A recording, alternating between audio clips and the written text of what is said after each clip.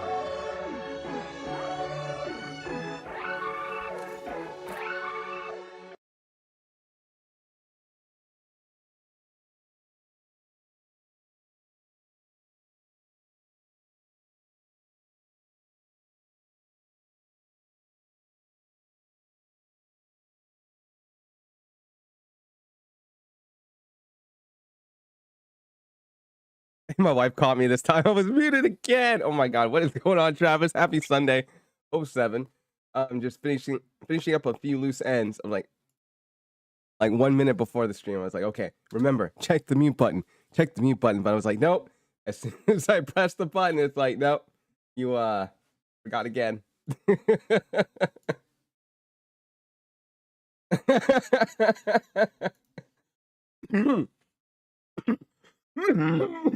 Sorry about that.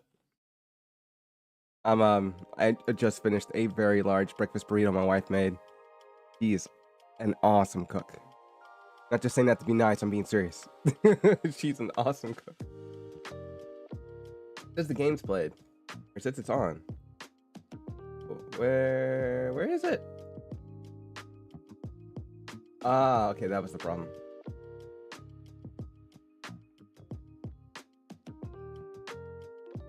So, more walkthrough prep today. We're gonna go ahead and go to where we left off. We're on mission 1616.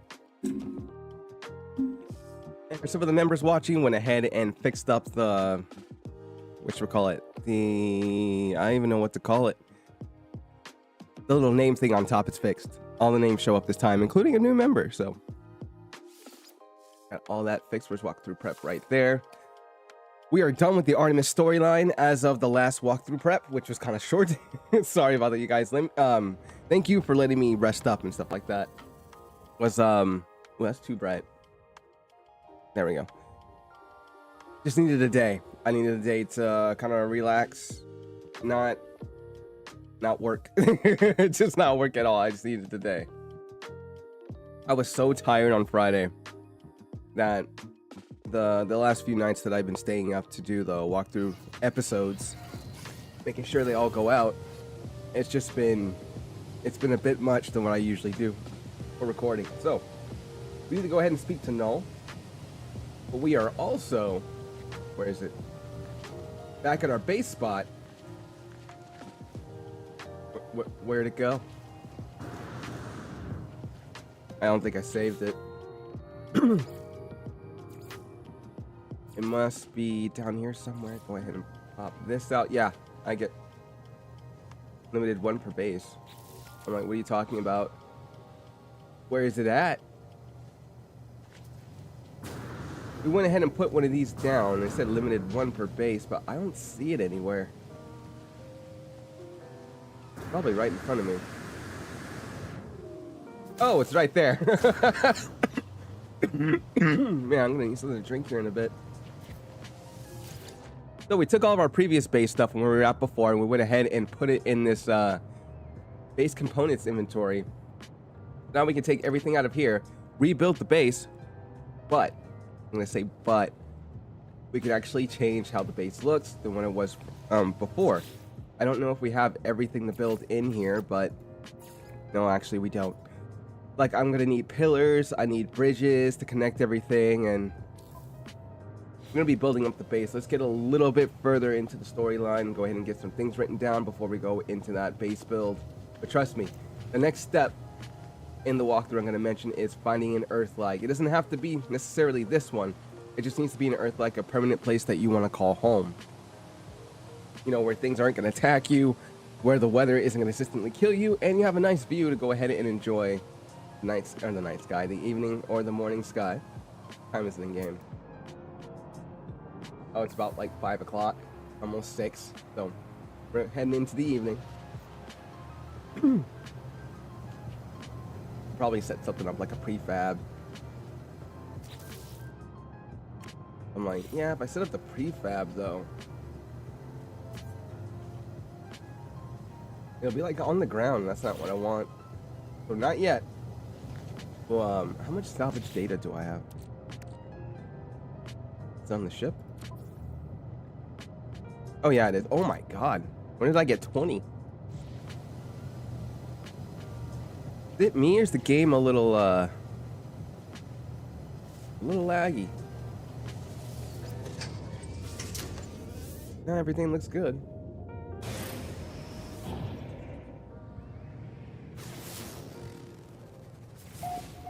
There we go.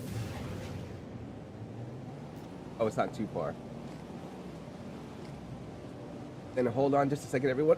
I'm gonna let the ship coast for a minute. And let me tilt it up just in case it's gonna go over the edge. I'll be right back and say goodbye to my wife.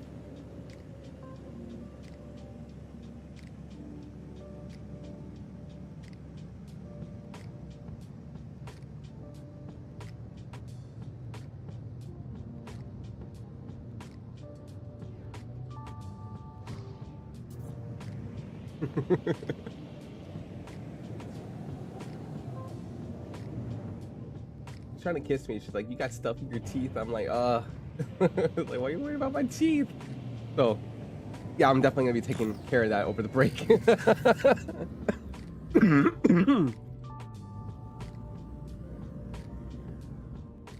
Oh, you gotta be kidding me.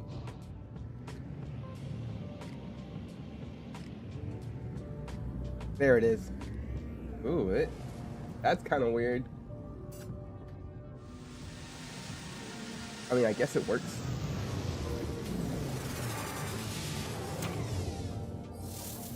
Oh, I thought it was gonna drop me to the side. No, we're good.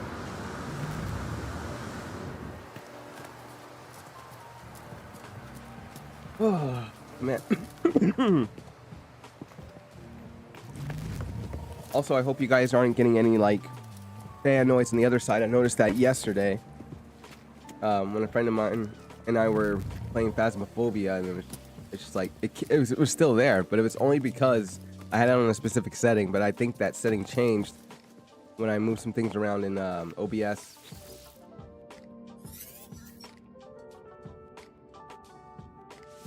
Look at my eye.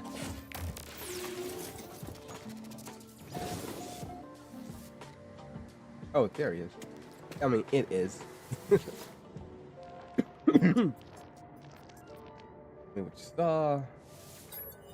accuse Null. I should have accused him.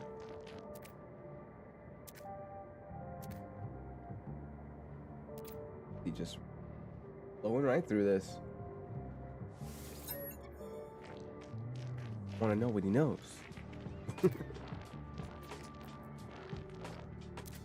Okay.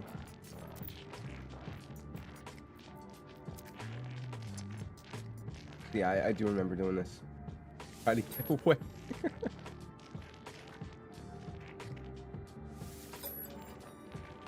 It's like, well, how do you know?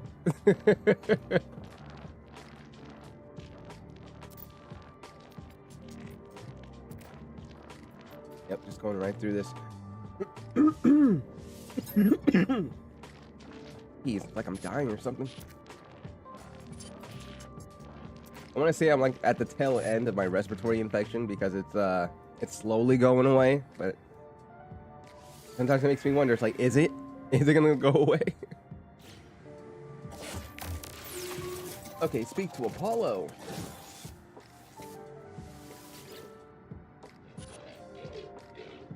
Nice.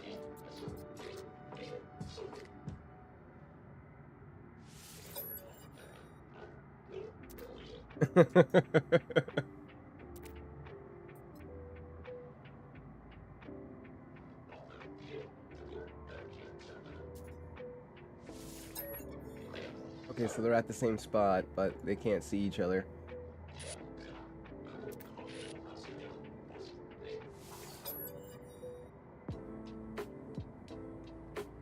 Odd.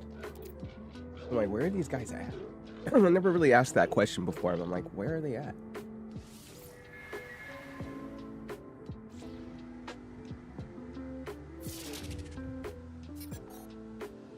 Okay, find the source of the signal, but we're still on 1616. What do we do? Do we scan? Oh, it's already marked. Okay, cool. Find signal. And Apollo.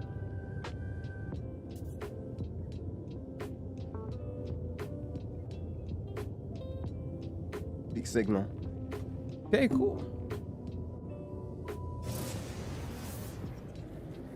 Like, for some reason it feels a little dark in here to me, but I'm looking on screen, there's like a bunch of light around me, so I don't know what's going on. Where'd that signal go? Like, I hopped in the ship and all of a sudden it's gone. Oh, that's why. I'm gonna go back to the space anomaly. There's gonna be so many times we have to go back and forth. Back and forth. I only thought it was gonna be for Artemis. Excuse me. Nah, it's gonna be for the rest of the storyline up until the end.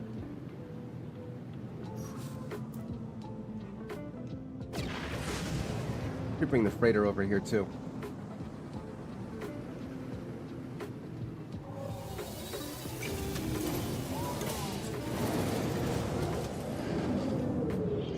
And we're back.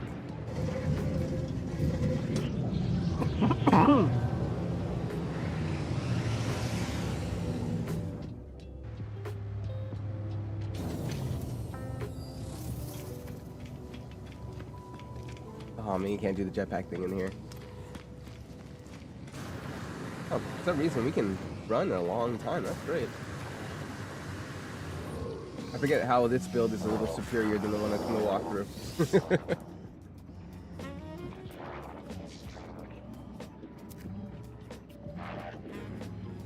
That's about Atlas. Going through the oceans. Oh snap, that was quick.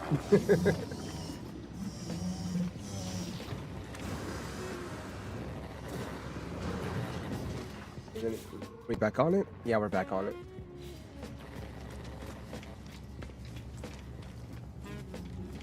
Now I was thinking about going back to base. I'm like, no, just might as well just fly out.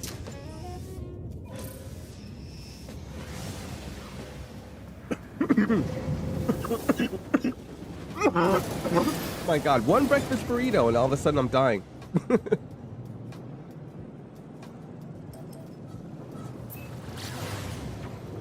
It was nice yesterday to go ahead and finish High on Life.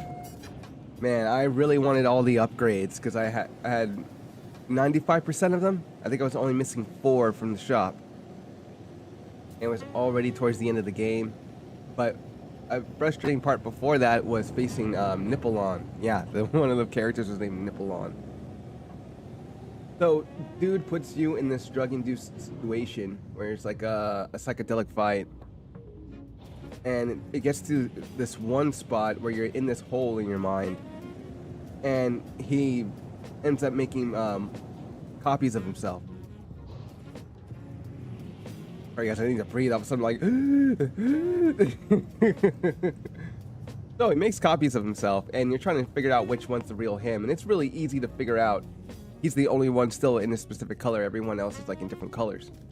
But I couldn't figure that out. As soon as I figured out, oh, okay, he's still himself, I was like, I can't get away from all the other enemies attacking me. They're all like surrounding me. They're all like sitting there like shooting me like a fish in a barrel. And for some odd reason, I started moving around and they kept missing. I was like, wait, what's going on? Why are they not hitting me? It's like, I can move around? Like, it's not intuitive that you can move around while you're in there, but I guess like, yeah, you can do it. So I started doing that. Made some progress before I was gonna like throw the controller and be like, nope, that's it, I'm done.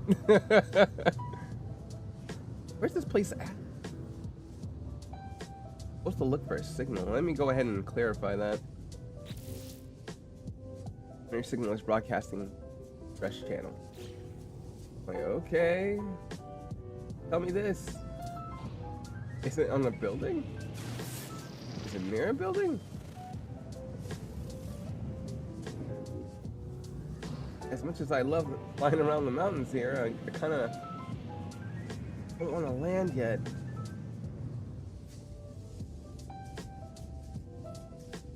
Yeah, I honestly think we're going to have to land. I don't see anything. Get a little bit away. Kind of look back.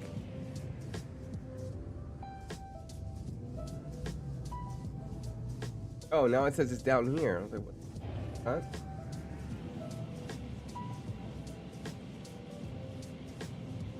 Mention there's nowhere for me to land. Come on, man.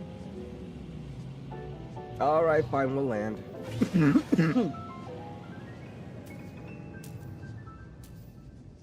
Come on. What angle do I have to be in order for me to land? I'm not landing at the bottom of the mountain, I know that. Let's try to land at the top.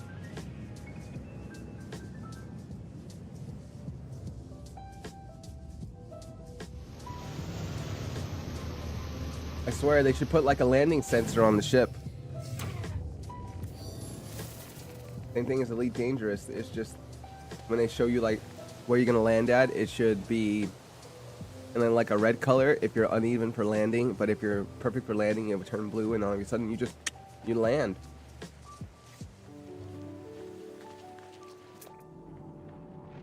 Hate targets.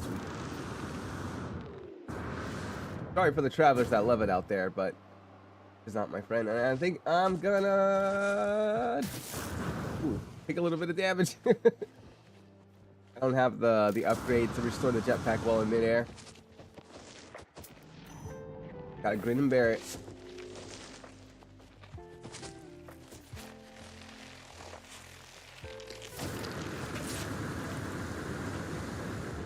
But at least we can use the jetpack to go up the hill and hardly lose anything.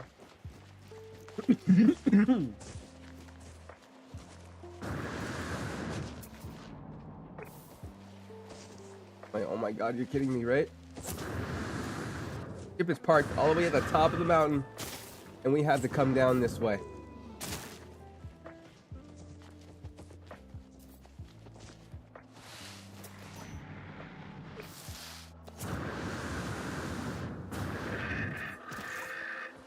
I'm like, wait, can we go ahead and make some like creature pellets? Because I'm gonna need something here, or no, I don't have it yet. I don't see any Parfenium around for me to pick up. Okay, it's that way. Anything? Parfenium? Oh, I can't scan because I mean, I could always switch it, but I'll just switch back to targeting sleep until we're at our destination, unfortunately. P612, come on, man.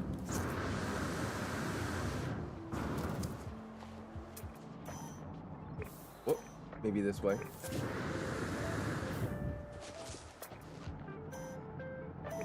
We're almost there.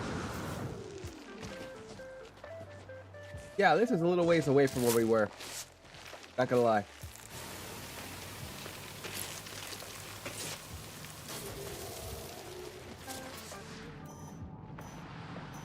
Like, where are we even supposed to go? I still don't see anything.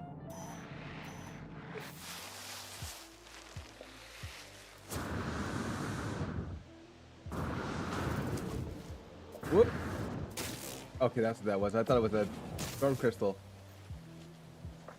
Whenever you see a storm crystal, I think that's not good. It's really not good. I know I'm just hurting myself at this point, but I need to get across here on good time.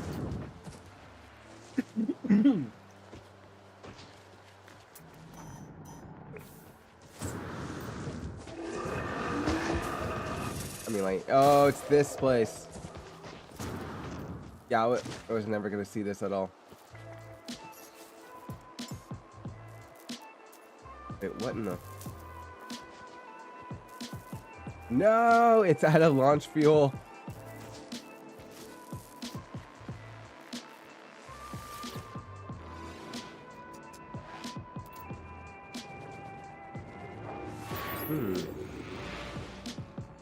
Now we gotta walk all the way back. I probably should have checked the ship before I left.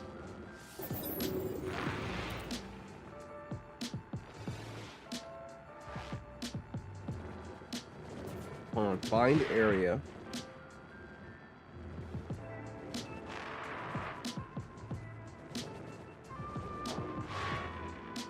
Seek signal, okay. Find the area with no buildings.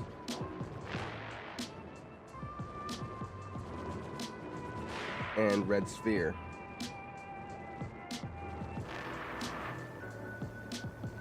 $1,000 units out.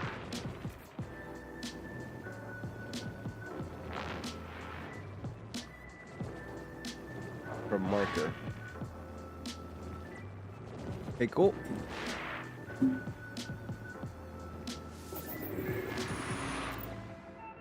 Then, and what?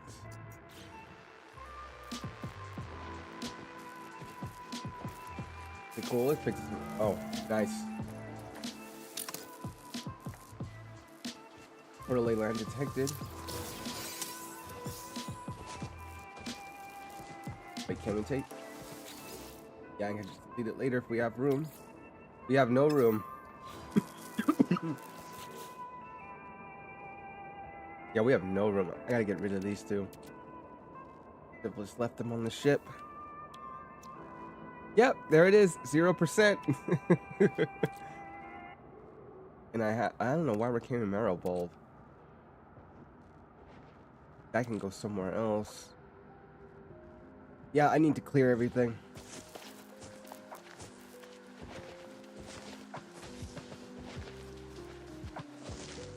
Oh my god, so where's the ship at?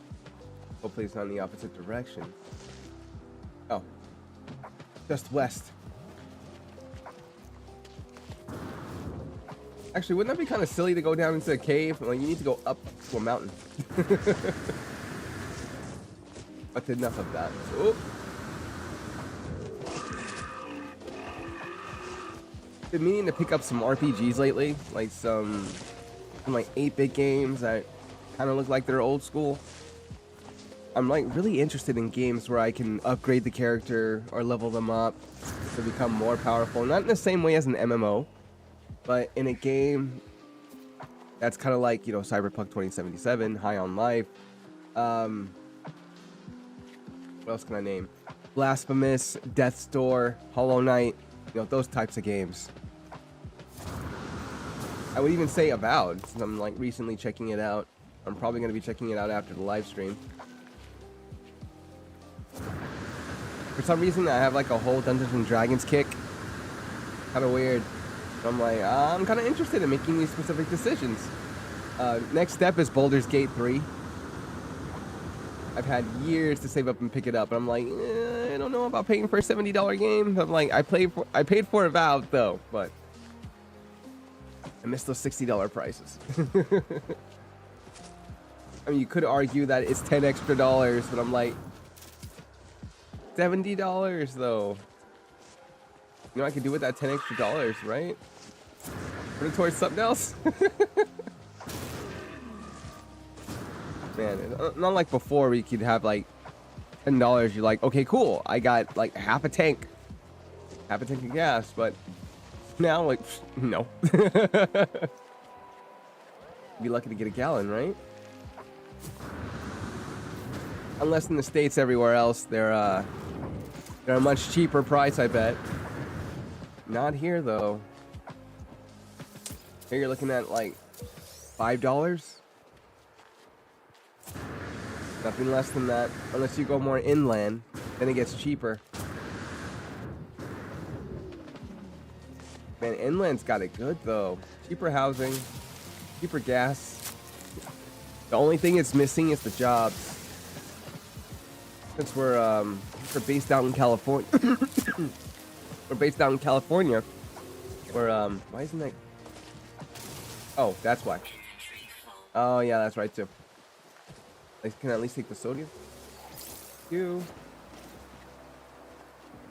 A lot of the jobs are tech. I'm sorry. No. Job I have is tech. So as long as I can go remote somewhere, it's fine. But if you're help desk, you really can't do that. You're supposed to be there at the office or whatever facility you're at, providing that support. And inland places don't have that. Not to mention they don't have the same pay. So I'm like, I'm in a bind. What do? Do I go live more inland where it's cheaper, but then make the expense of having all my money being dumped into a car because of maintenance? Like, choose house or car. House or car. But the way things are going, I'm like, I gotta choose the car. The car is more closer to work, and we only live like in a 1-bedroom at the time. I'm like, okay, cool. We're gonna have to just grin and bear it for now. But on the other hand, we're talking about, instead of an apartment, we're talking about a house, a 3-bedroom house, 2-story, under $2,000. I'm like, dude, that we can afford that. But I know you watching and you're like, what? A 3-bedroom for $2,000? I'm like, yep, $2,000. 2,500 to be honest. I mean, other places like 3-bedroom apartments near the places where I work, they're like almost to $3,000. Not quite, but almost. They're like 2,500, 2,600. I don't know how people live like that, man. But it's all due to the whole housing thing. Let's see, I need to get rid of Q2. Get rid of the marrow bulb. We can always pick that up later. Need to get rid of one more thing. What is this? Oh, it's a frigate up. Why are frigate upgrades in here?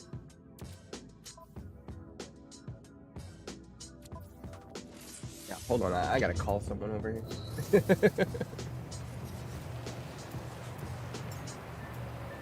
Yeah, and the whole housing thing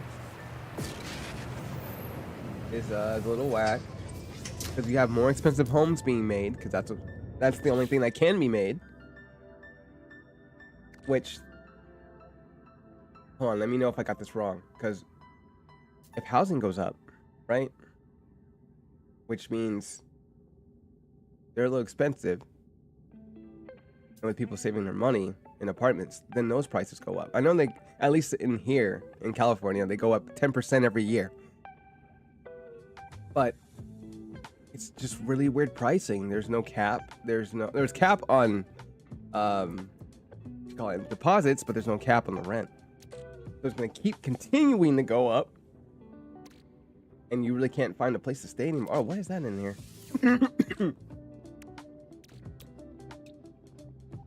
At this point, I'm just like, I can't wait till we find something, or we just gotta get, you know, a better job every year. Get those raises.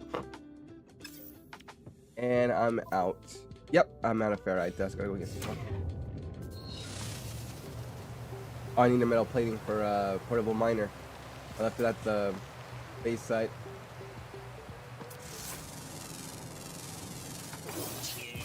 But how do you make that harder and harder? How do you make that hard decision though?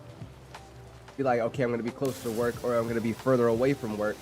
The commute is gonna be like an hour away. It's not an easy thing. But what it gets on my nerves, it's like, who are they expecting to live here?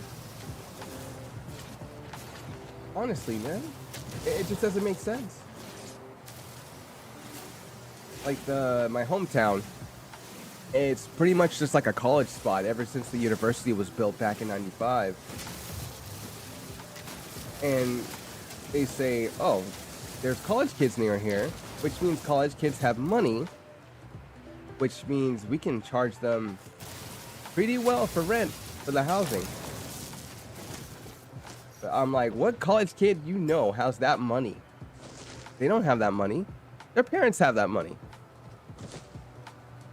I mean, I guess if their parents can, they can, but not all kids have that. Wait, yeah, for the mining beam, that's right. So I'm like, where are they gonna live? Someone's room?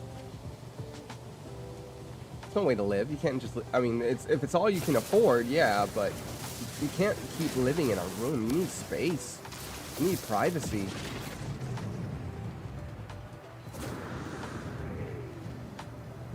And that is my gripe about housing. Or at least here anyway. Let's see. Oh, there we go. Make another. Cool. We're set.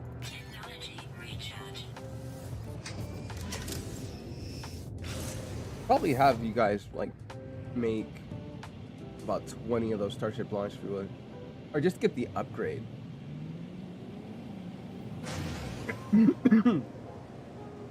Because we have the salvage data.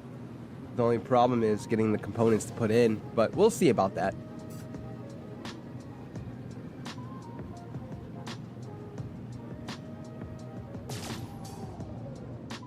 Coming down. Nice to be on an Earth like for once, man. No worries about weather. No worries about hazard protection. Nice and easy. Ow.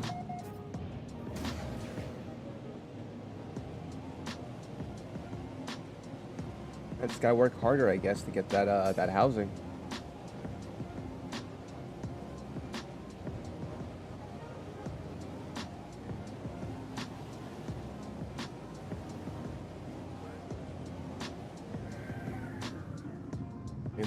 Oh, here we go. Wait, hold on. Yes, the eye has it. All right, write that down. An area of 1,000 units off from marker. Fly to portal.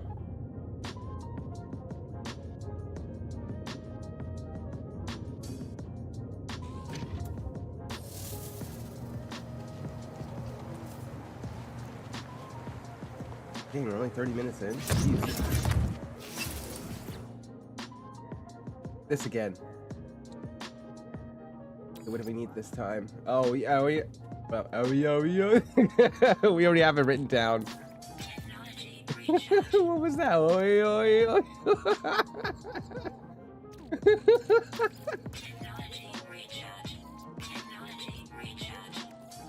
All right.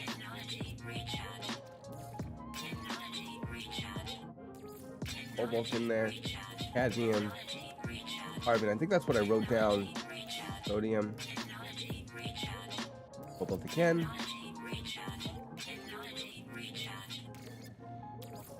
What they should do is have like a total amount, and then you just put it within each square, so that way it disperses out.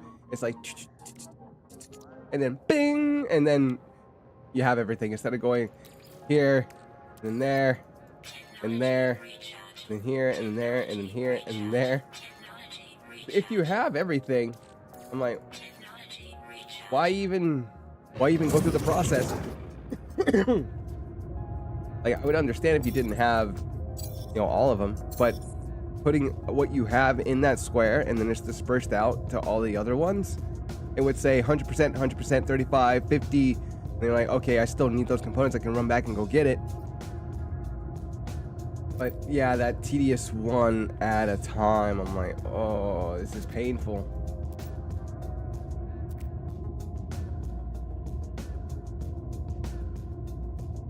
Oh, I was like, wait, we don't have flips yet. But I guess we already know the coordinates.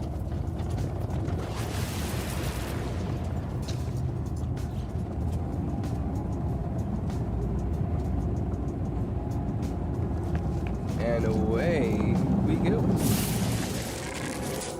Excuse me.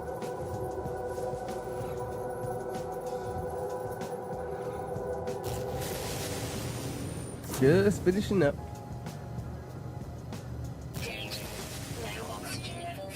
Oh, snap.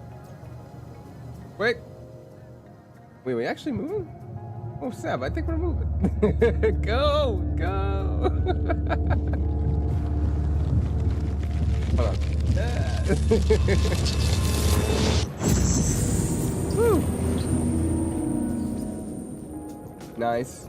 Oh, we got the word from here already. Let's see. Apply to portal. The Atlas in cutscene.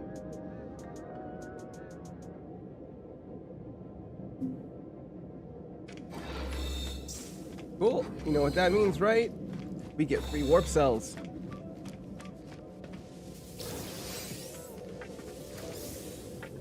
Awesome. Are they in the ship?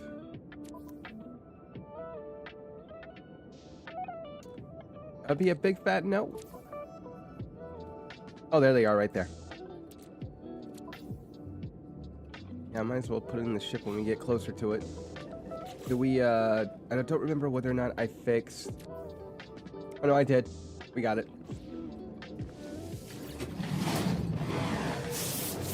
Hello, world. Let's see, just kind of skip through all this. Oh, funny they have the Atlas name in purple rather than red.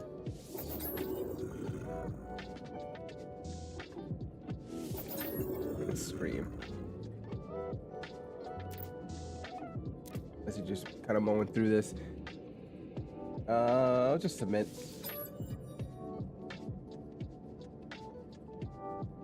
Nothing is real. Nothing is real. The universe. Simulation. I will go with that.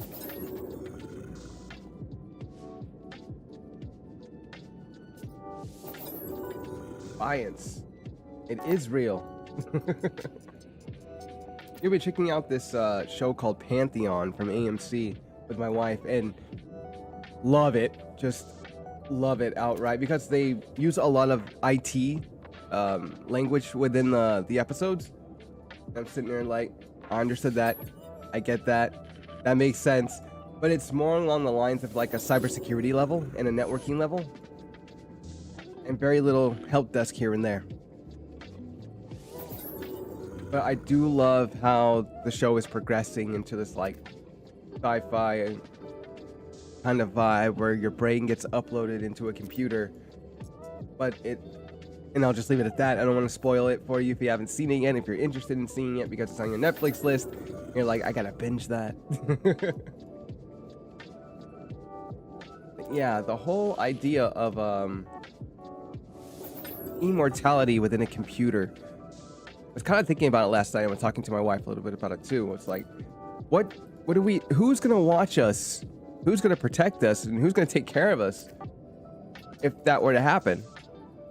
If we were just gonna say, okay, upon death, I want my brain uploaded to a specific server. And I'm pretty sure there's gonna be like some kind of fee behind it and whatnot, because, capitalism. But other than that, putting that aside, when we do that, Who's gonna keep the servers running? Where's the power gonna come from? What's gonna be the cost and the upkeep? How is that all gonna work out? I know it's not real and no one can really answer that question as of yet or at all, but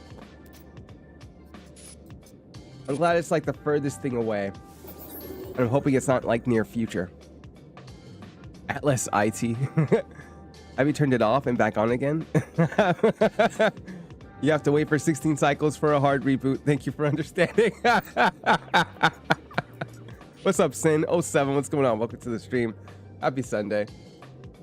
Just hey Zesty07, what's going on? Welcome to the stream. Happy Sunday. Just kind of sharing my thoughts about the whole being uploaded to servers and whatnot. The way it's kind of portrayed in Pantheon. I'm like, that would be pretty cool, but at the same time, that would be kind of scary. Rage. No, it's just rage. It just it kind of gets to me creepingly. It reminds me of a little bit of what's it called? Black Mirror. Trying to get to the noise real quick. Don't want to talk over it. Okay, cool. We're past that. As a cyberpunk historian and aficionado, it seems to be all but inevitable now. I'm like, ugh. I don't know if I like that or not. Not that I could imagine it being within our lifetime, but wow, that is going down pretty fast.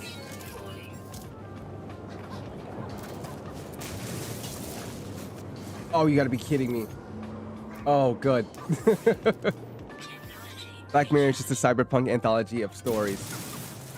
But it was leading me down a rabbit hole that I didn't want to go down.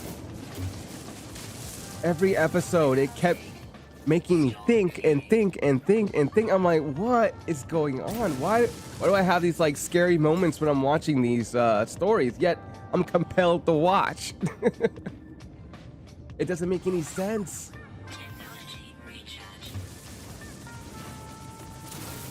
Wait, that... Oh, we hit bedrock. Did that not... That should have fixed my hype. Yeah, that should have fixed it. I don't know why you didn't fix it.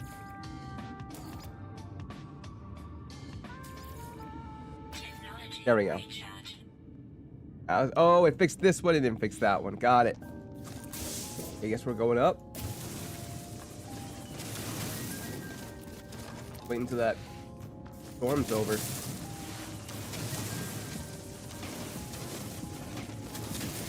Can I make the orb bigger? Thank you. That is better.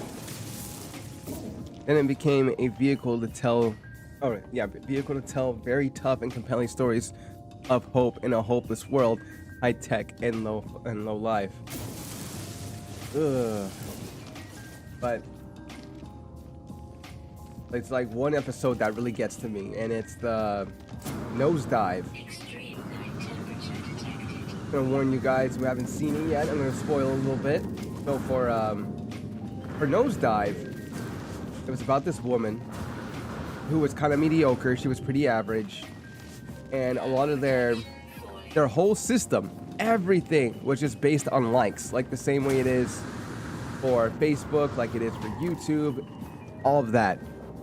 And there were some who weren't getting, you know, very many likes because of the way they were, and then some who were like really high up there in their social ladder, and they're the ones that are getting all the likes, all the, you know, all the popularity, all the nice housing and whatnot.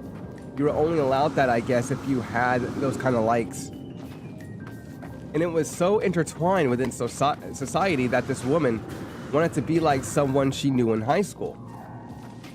And she was motivating herself to be like that woman, like working her way up. She was bettering herself, which now I'm like, that's cool. She can just stop it right there. She doesn't need to be like this woman she's idolizing. But she gets to that final moment where she's invited to that person she's idling to her wedding. And as she gets she's trying to go to the wedding, her brother that lives with her, with her siblings, he ends up telling her that it's not going to fulfill her. It's just a waste of time, but she doesn't believe that. Vomit. See, the Matrix embraced the cyberpunk genre in a seemingly superb way of showing that the cycles people try to break out of have layers you cannot see. The Edge Runners anime is a great example. I'm like, oh my god. If anything makes me feel uneasy, it's Edge Runners.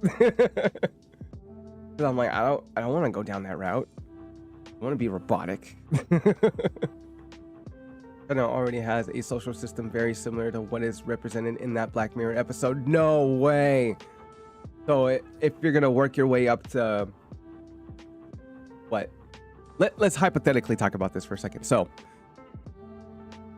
if that was done here, and by here I mean in the US, this is future. It's all over the world.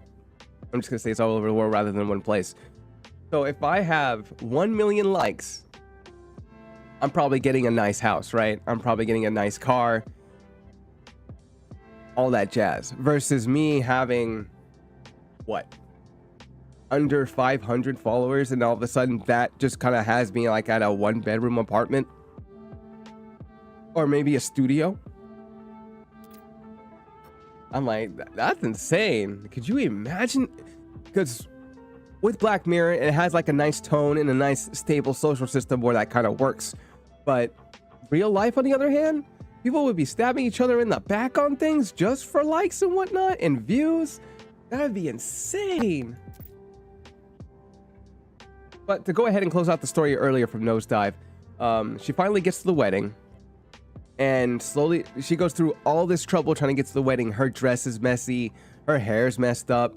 She's had like car trouble and she was trying to fix it. But she had to run all the way to the reception and then make the wedding. She was all messed up, man. It was terrible. And she slowly found out that the friend who invited her just didn't care. She was only doing it for more likes. She didn't really care about her. That made the lady sad. To the point where she started getting violent at the reception. She was arrested. Was talking to the guy next to her in a cell. And they shared a moment where they're just kind of like screaming out. They didn't really care about society and the way it was. And I was like, that was a very big eye-opener during the episode. Weather warning. Incoming storm. And I'm like, no way. No way, man. That is not going to be like us. I mean, it's just like a version of a story. But, man, it's too real, though. Burn. Let's see, Edge Runner is just the best example of the Saurian Games version of Cyberpunk, the IP nearly 4 years ago. I remember, Sin, you were telling me about that. Apply cold water to burn. The older I get, the less I want to be around other humans. Zesty. I don't know, though. I guess it's all because of the way things aren't the same anymore, and we just need to adapt, probably. I don't know.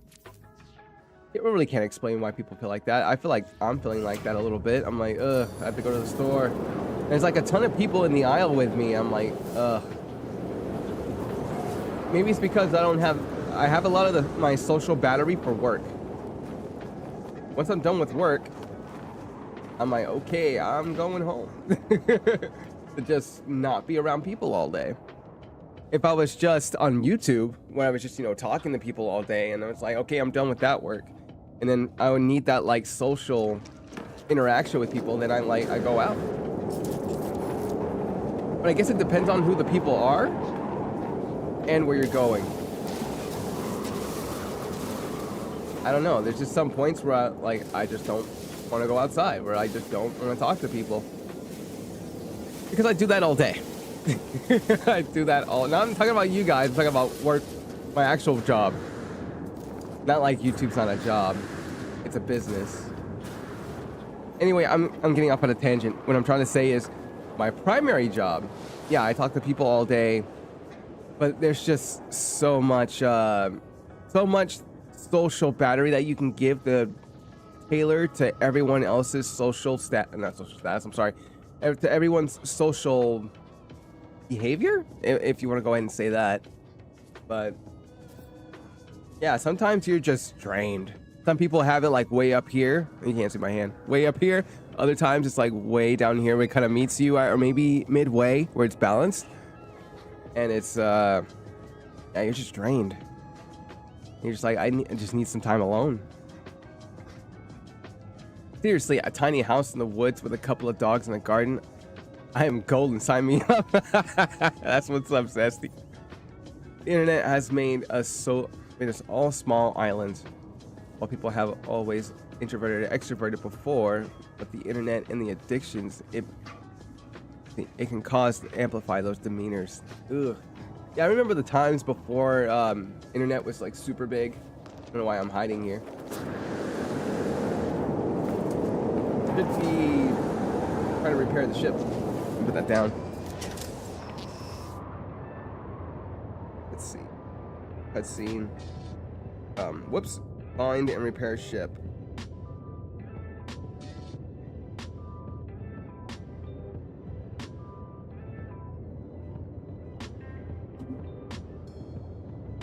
Dude, man, energy vampires. Seriously. Never heard that term up until like a while ago. I was like, energy vampire.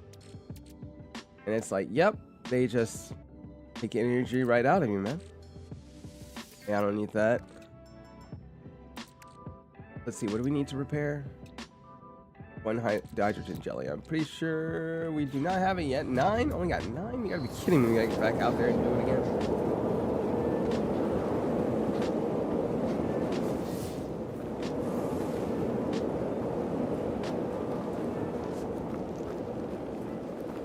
Okay, that way it is.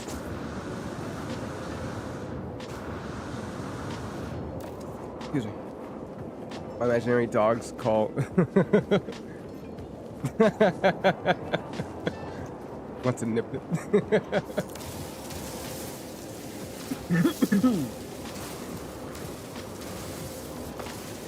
And don't get me wrong, I don't think there's a utopia future that's gonna be perfect. Not like in what is it? Juniper. That episode on Black Mirror. Where your mind is uploaded to the computer and you're just like in this perfect paradise where you can just do whatever you want.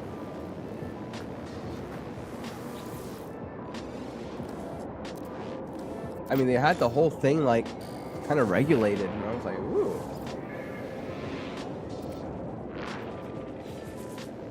Or is it sand juniper? I forgot. Is it juniper or sand juniper?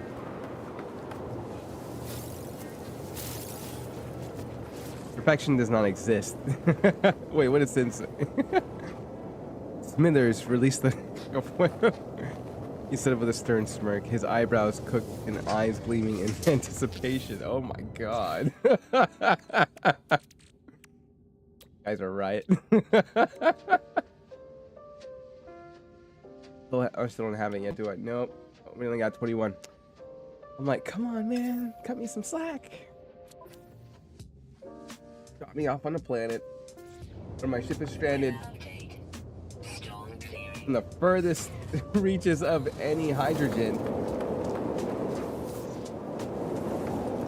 gonna write that down too as soon as we get some space. At least get out of this weather. That looks rotten. Oh, it's alloy flesh. Okay. Oh, awesome. That looks good over there. Hey, they got moths. I'm sorry, beetles, not moths, beetles. Yeah, it would be a different story if they were moths.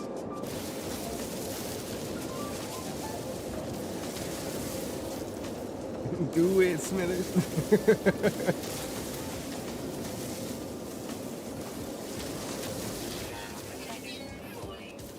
Man, I could talk about Black Mirror all day. I don't know if they have any new seasons. I know they had season 2, and I felt like that was the end of it. There's no way they could have more. But tell me this. There's one episode, I don't remember the name of it, but it's about a dev who works at a gaming company. Dude's an total introvert, doesn't really know how to interact with his coworkers. But he ends up taking DNA samples and puts it in his computer rig. So it sets up a digital copy of the people in the real world into the video game, where the dev is the god of it, and he wants the world in his image, where he's a spaceship captain, and every one of his coworkers are under him, and then he's telling him like what to do. But he does it very forcefully. He doesn't necessarily do it in a nice way. So they're all afraid of him because what he can do. Until one new employee that he meets at work ends up, he gets to know her a little bit. They talk to each other, but she's definitely not into him. He takes her DNA, and then, I didn't know they were on the ground. Puts it in there, and all of a sudden, he starts to help all the other captives in that situation try to get out, but they're stuck in that game. Long story short, they ended up making it out, but left the dev in like total darkness during an update. It was really cool how they did everything with that scene. Like they went ahead and tricked the dev in order to escape by making sure they were like running to the edge of the game or something like that before the update took over. They, at the last minute, hit warp, got through the update wall or grid that was coming in and it was closing. But the dev was left in the previous patch. Dude was dead, like brain dead. I was like, oh my god. I was like, no. And it wasn't the point where he uploaded his brain to it and everything. It was like a whole VR thing where it was like a little device attached to his temple, and then all of a sudden he just out. His mind is in the game. He was like neural linked. There you go. Yeah, how do we get out of here? I just kind of... Oh, there we go. Ooh, that was close. Sorry, little guy. They're stuck down there.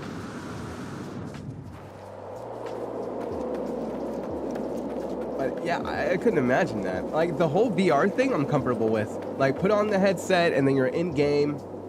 Like a whole Sword Art Online kind of thing. But not to the point where I'm like, ugh, like neural linked.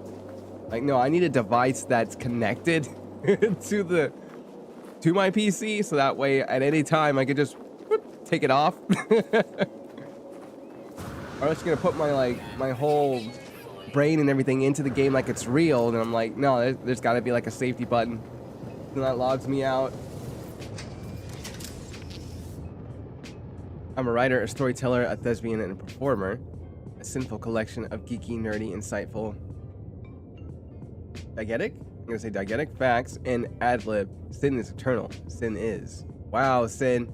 You're gonna put that on your, I'm pretty sure you have that on your YouTube profile. That's a nice little, what do you call it? Not a description, but, I can't think of the word. Yeah, maybe it is description. I'm a dork, high five, and princess to the fae.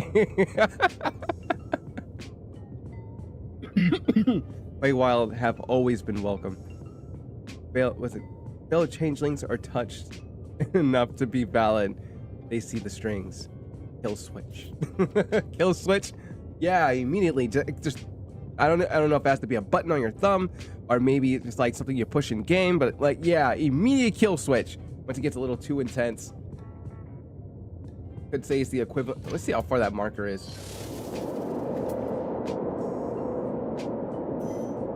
Oh, it's 1,000 some out. I'm like, no way, we're gonna...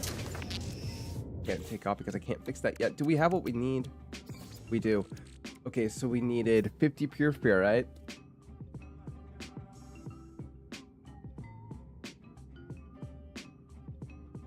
Need 50 pure fear, right?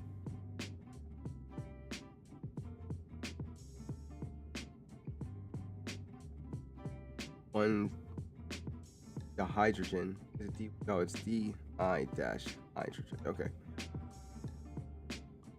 Yale.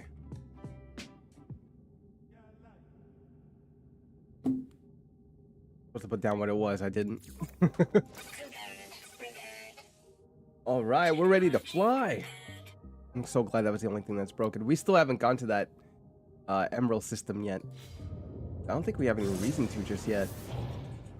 The reason why this Cyberpunk AR, VR, MR was moved from headset/squid devices to ports and connected to your nervous system is latency. Oh, shh. Give me latency. Like, I will take latency over a Neuralink anytime.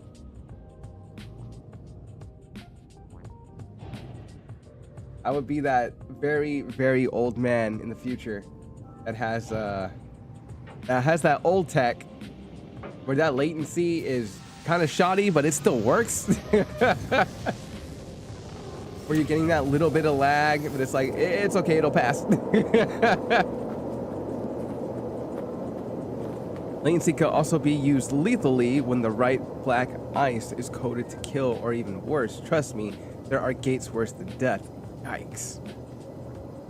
You can take that Neuralink and shove it.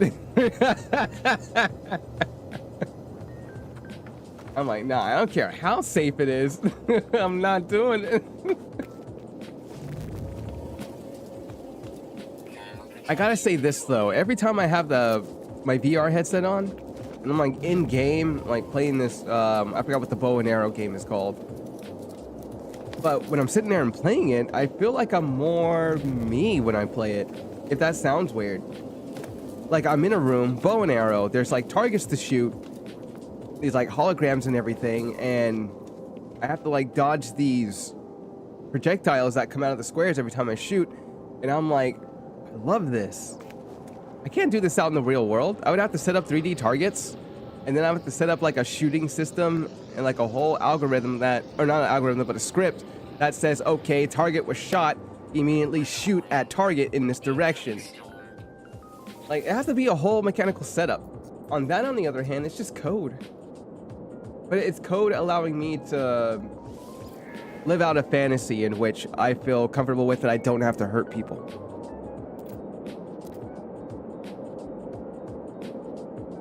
Oh yeah, that's right, Sin, you did say that. Nice. I want to upgrade my rig this year to get into VR. That's what's up. Especially the haptic vest. Oh my god. I'm like, I want one.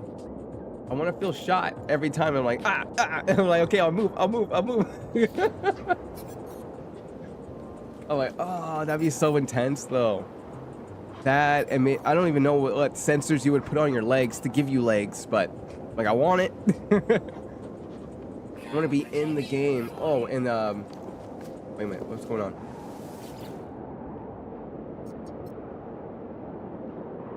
Oh. I was like, were we not supposed to come here? I guess we weren't supposed to come here. Wait, something doesn't make sense. Let's get to the ship before I take damage. Figure this out in a minute once the hazard protection goes back up. Oh, the Galactic Center. Are we at the... Oh, snap. We're at the Purge. Let's see. For... Ship. Launch thruster.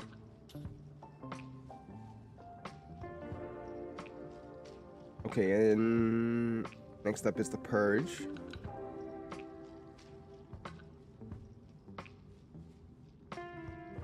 Fly to the center. No, I mean, it says that. You don't necessarily have to fly to the center. Press towards the Galactic Center, path towards the Galactic Center, and find the Atlas interface. Alright, dude, we're gonna be making a lot of jumps. Please be sure to make your... Wait, hold on. Please be sure to make your weekly payments on your new hardware to ensure continued functionality. Deferments are no longer available, and the 48 grace period only protects new users for 90 days. I'm like, oh no. Oh, that'd be horrible.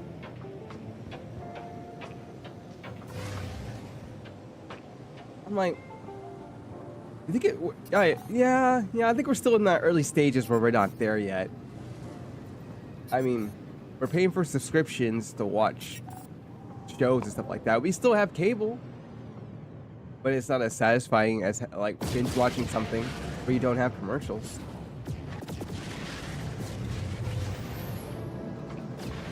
Yeah, man.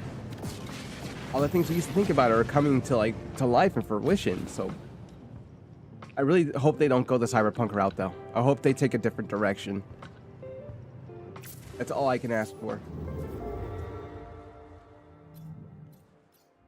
Oh, looks like the interface is over here.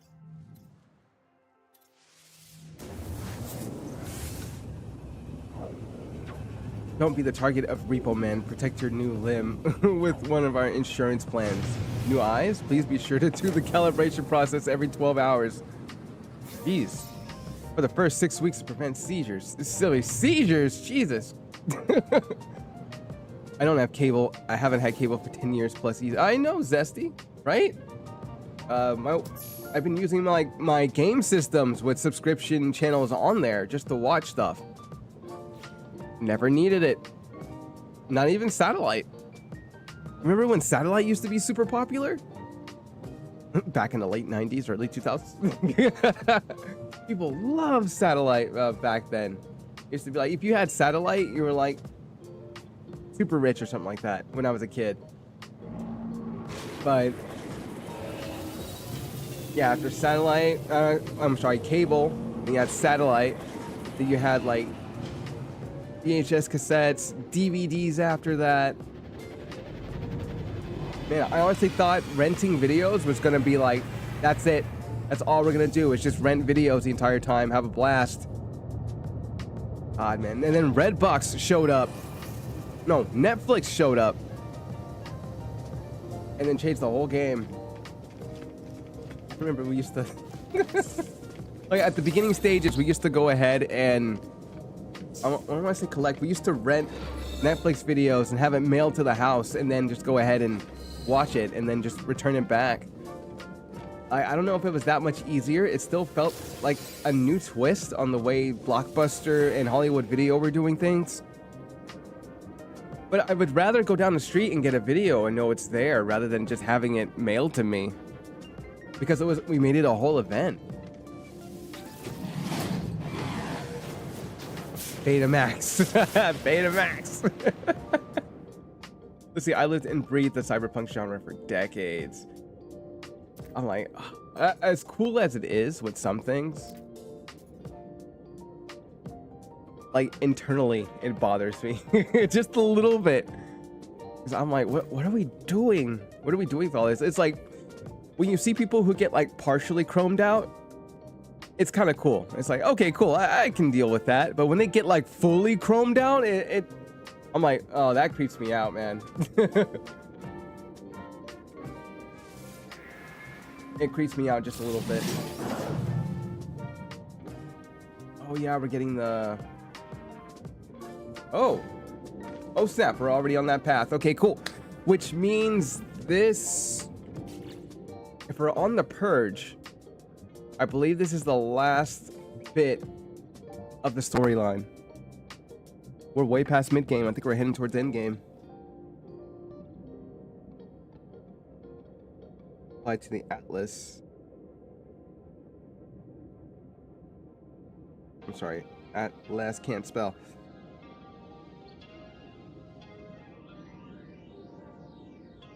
Interface.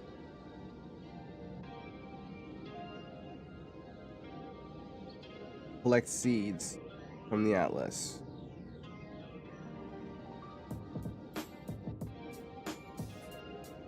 Sorry, Atlas and build.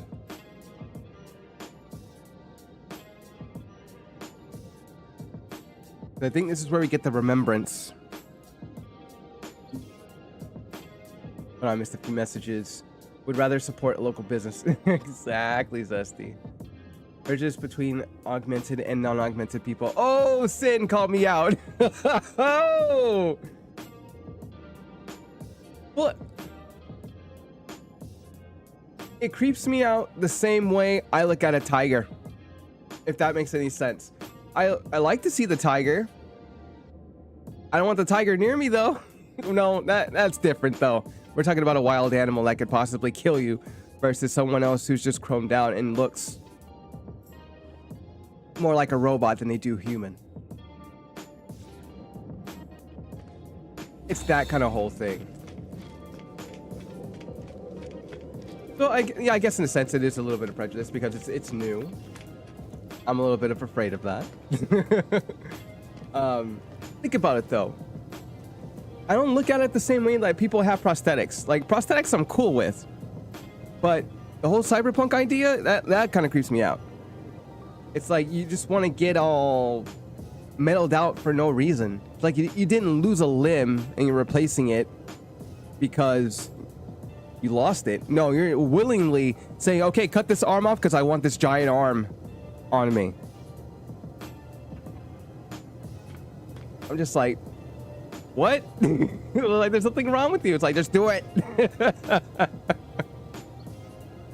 Like I think at that point I'd be more receptive if it's just something that you could wear. Like if you could just wear a robotic arm or wear a robotic chest or wear robotic legs. And that's just like more of a mech in a certain way, but you're able to just look a little bit bulky and wear it, I guess.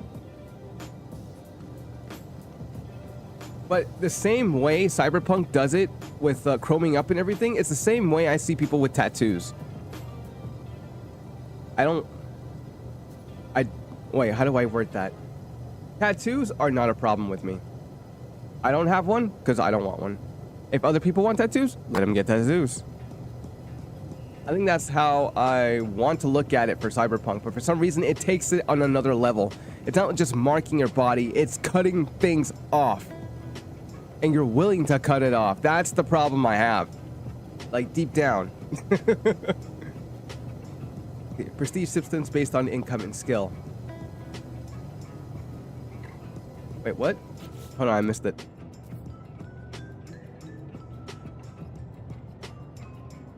Let's see, prestige systems based on income and skill. Oh, okay. Corporate suits can change lives with one simple email. True. Great quote from Fixer in the IP. He said, you see that... oh my god. You see that cybered out Solo over there? He can kill everyone in this building in less than 30 seconds. I am less afraid of him than a suit who can... Oh, than a suit who can millions with an email. Oh. Well, crap. But isn't that just on corporate greed, though? But I kind of get the quote and everything. Like, it's showing. But that doesn't necessarily mean that that person's gonna, go out of control. Versus the suit, where it's like, that... Not that fake facade, but that they're putting up a front, but they're really hiding their motives. The person who's chromed out isn't. They're showing it. True. Kill millions. I'm like, man, I'm watching the new Day of the Jackal. Not bad. What's it about? We need to go get some pure ferrite. I need to go ahead and track down a place that actually has it.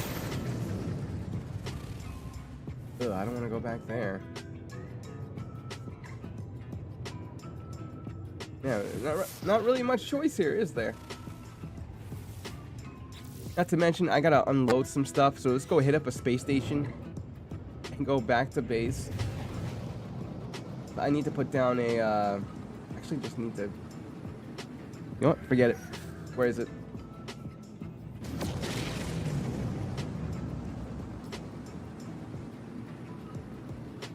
I'm gonna need a lot more things. I believe this time we should be hitting up industry.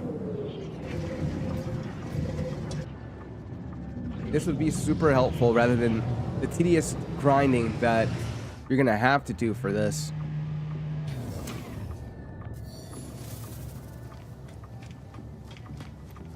So let's get started on that. We'll talk to Nana when we get up there, but we're gonna go ahead and make a dodge for the building parts here in a bit. could have sworn we got more building parts, but maybe that's because I took the time to grind all the salvage data and spend the money on the blueprints. And it just happened.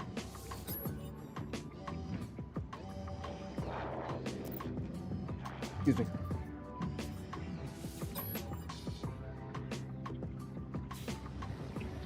Oh, we're already at that point where they're saying goodbye. It's like, oh, we're at endgame? Maybe I should have pushed a little bit the other night. Nah, I'm just kidding. But no friends, do not talk about it. Oh snap. Yes, post-capitalism and corporate control in that dystopian world, corporations own and run huge swaths of land and police it without adherence to federal or state laws. Man.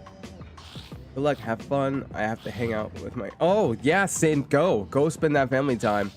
We can talk more about Cyberpunk in the future if you ever choose. That's what's up. Thanks, Sin. And also, thank you for answering my question on your stream. Yeah, I really wanted to see what mid-game was. I was kind of having a hard time with it, but that kind of smoothed it out for me. Thanks again. I hope you have fun with your grandson. See you later. It's about portals. No, we can say goodbye. Oh crap! Yeah, we are now. Let me put down endgame on the sheet. Endgame, right in like big capital letters.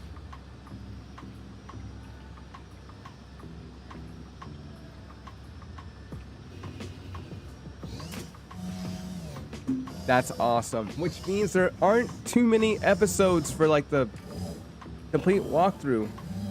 Going from the Artemis storyline to like the end where the Atlas and everything is at. But there might be a few more episodes because we need to build stuff. What up? We can't get it all from the construction terminal. I think we just... Let's see, that's... We want the square room? We don't necessarily have to, but I'm like, yeah, I want it. So... That's 8 already. Oh snap! That's like 16. Oh man, all just for that.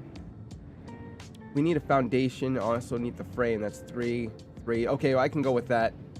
Let's open this up.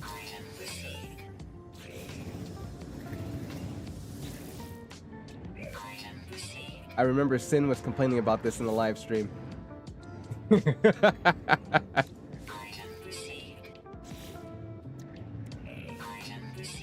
There we go. Okay, we got 6 left. Man, we're gonna have to make the glass for that, aren't we? Don't have to make glass for those, so I'm happy about that. Oh, I can't get the door. A hollow door would have been awesome. But the ramp, though. We could just get the glass roof and then the access ramp. I'm not ready to get the L-shaped stuff yet, because... Wait a minute, are we? Then we'd be connecting multiple rooms, and maybe I don't have to sit there and do that.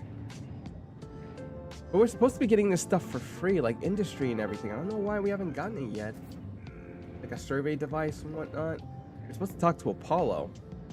I shouldn't be buying this at all, but I'm like, you know what, forget it. I'm just gonna buy it, because I want to go ahead and start setting up base. And like, we're gonna be putting a lot of these down. We need to be in an area where there's a lot of pure ferrite, which the base does have. Let's go ahead and get this base set up, because we're going to need rooms and everything for the... Whatchamacallit? For... Why am I forgetting their names? For the weapons master, for the overseer, and for the farmer, all that. We're going to need all that. And then pretty soon we can unlock more of this stuff. But I think we're fine with what we have. Is there anything else in here that we want? These are going to be opened up in a bit. I don't know if it's going to be by me or by, what's his name, Apollo. These are all opened up, so we don't have to worry about that. I'm like, nah, I think we're fine. And the farmer's going to open up all this for us, so we don't have to worry about that. Industry, on the other hand, I'm still too low to even, like, grasp it at the moment. This is all we need. Gas extractors, supply depots, supply pipes, mineral extractors, but we need the survey device in order for us to do that, which we don't have. Oh, wait a minute, wait a minute, wait a minute. And I think we get the... Yeah, we get this too. Which, again, we don't have because we don't have the survey device yet. So I'm going to let that be. Do we have anything... wait, hold on. There's something I did want to get from here earlier, but we never got it. Do we have the nanites for it? Yeah, actually, we kind of do. So the thing I was looking for, well, besides that, was the aqua jets and the efficiency thrusters, as well as this at 460. Oh yeah, we can just buy all that and put that down. Let's see. Stop and collect items for ship and base.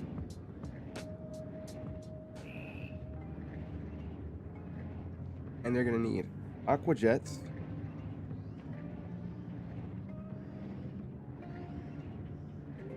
and then efficiency thruster and auto recharger.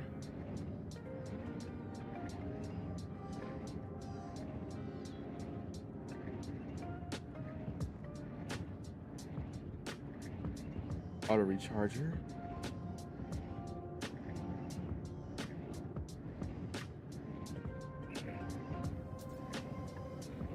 What else do we need? Oh, base parts.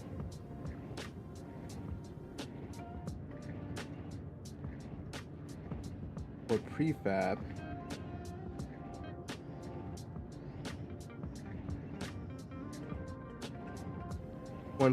Salvage data.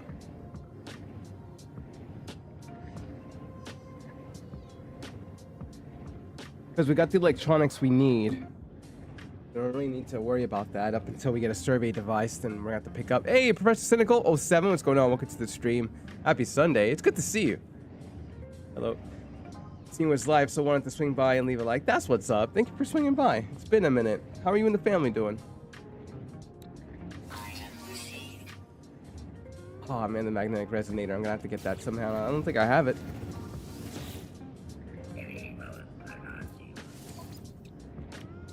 Take that. Cool, that does work. And oh my god, a lot of that stuff we don't have yet. Excuse me, but I'm like, that's fine. That's fine. And we're going back to base. We're not gonna go ahead and go towards the Atlas. Seeing you're still doing the glitching and whatnot, Professor Cynical. Getting a Colossus into the space anomaly. Dude, it's been a while since I've seen someone attack it, though. Like, I don't think everyone's doing that anymore. Been a minute indeed. Family's doing well. Been super busy lately, as usual. I know, you're keeping up with all the No Man's Sky news and updates. You're just on it.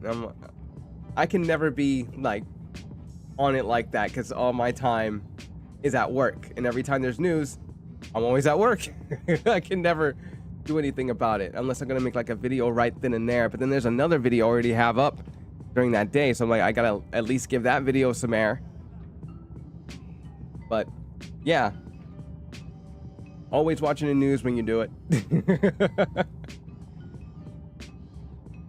Base stations, I'm like, where are we going? Oh yeah, the base, that's where we're going.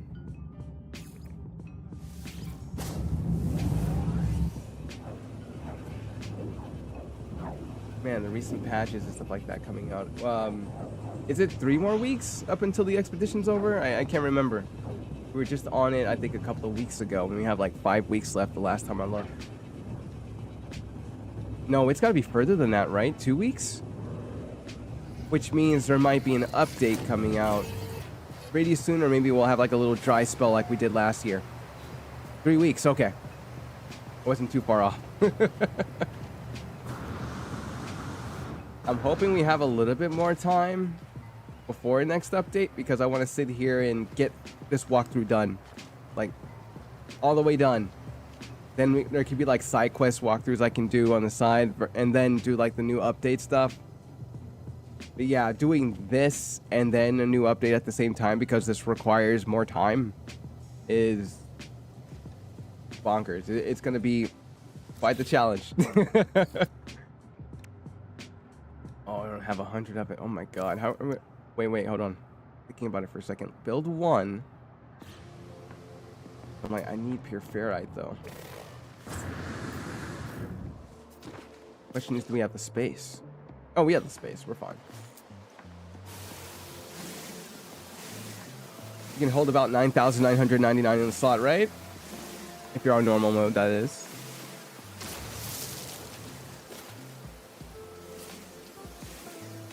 And take that, and yep, pretty much on base build.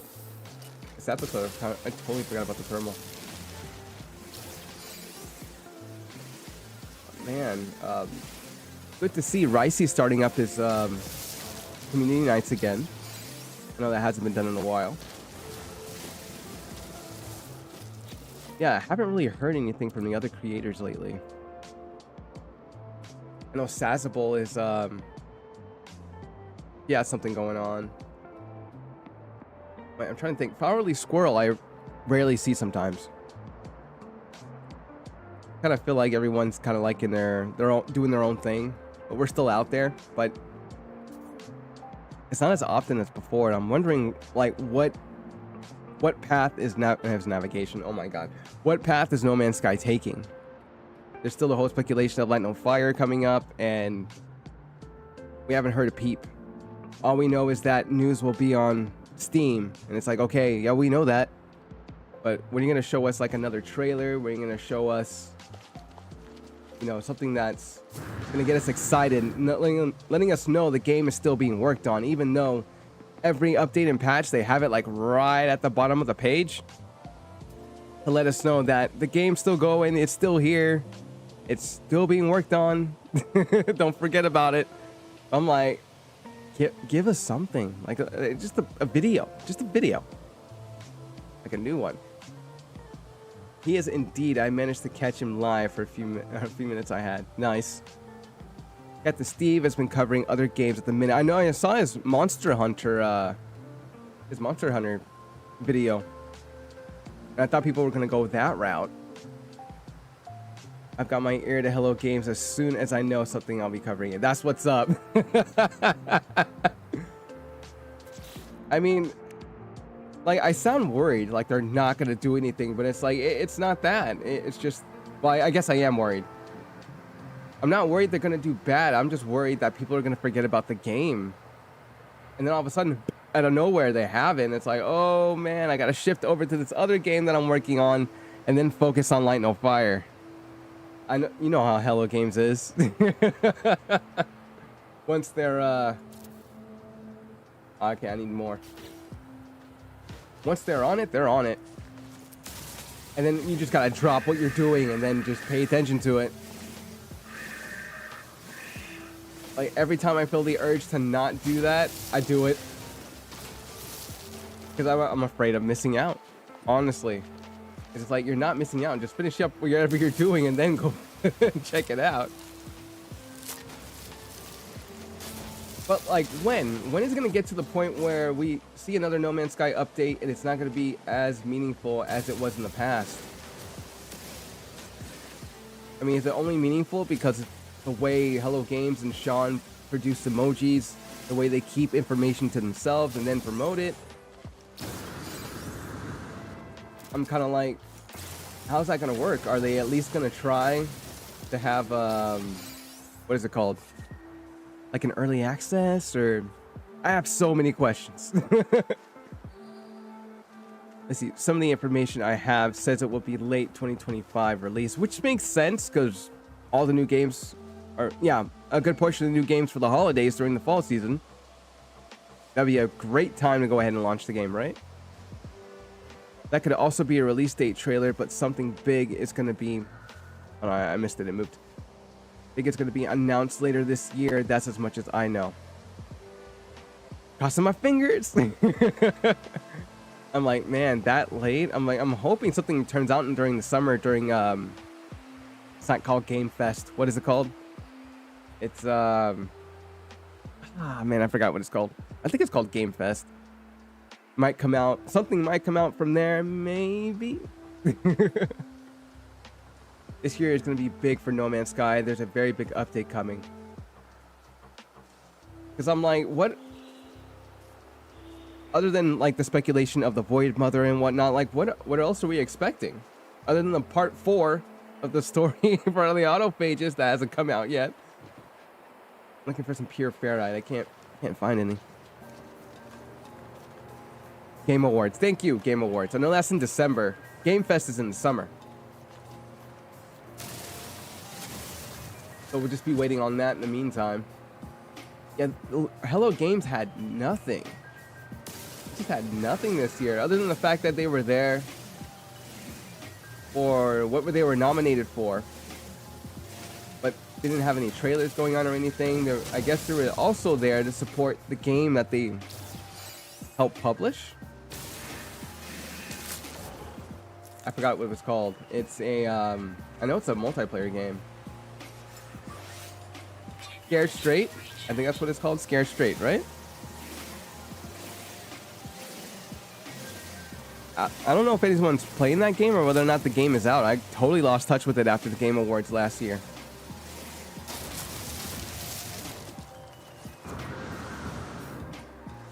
Go ahead and take care of that. A game I think may or may not be a challenge for Light No Fire is probably going to be Farm Folks. It's this new game that's coming up, and it feels ambitious, but I feel like it's going to be that popular game that people are going to play the same way, excuse me, that people felt about Aloft. People really loved how cozy it was. People really loved the interactions and everything. We're talking about farming, first-person shooter, automation. What else do they got in there? I think that's it. I think I named everything. Yeah, first-person shooter, farming, automation, adventure, open world, crafting. They're going to have all that within it. And I think they're taking the right steps of going towards it, and maybe early access here pretty soon for Campaign 1. Man, you're bringing out all the news information out of me. I think if I was to speculate, this year for No Man's Sky will be the tie-up all loose ends and the story arc, and to add any features before they release Light No Fire. Automation might be in Light No Fire, if again I had to guess. Yeah. Because I'm thinking about it in terms of what a medieval fantasy game would have in terms of automation. It would either be magic, or it would either be a whole wood mechanism where it's gears and whatnot. I think that's how it would work. That'd be cool.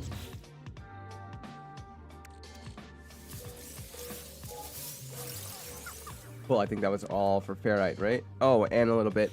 We can put 2 more of the hats down. I don't know why I have to hop in my ship. We're not on a hazardous planet. But yeah, I could definitely dig automation Light No Fire. Just getting to that beginner point where you're at the anvil, you're just consistently banging it, and then to the point where it's this machine that's maybe powered with magic, and then it kind of automatically does the hammering for you, or crafts the weapon for you. I wouldn't even know what to call it. I know it wouldn't be wait, hold on. What do you usually call the benches in games like that? I forgot. A crafting bench. So we'll go from a crafting bench to maybe a I'm I can't even remember. I don't know the name. Maybe a magical crafting bench or something. I don't know. But for the blacksmiths, on the other hand, where it would be an anvil, and then I'm really bad at this. It's an anvil, and then it's a place to not sweat, but it's when you forge a forge. There you go. Would have to be something like that, and then it automatically turns into a machine where you can just forge whatever weapons you're creating at the anvil, and then maybe something else that gets crafted in the crafting bench, maybe a bow. Well, would the bow be on the... No, the bow wouldn't be on the anvil. The bow would be on kind of crafting bench. I don't know. It's not my game. They're going for a Wild West feel since the Light No Fire trailer showed deserts, horses, and some wood and stone buildings. So deducing from that, it's more primitive in style. Oh, okay. Medieval or early history vibes. Got it. Also, we see bows, swords, etc. Again, not modern. Pew-pews. And looking forward to that. We're riding dragons and land animals and these backpacks, stuff like that. And we're still, like, with swords and shields, magic.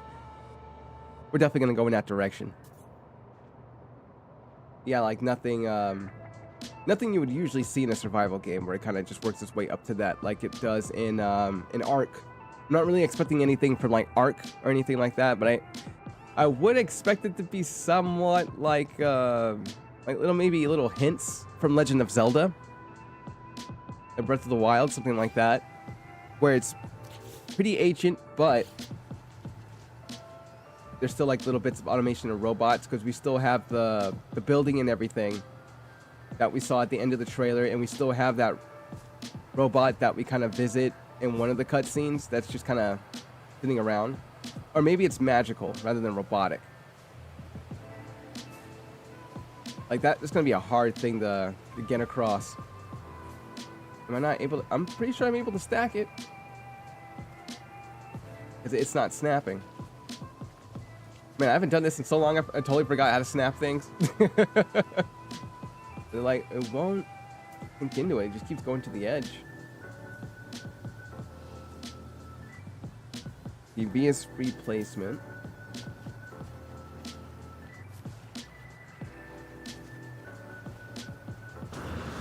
Oh, wait a minute. Hold on. I totally forgot about the camera. Yeah, it's been a minute. Oh, that's perfect for free placement.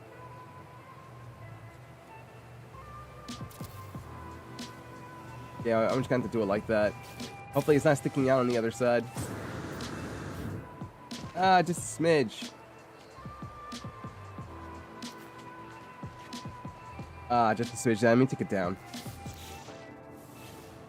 I will not add this this building part of it in the walkthrough. I'll just say build it however you want. Let's see, let's take that. Oh, I forgot about that. Yeah, let me do that instead.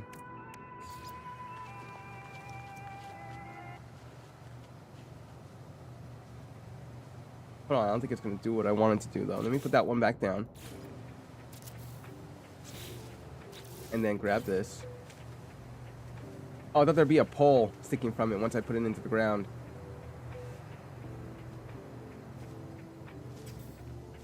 I must place on terrain. What in the... Didn't do anything. Okay, yeah, I didn't do anything. I don't know how I'm gonna make it stack so it's above here, but we'll do the best we can.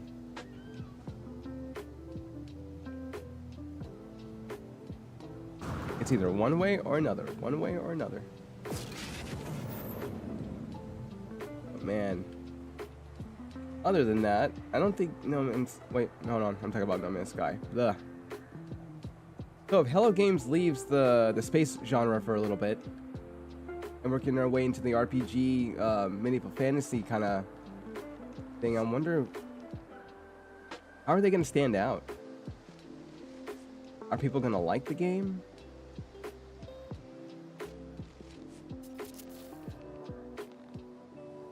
Oh, that looks so sloppy.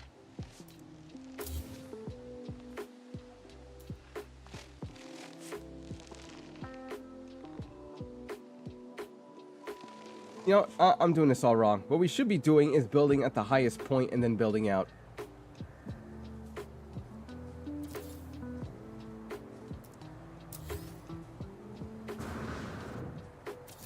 Okay, go ahead and do that. Actually, no, that was wrong. Delete that. There. Then go back. Then put this on top.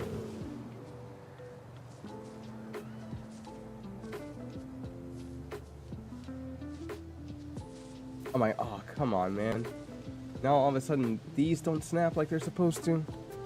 There, okay. I just had the free toggle on, that's why.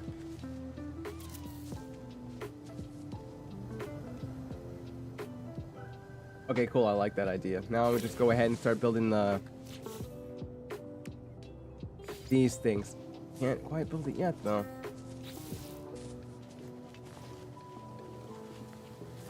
I need a lot of pure ferrite, but at least I can maybe get a door up here somewhere.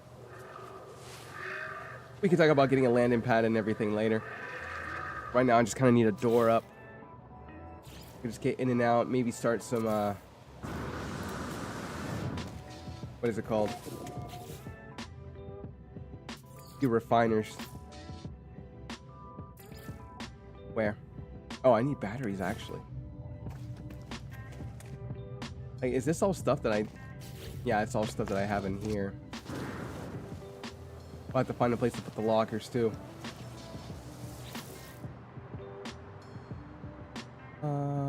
Let me go ahead and put the Atlantidium in here, because we really don't need this right now. We can add that stuff later.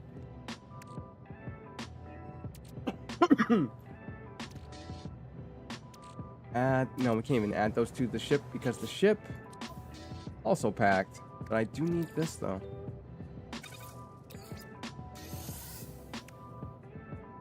I'll have to figure out everything else here in a bit. We can actually decorate with that. But since everything isn't set up yet, we don't have anything to do. What am I missing for this? One thing, a metal plating. Got it.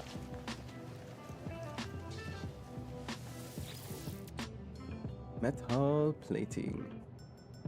Oh, there's like a bunch of it there. Oh, for now, put some of this stuff in here. Oh, I can't add it because it's not one of these. Conundrum. We can always get more of that later.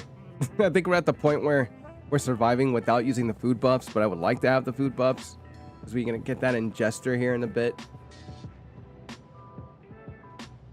I just need the room though. Go ahead and give me that.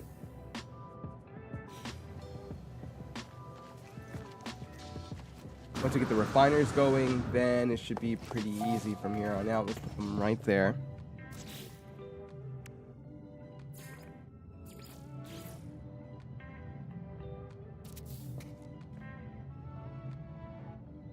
I got one more.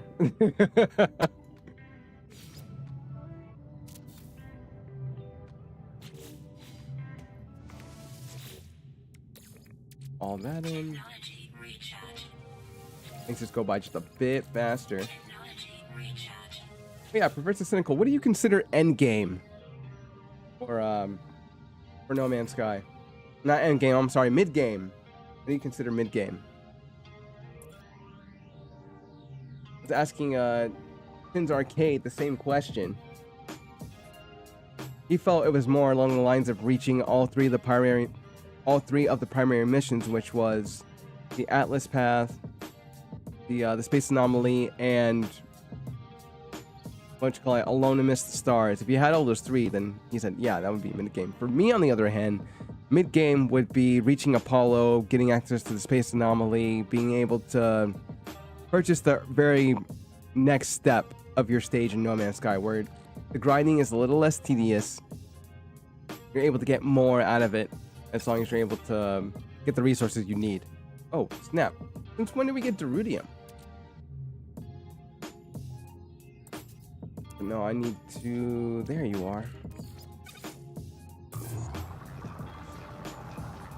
Oh, how could I forget? Where's that rusted metal at? That was a lot more than that. We're not missing any, are we?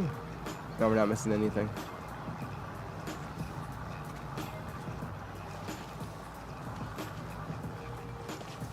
Let's see, can we... I think we can build it now, right? Or am I wrong? Yeah, I'm wrong. We don't have anything. We need to set up an electrical grid, which I'm thinking of just maybe... Like, I want to dig out a spot, but then I have to have a line come way down. I actually don't mind doing. Oh, one just finished.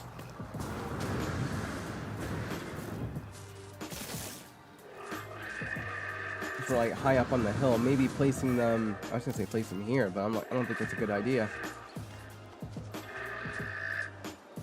Like a nice flat space somewhere.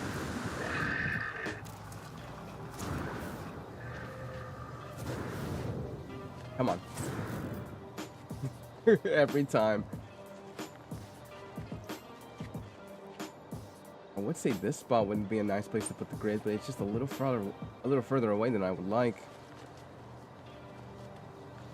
But since we can have the batteries on the inside and just have the solar panels on the outside, but I would still have a grid though.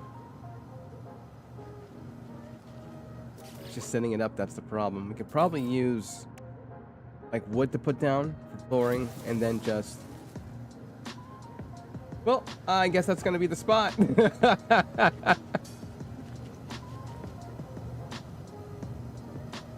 Nah, because it's like it's into the hill. I don't want that. I want it to be above the hill. That'd be nice. We got a spot like right here. I'm just gonna designate this spot right here. Oh wait, find that highest point and then there's like really no space to put this down nicely, is there?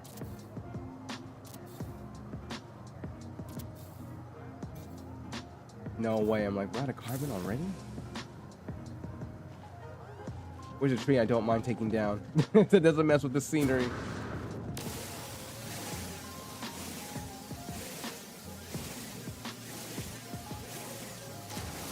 Just be 4 floors, and I could always take the carbon out of the base thing over there.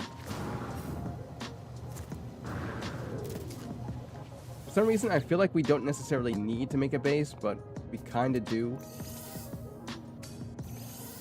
Because it's essential for us to kind of go up to the center and get through all this, and having the upgrades would make everything pretty easy. Oh, I was like, what do we need? Oh, that's what we need gold for. Don't have space for magnetized ferrite, or actually no, we do have the chromatic metal. Sodium a little bit. We're just missing those two. See, we can put the extra ammo in the ship. I don't need it right now. Cool, we just got a little bit more room. Nice.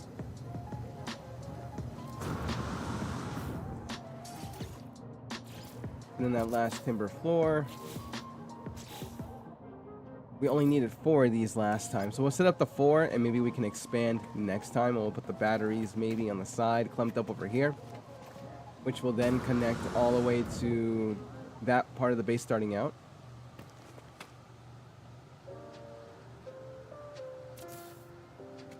Yeah, the cool thing is we can always expand.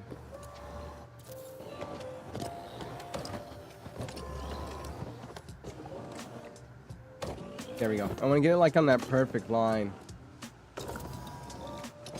Right there. Okay, let's go ahead and start building the batteries. Yeah, I only had 2 at the time. We're going to need more though. Get closer. Whoops. I kind of want the grid to be on there, but I want more expansion later on. Which means I'm going to have to redo this entire thing. Unless we get the survey device, and then we won't have any problems now, will we? Instant energy.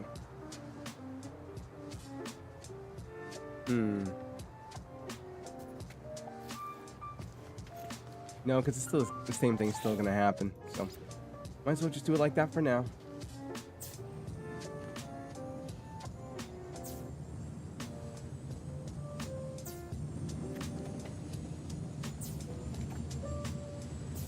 Do it just like that. Cool. So as that's getting power.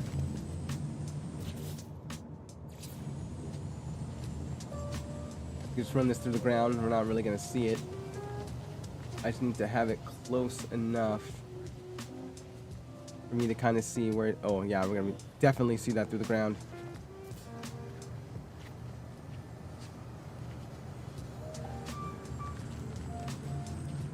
I know these count as base parts, but I'm like, as long as we sort of don't see it, I'm fine with that.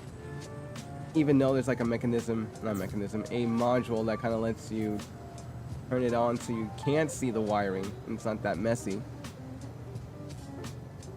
This just brings back memories.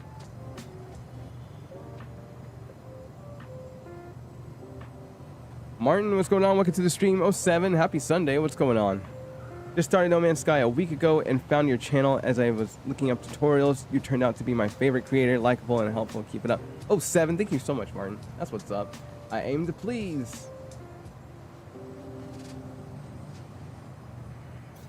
Oh, come on. Oh, I can't put it there because too close to Starship. Ugh. Let me move that. Because we can move it more inland now. By inland, I mean like the little... Oh, there's a drop pod right over there? Nice.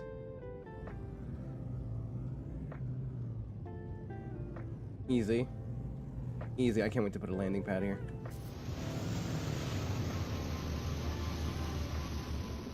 But no, glad you like the videos. Glad you've been hanging out. That's what's up.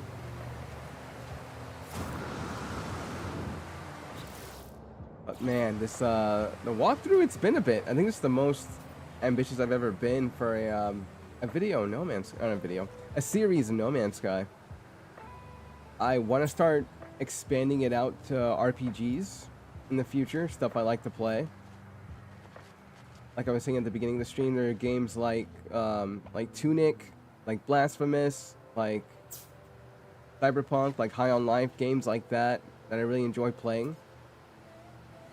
There's ever new games that I get interested in that you guys also like. I want to go ahead and start doing walkthroughs and let's plays and tutorials and reviews for that. I really dig that kind of vibe, playing the games and whatnot. Okay, cool. We now have power.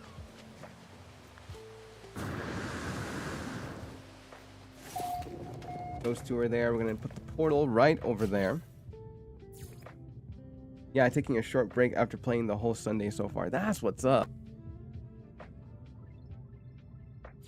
Yeah, breaks are much needed. Let's see, I think I used up all the metal plating for those guys, so I need 2 more for this. I'll pick up after making... Oh, yeah. Definitely not that. I missed that vibe, that gamer vibe where you're like, yeah, I gotta get this done, and I can get this done, and then I'm gonna go ahead and start playing this game like right after, and then you're just doing that the entire day. I miss days like that. Like, it's not like you can have those days. It's just a little difficult nowadays when got more responsibilities. But hey, it's still worth it. It's fun as long as you get to have that fun time. Don't do that. Metal plating. I was like, why am I putting it in there? I need metal plating.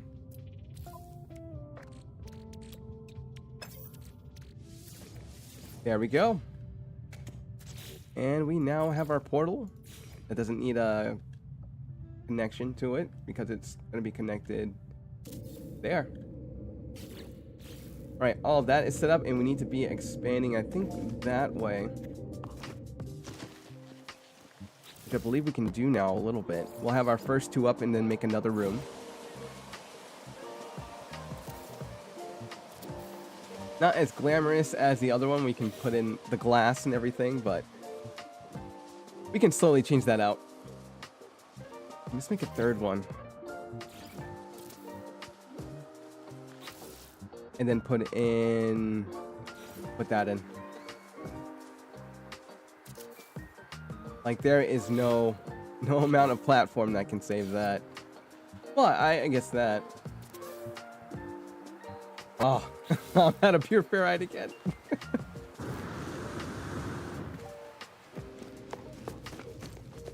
Okay, cool. I believe this is where we're gonna have the overseer at, and this is gonna be our like a little hub for everything. This is just gonna be our like walk-in area. The base doesn't have to be super big.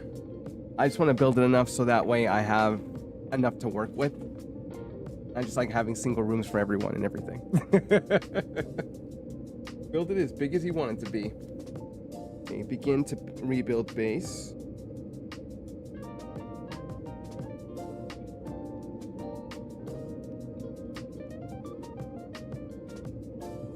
prefabs not mandatory.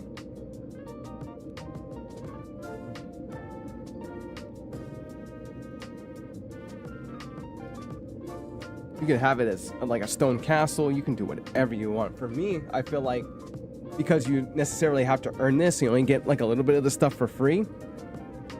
I feel like this is an upgrade where I don't necessarily have to build. It's just already made. I just need to place it like it's Subnautica or something. Is there anything that needs to go in there? Or anything else I need to build? Because all this doesn't need to be built anymore, at least for me. Oh, we need to build this. I'm like, oh yeah, I could do that. Where we have some of the safes, not safes, but the containers on specific sides. You just go do, and just build them all next to each other. I haven't done a build like this before. Luckily, I have quite some time on my hands, only working part-time. Love my gaming hobby. Awesome, that's what's up. As long as you're working, paying all your bills, no questions. No questions. You're getting your stuff done. That's what's up. How are you holding up? I'm doing well.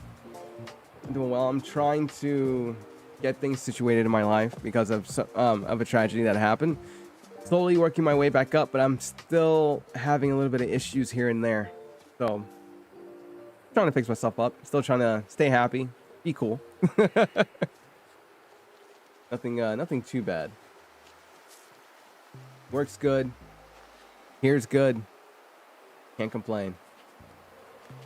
Except for the fact that I need more stuff. And like my PC equipment keeps breaking down on me. It's not the internet, it's something. But that means during tax season it can go ahead and write it off, right? It's needed office equipment. Thanks, Martin. Thank you very much.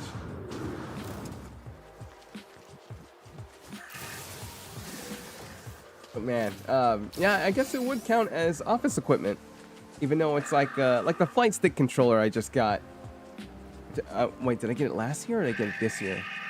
Yeah, if I got it last year, it would count towards this year's tax. If I got it this year, no, it counts for next year's.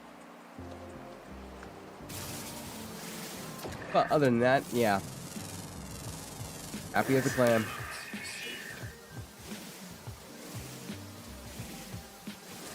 That's what's up. Gotta save those receipts and those invoices. But yeah, I'm really hoping to break even this year. I really don't want to have to owe. We owed for years.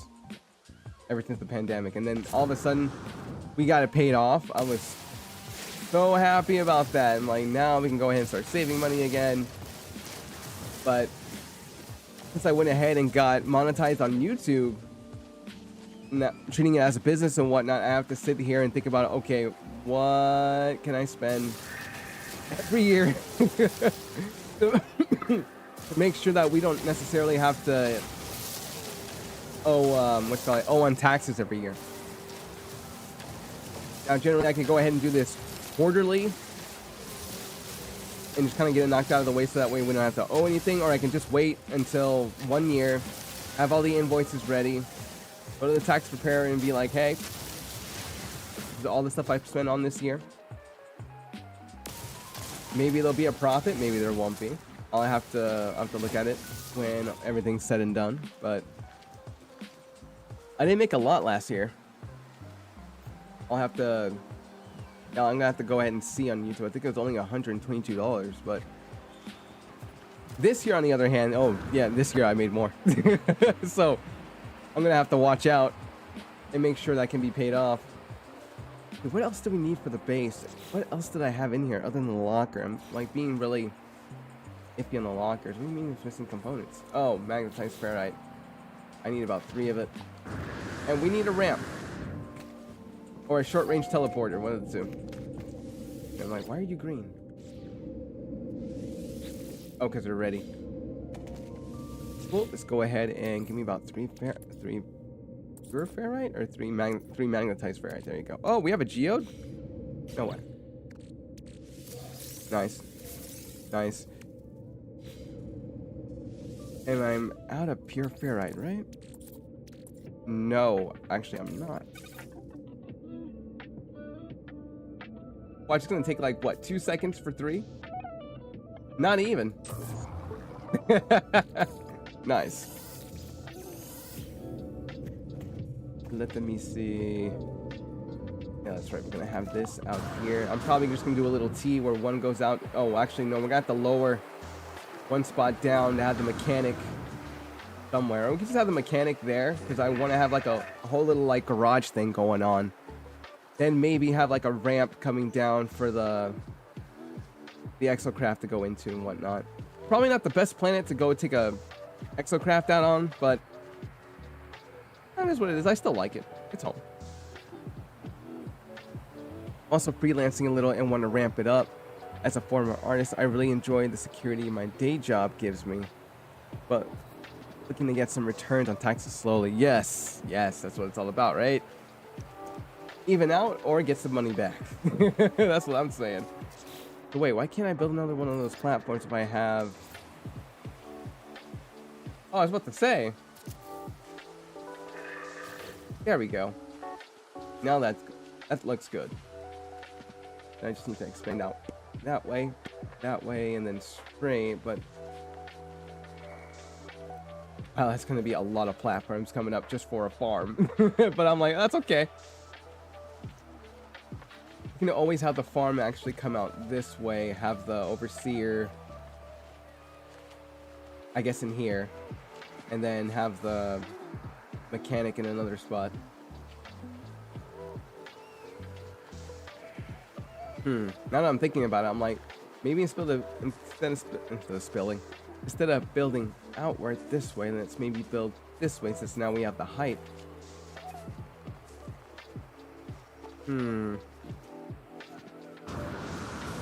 Not to mention, we gotta make ourselves a space. Or maybe that's what I could do here, though. Make it a nice small space for me, and then build everything else out from there and there. So it's towards the hill and the mountain. At least we have some land to build on. Instead of like having a bunch of these just kind of lined up. Or else I'm gonna have to have it free float.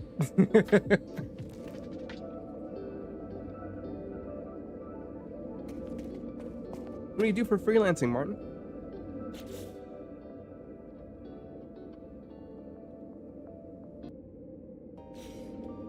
I haven't put the locker down yet. For now, we can just have the 0 there. And I could lie, I kind of want them all on top. We just don't have the platform for it. Maybe we can have them all... I need the ramp go down here, and then I need... Actually, they can be all down here. No problem. Most of our stuff is going to be built in an inventory on the freighter once we get the one that we want.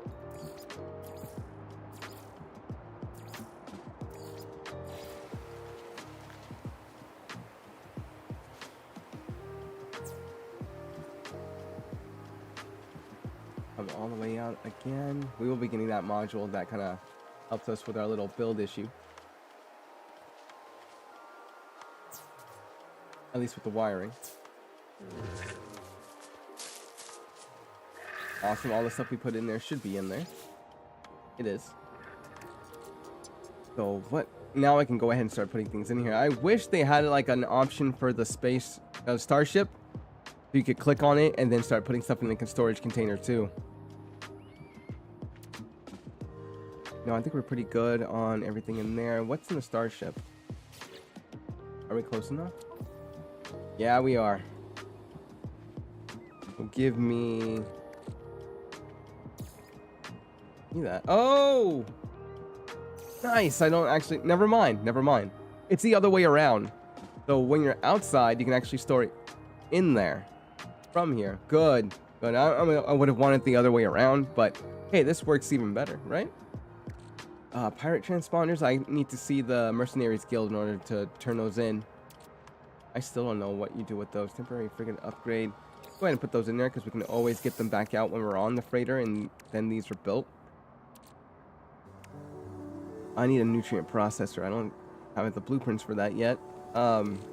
This, on the other hand, we are going to need that to build with. So let's go ahead and put that in the freighter or the storage inventory as well. Fassium, don't really need it now. We need that later for lubricant. Don't need this either. Yeah, I'm just going to put miscellaneous things in there. No organization whatsoever. What's silver doing in my exosuit?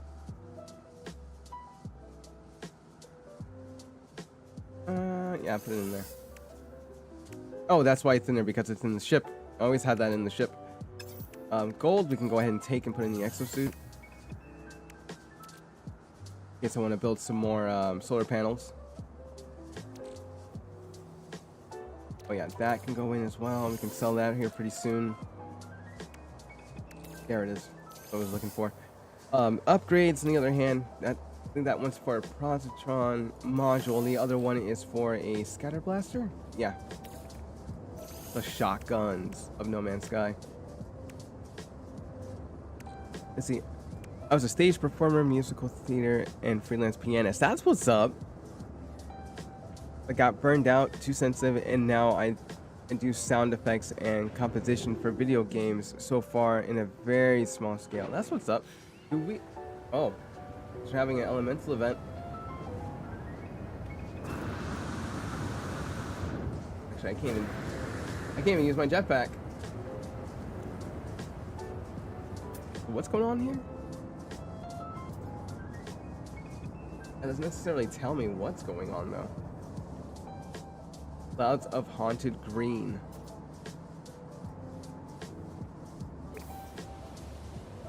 I'm like, well, okay. Awesome. See, this is what I would like, rather than, you know, hazardous death.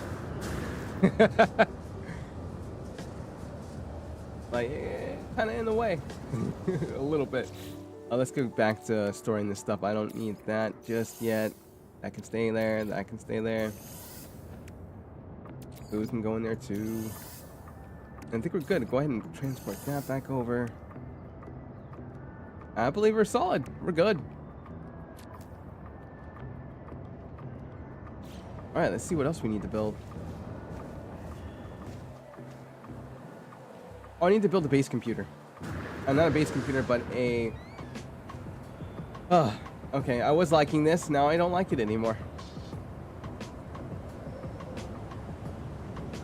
Thank you. Oh, so they do come through the base, unfortunately.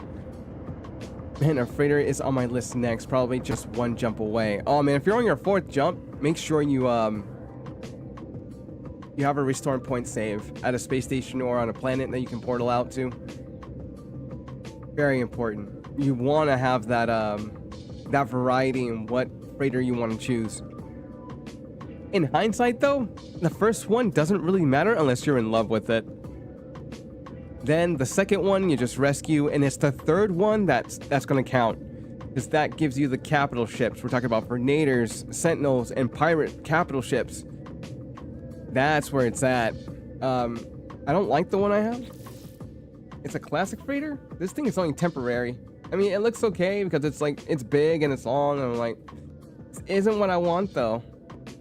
What I want is on my other save. That pirate dreadnought. I'm like, yes. That's what I want. Enjoying the freeform style of No Man's Sky, right? Not gonna lie though, it is a good freighter, but at the same time, I'm like, don't want that aesthetic. I'm gonna go back to my old ones. Let's see, I do need... Oh, I had terminals and everything up already too. Let me see if I can go ahead and get that started.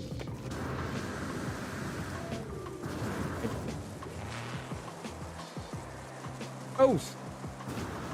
I hate those things. They, one was following me. Wait, how do I say it? One was chasing me all throughout an expedition one time.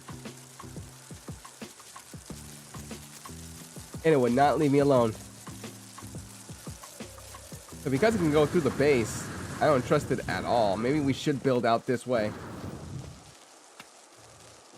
Yeah, that sounds like a great idea to me. Let's build out this way. I did not know those things were going to be here. All the more reason to get the heck away from it. Yeah, you got that. Oh, Anonymous 07, thank you so much for the $5. That's what's up.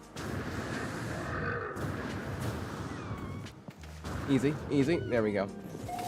Okay, I still need more pure ferrite dust. Pure ferrite dust. Go ahead and build more of this. And I need one more. I need one more building. I'm gonna come out of this one and then go into the next one. Actually, the overseer is supposed to be built in here, right?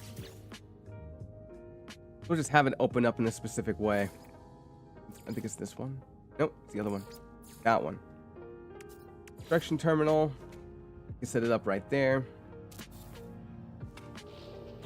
There we go. I knew I was missing something. We're a little further along than I thought. And then we'll have another outlet. Oh man, that's gonna be kind of hard. Maybe we can wrap it around? Actually, I would love the view and everything for it. So no, we'll go ahead and handle the pillars another time. Let's go ahead and take care of this. I need about 150 right there and there. I think this can be a window.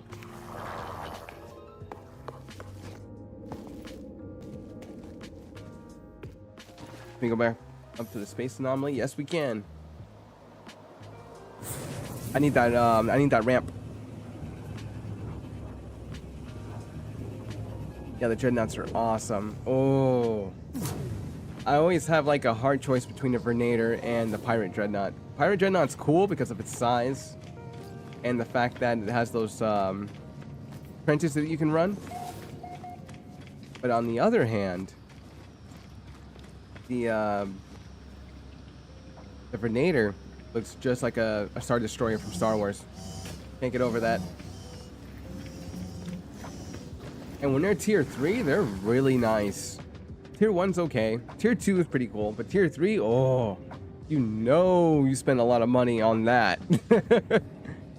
That meant you're a high roller in game, in my opinion.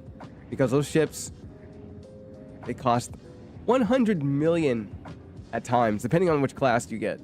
You get a C class, yeah, you're probably expecting 55 mil, but no, if you're getting the S class, like the top tier, you're getting those 100 to 200 million prices. But it can already be, this is what I kind of hate about the new way that the freighters are going now. It's just that, oh, hold on a sec. Finished the Titan expedition. Nice, was my first. Found it rather tedious. For me, it was kind of fast. It was a little fast in my opinion, but that's the gap we have between endgame and newer players within the No Man's Sky.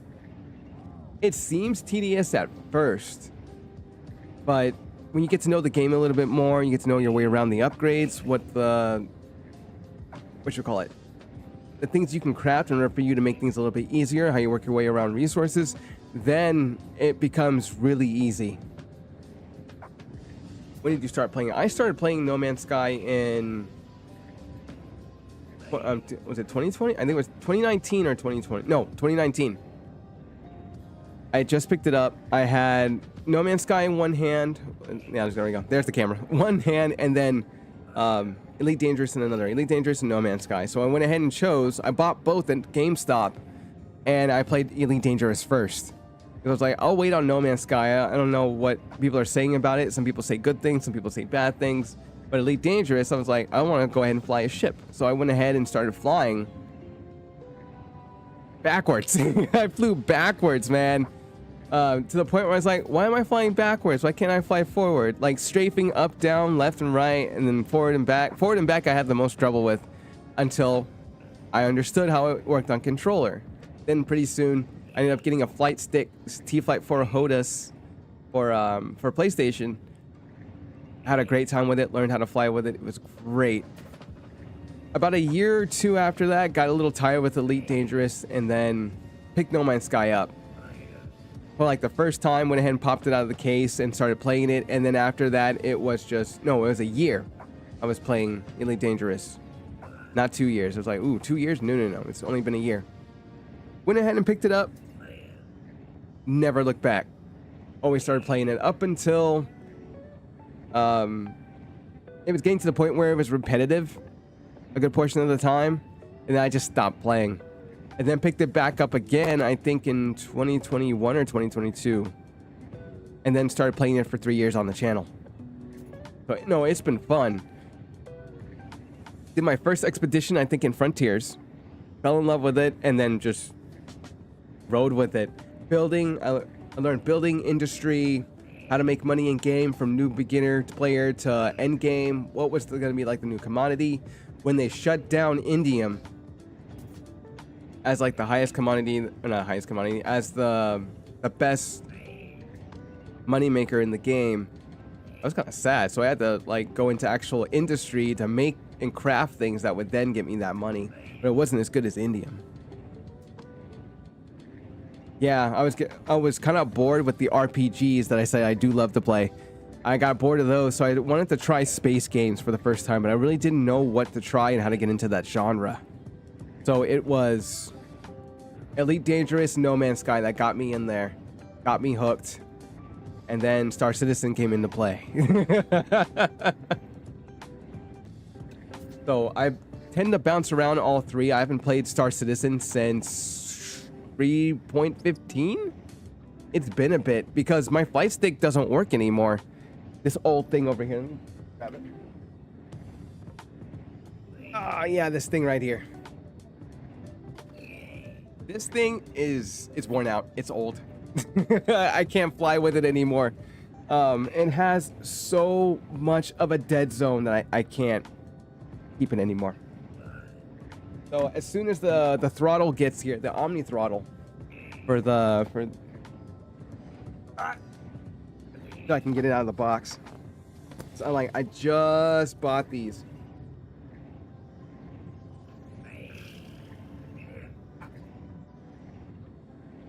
This thing right now, I don't know if you can see it or not because of all the... No, that's actually the back. There's the front.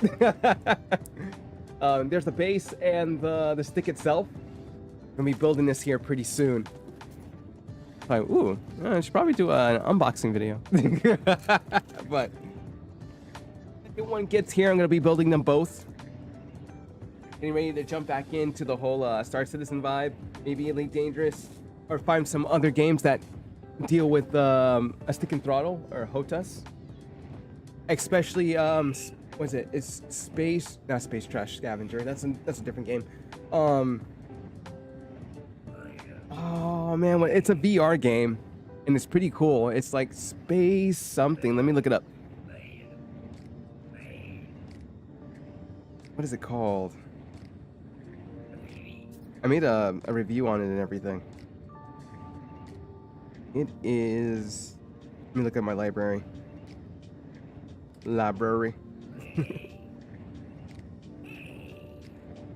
Backwards, glorious. I know. I didn't even know I was moving backwards. I was like, what? Why am I moving away from the object? This was in training mode.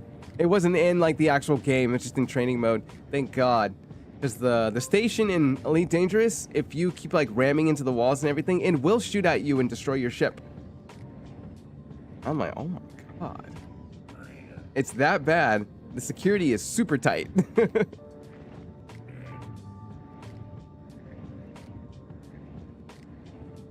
think I just passed it. Where? Nope, that's not it. Yeah, maybe Journey to a Savage Planet. Maybe after the walkthrough said and done, we might go ahead and jump on that. There it is, Space Docker VR. Oh my God. Using it with just the controllers for VR is one thing. It feels really good, like you're actually gripping the lever and you're going forward with the ship. But when you use HOTAS with it, oh, it feels so much better. Because you're controlling the ship. I mean, I get it, you're controlling the ship with the other controllers, but it's not, you don't have that feel to it. And I think that's what separates a lot of the VR controllers from actual controllers, is that you can feel what you're doing. Like if you're playing a racing game and you're playing with the controller, it's not necessarily the same thing as having the pedal there along with the steering wheel. You get a little bit more control like that. You can feel the game out a little bit more. I'm sitting here doing like car motions and stuff like that. You can see it. Oh, here, I was like doing that.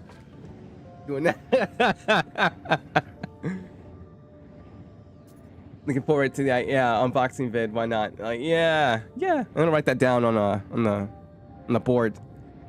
Sit here and do that when we get it.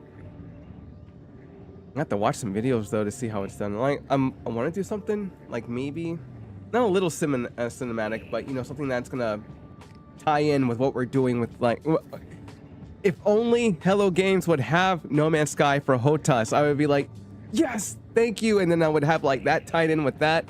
But because they don't, I have to put in some other space game. I'm like, oh man. But no, that it does sound kind of cool though.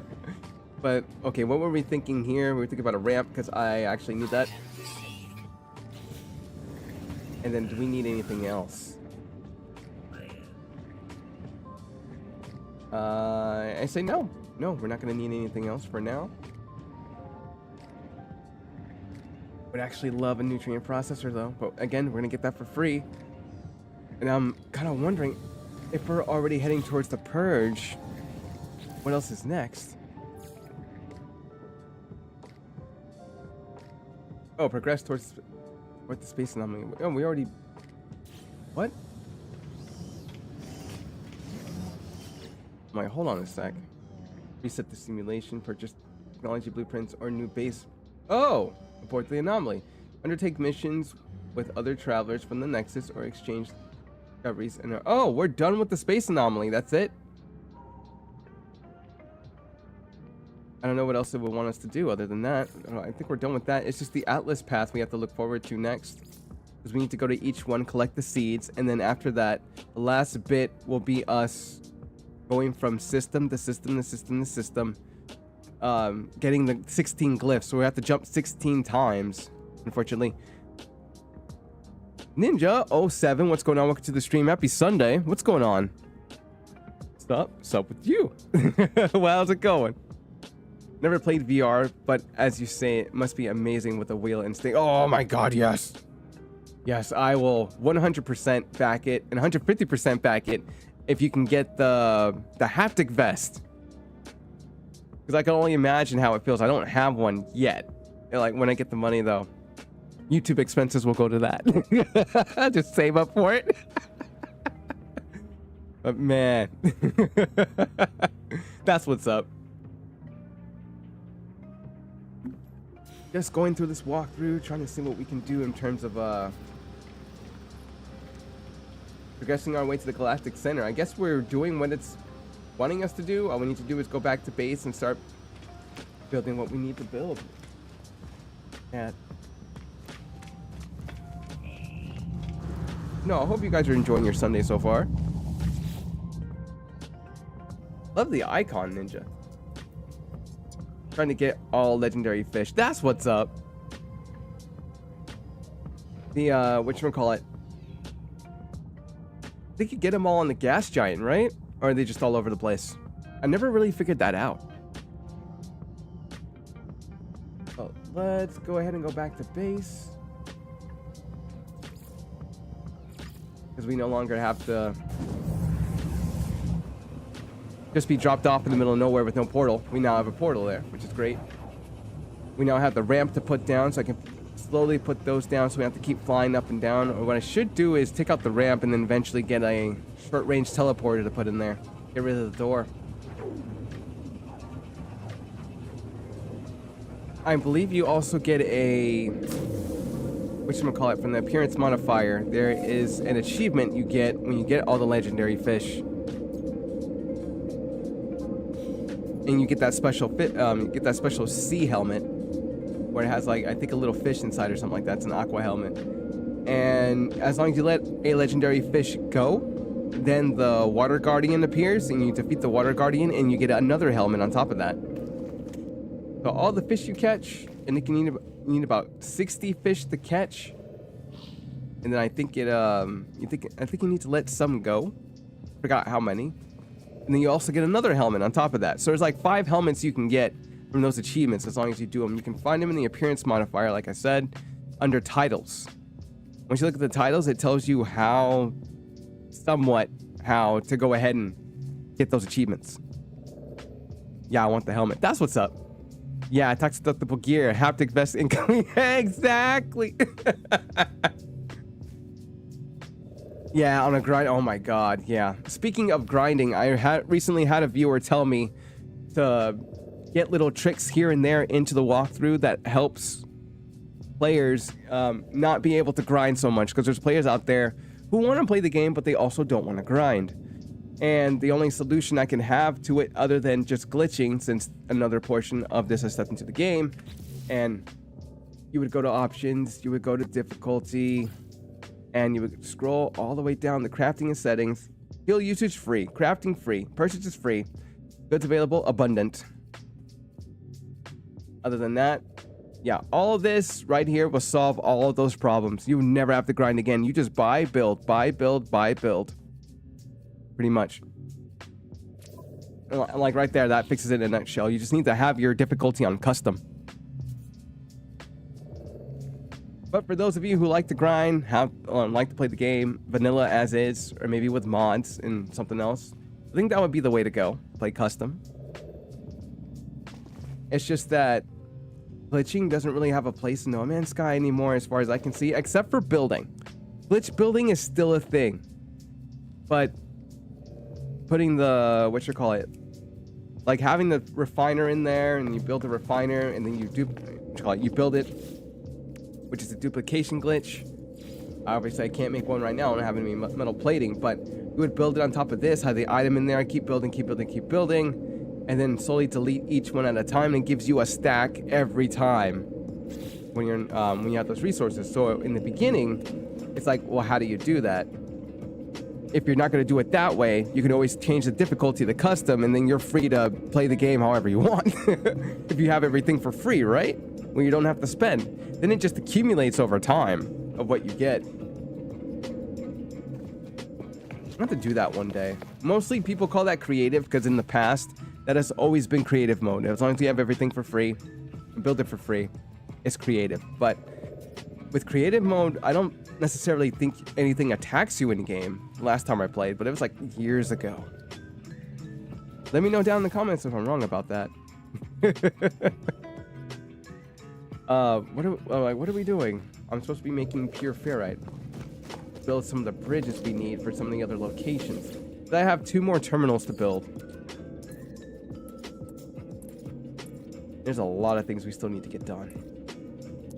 So it's still going to be a few more maybe 3 or 4 more weekends of the walkthrough prep in order for us to get it all done. And then it's just episodes of the walkthrough following like right behind it. So we're maybe 3 or 4 episodes ahead of the actual walkthrough. So we're right on schedule. If I'm being honest. Which I like. I wouldn't want to be like behind. Be like, oh, I caught up to all my episodes. So got nothing for you guys. It's like, no, complete opposite. Complete opposite. No, I got a lot of episodes for you guys. I just need to sit down and do it. See, I have done irradiated toxic underwater and regular bio. Oh, and that's what's up. You get auto catfish too. Nice. Yeah. The auto catchers. You only have 3 on a planet per planet. I was like, oh, are you kidding me? Just 3? I need more than that. Catch all the fish. If you want a good ship, tell me. That's what's up. Like, what kind of good ships? What do you got? You got solar ships, you got exotics, squids, what you got?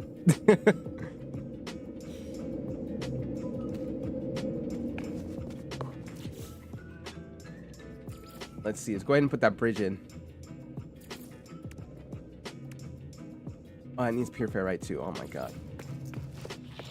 What up?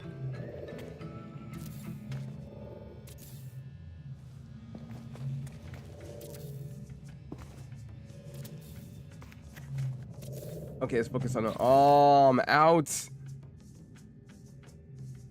This was gonna be the science room. Oh, I'm always out of pure fare right now. We gotta get on. I need those drills. I really need those drills. Is there? There's a copper deposit over there. Another one over there. Or is there any one of these nearby? Almost 400 away. They're all pretty far away. Like, I would... Forget it. Where is it? We're gonna look for some buried technology. I need those miners. All expedition ships S tier. That's what's up. Wait, will it show up on here? Hold on. I don't think it will. Let me check the catalog.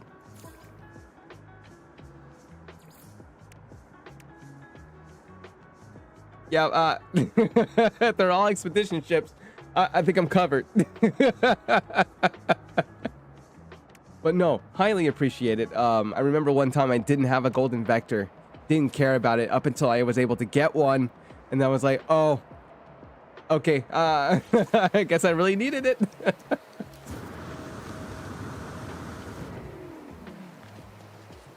thing is, right now, I feel like I'm going ahead in doing this when it could just be with us for free. And I'm like, why am I even getting this now? We'll just get it for free later. And it's like, I can't progress until this other thing is made. We got to be able to reach the center. We got to be able to hop wherever we need to. But you still need a base to go back to. At least building that up, getting all of our everyone up and ready in there, because I don't have the vehicle. What's it? The vehicle mechanic yet. Tell me there's one by the base. There isn't. Guess we just gotta keep going forward. Let me get all this stuff out of the way. Get some money.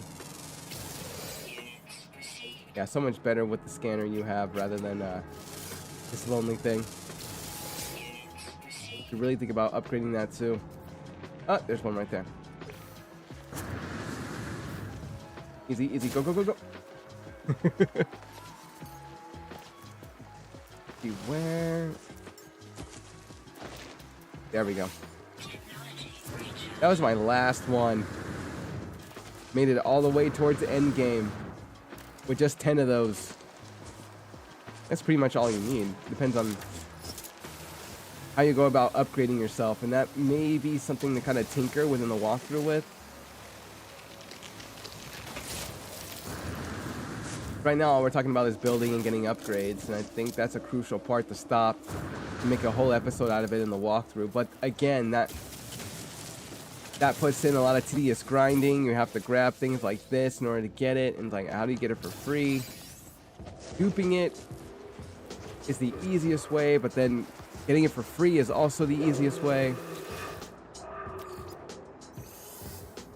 For me, it's a tough question to answer. Oh, there's also that too. Free upgrades from the damaged machinery.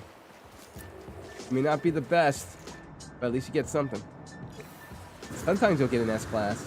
Are we in a Korvax system or are we in a deck system? I can't remember. Jack.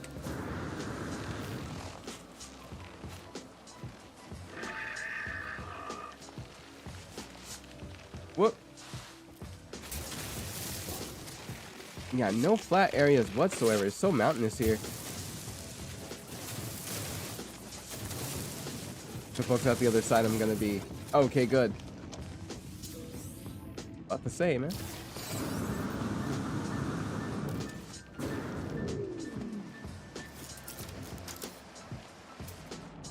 Ooh, there's one all the way down there. Perfect. Yeah, it doesn't say they're all here, but when you can get it, you can get it. Let me get that residual goop out of here. Oh no, it's just rusted plating.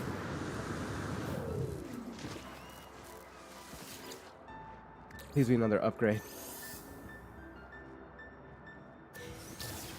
Yes! Oh my god, life support module. That's what's up. If you ask, it will give. Oh my god, Fascium? 2 for 2 on the upgrade. Oh! Hold on, I can fix that. There we go. I don't need this right now either. Nice. Yep, ask and you shall receive. Would you quickly explain what walkthrough you're preparing for? So the walkthrough I'm preparing is a walkthrough of No Man's Sky. How to get some things at the beginning of the game so you're not wasting your time too much on exploration, even though that's the mechanic of the game. You're just getting through the storyline so you can get towards the upgrades, which is the Artemis translator, which then you can start getting the translators from the blueprints from the manufacturing facilities. So you can get these kind of upgrades very early game. You can already see with the supercharged slot, you get a lot of the life support tanks, field efficiency, core health, shield strength. I've already gotten these 3 upgrades, and already you can see my health. You can pop it up. It's already at 6. Usually you would only get 3. So all it takes is your shield dropping, 3 pops, you're out. Trying to get them to that. I'm trying to get them to upgrade their ship, trying to get them to the storyline so they have a nice guided way of doing it, because when you play No Man's Sky and you start seeing, wait, where it's in the log here, you start seeing things like this, you're like, okay, which primary mission do I do? Which secondary mission do I do? Because there's a lot there. Like, it's 2 pages worth, and you're getting overwhelmed like at mid-game. So I want to prepare players for that, steer them in the right direction, to clarify any questions that they have through the walkthrough, and then at some point at end game, okay, go ahead and let them say, or I'm gonna go ahead and say, just go bonkers, just do whatever you want. No Man's Sky, you now have the tools, you know what to do. Just go out and search. If you want to build, just build. If you want to go and explore the universe, explore the universe. If you want to upgrade all of your stuff to the max, go ahead and do that. You do whatever you want.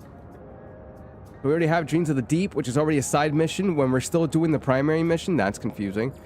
Under Rebel Star, at the same time, we have another side mission coming up, which makes sense, but at the same time, we want the primary missions done, right? Or we can choose to do the side quests if we want. But having the main stuff out of the way, so that way more things that you would buy are for free. Take advantage of getting those things for free. It's just a lot of that in the walkthrough is going to be explained.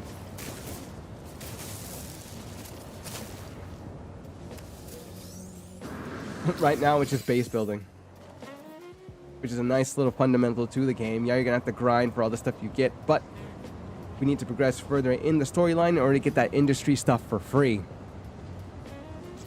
But for right now, as soon as I get this base up and on its feet, we're going to go ahead and start leaving. Actually, that's not life support. Where's life support? Over there. This. There we go. Okay, now I can move it. Move that. There. Perfect. Now life support should be a little bit better now. And then this combined with this, no problems. Not to mention solar power panel, or solar power. Solar panel power. Wow, I can't say that. Oh man, I would love to put this one in, but I can't because we don't have any technology slots, which is going to be another episode in itself. Nice, looking forward to that. Really enjoy that as a supplement to my own play. Yes. Yes. Like, my play style isn't set in stone or how I'm going about the game. I just want to provide that guidance. So however you're playing the game, as long as you're having fun doing it, that's all that matters. Totally, there is so much stuff. I know, there's... Oh my god, there's so much stuff. Like, I was sitting here doing the prep, I'm like, okay. Oh. What? There's just so much. Okay, how are we doing on building? 12. Okay, we're on 12. Good. I at least want to get enough to get the miners. We won't be getting the industrial stuff just yet. The miners I'm talking about, we're gonna have to fill in ourselves with resources, but it allows us to collect larger resources with the amount of miners that we can put down. The only problem is you gotta go out there and get it. Is it a predator? Oh, yep, took it right down. That is a predator. Hi there. Yeah. Okay, it's not gonna attack us. I don't have any push pellets on me, so let's go ahead and move on. Oh, and there's also purchasing your first ship. Haven't done that yet for the walkthrough. It's gonna be those times too. But I think when we start making more money, better money, that would be a better time to discuss that.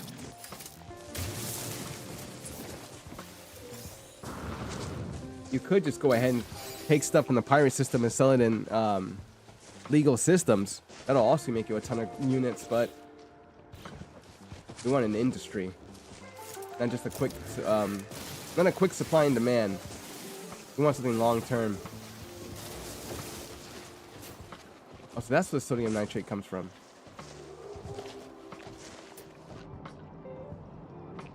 Okay, last one, and then we'll go up to the space anomaly and buy those miners.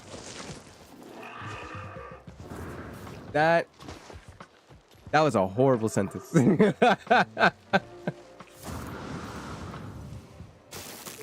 YouTube's like, flag, flag, flag.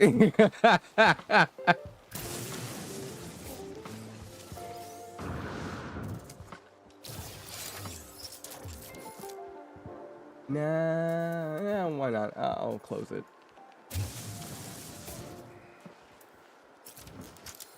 Cool. Oh, not there.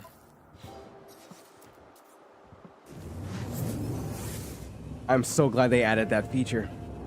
Instead of having to go back into the ship, go back into space, get into the anomaly, and then you gotta sit through that animation where they're trying to land, and then you're up here. But now, oh no, you just get transported up here if you've already been here. The only problem is, though, if you portal jump, that cuts it off. My thing is like, why? I'm like, just why?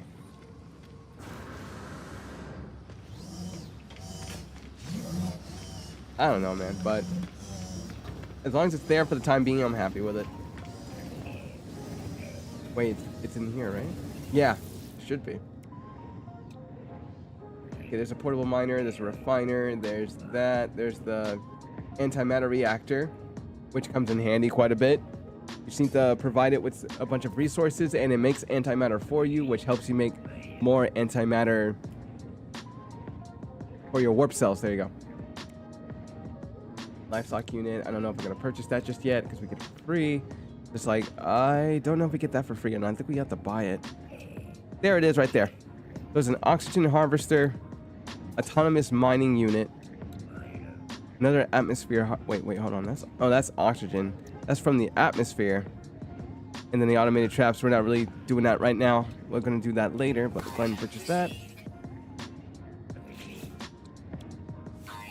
That's the one we're actually after. Oh, we need uranium. Per unit. I'm going to want like 3 of them. Totally, there's so much stuff. Awesome.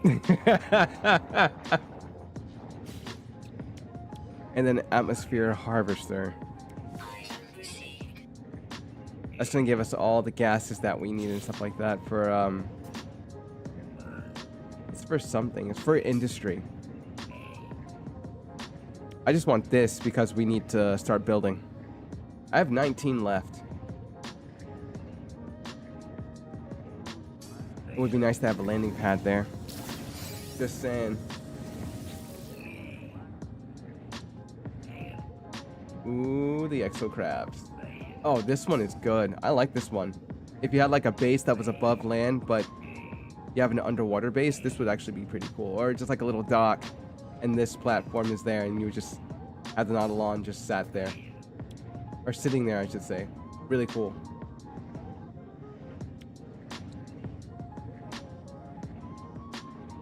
I don't think we need anything else at the moment. We'll go ahead and buy something else if we need it.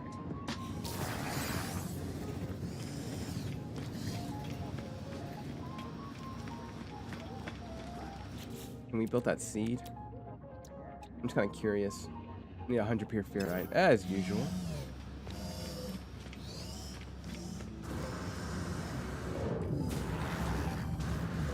Building those seeds is going to be a little event in itself. Each one's going to ask for different materials that we can't necessarily collect yet.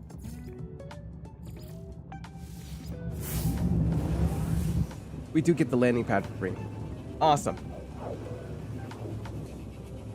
But yeah, I'm just going to wait on that then. And the appearance modifier. So no need to get it now then. I think it's a little after the purge, isn't it? Like, I haven't played the beginning of the game in years, so my memory is very fuzzy. Hence the walkthrough. I mean, I could always refer to very old live streams from like 3 years ago, but I'm like, no, I'm not going to do that. There's a lot to filter through. But there should be a Parthenium spot that's not too far away from here. Right there. So what do I need? Again, oh, I need uranium. Which means I need to see if there's a planet in the system that has it. And we haven't visited anywhere like that yet. Maybe that one will have it. Oh, my bad. I hit the Windows key.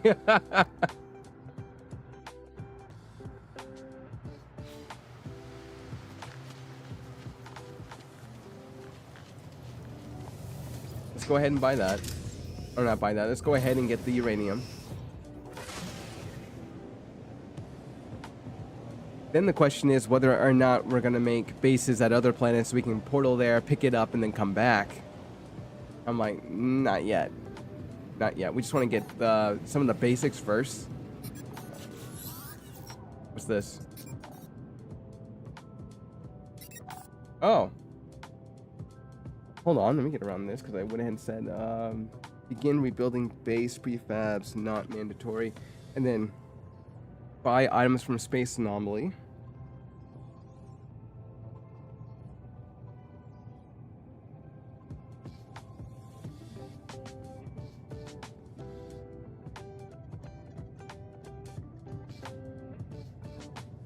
Base parts.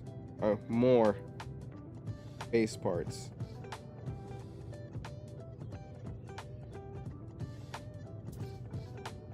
Head to space.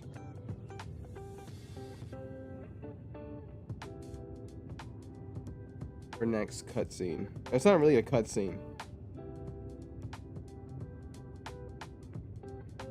Okay, cool. Final interface atlas. Wait, what? I was reading the first line and the second line together.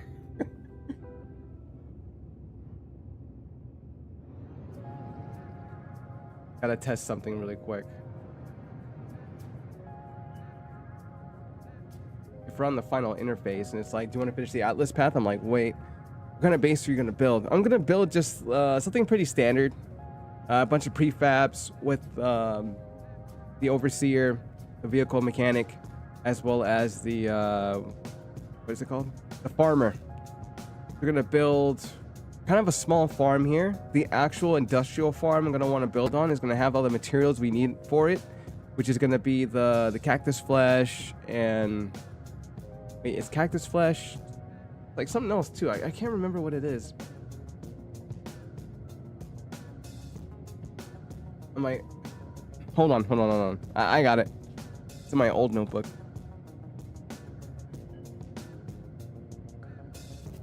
As I click through the pages here.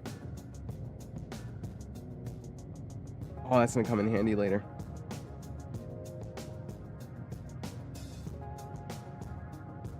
Yeah, the kind of base I want to build is pretty just standard. It's just gonna have our mechanic, our farmer, and our overseer over there, and the scientist. And we're just gonna do side missions from them, whatever they need.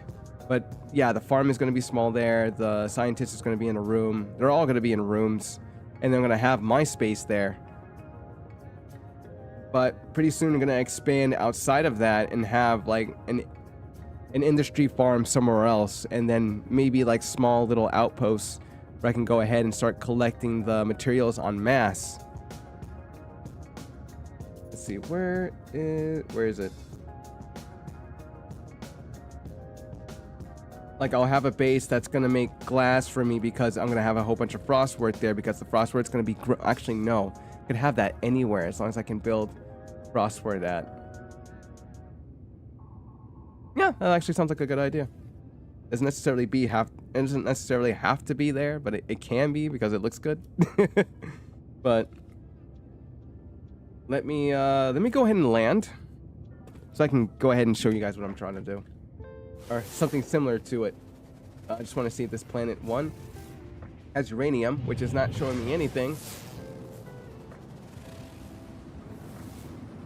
Come on, man, give me something. Fungal mold, copper, ammonia, and cobalt. No, that's not what we're looking for. I don't want to bump into that. Since we're going to the final interface, I'm like, do I just jump? Because if I jump, that should mean I'm going to get my first glyph.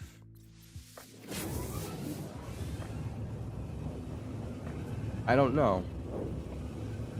Just remembering when I used to do it long ago, I had all the seeds and everything, and then I would go ahead and jump. But if it's going to ask me, I want to do the final interface first. Let's just see.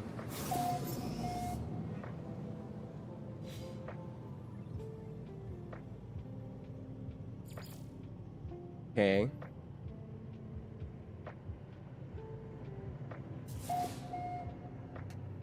Let's go. Okay. We don't necessarily have to do the Atlas path then. Guess we're jumping 16 times. Or at least we're gonna try. I believe it's 4 or 5 jumps per warp, depending on the distance. We can go pretty far. My cat's sounding like she's lonely. Let's go ahead and get the second glyph. I think I'm gonna take a break. Player, sorry, Skybase sounds awesome. It does in theory. I have an idea how players are doing it, but I've never actually learned. Let that set up for a moment. Let me catch up. We do get the, oh no, I read that. Appearance modifier. I did a sky base, but underground base or underwater base could be cool. Oh yeah, the underwater base is fun. If you have like a deep area, oh, it's good. Oh, we got our second glyph. You could do a settlement base too, which is pretty cool. I think we're gonna go ahead and go along the lines of that route too, putting that in like its own episode, probably for a walkthrough. No, not its own episode. You can't explain everything all in one. There's ways of going about it. Things you're gonna have to do when you get there, and it's ongoing. It doesn't stop. That's the problem. It's just ongoing. So maybe like 3 or 4 episodes explaining what it is, what you do, what how many times you come. Actually, you can just explain that in one video. There's no need to make like a whole like series of it. There really isn't. But you still do need to, I think you still need a settlement in order for you to go through one of the, whatchamacallits, one of the missions. Oh, I'm sorry, I said 2. Let me go ahead and bounce out of this one.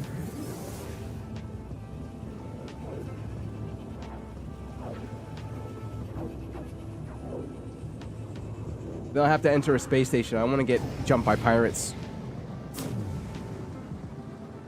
Whoa! Okay, this is part 2 of the rescue. That is a Sentinel ship over there, so that makes total sense of why you didn't get it the first time. Was the incoming miss? And we got our glyph. Never mind, I'll take a break after this.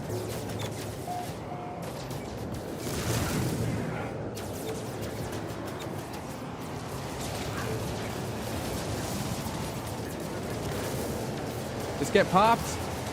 I was supposed to hit the rocket, but I'm like, I'm too far gone with that.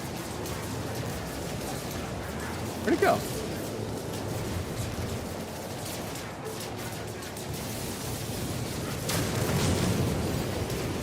They always go with the blaze javelin on that one. I think that's what the weapon is called. Going a little outside of it. Yo, did it destroyed it? Oh my god. Nice. Didn't think I had that much range.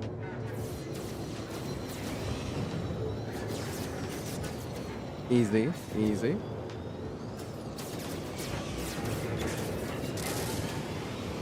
Man, I really need to try this in VR next time.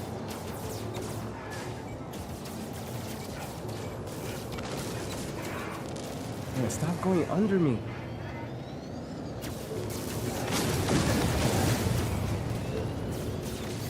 Really hope there's a mercenaries guild at the station. Free freighter. Oh, I wish. No, I already bought one. I mean, I already got my free freighter. This one's gonna have to be purchased. It changed in the game, so now when you start the game, like brand new, fresh player, the Vernators and Sentinel ships don't show up. All you get is classic ships. And the thing is, you don't want to reject it. There's this one occurrence that I've heard about from a player where they rejected the freighter during their first encounter, and they never got the free freighter at all. I avoid that like the plague just in case that little bug happens. I'm not leaving it up to chance, like at all. If it's C-class and you can just change it out and get something a little bit better, I'm like saying, why not? If it equals the same amount as your current ship, go ahead and do it.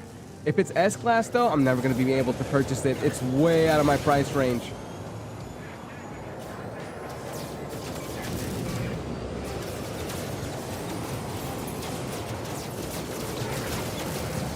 Definitely going to be in the walkthrough. Oh, no! I think I got a civilian ship. They were all clumped in together. There we go. Nice, they took out that last one. Oh, it's Apollo. Your message has been allowed to take in a simulation. Oh yeah, because we tried to reach out to Apollo, but Apollo didn't answer. Just start a Nip Nip farm. And one of these things I should. And start making those special cookies.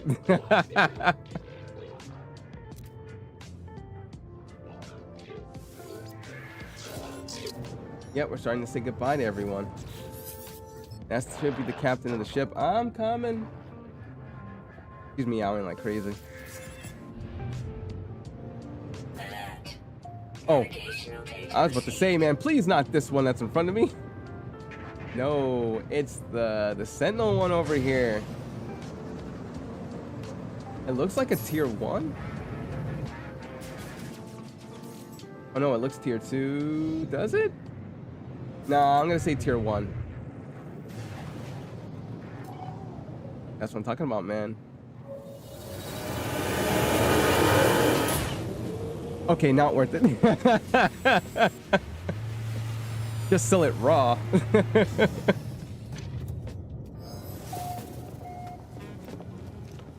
Yep, gonna get that. Oh, C-class, 30 mil. Oh man. Yep.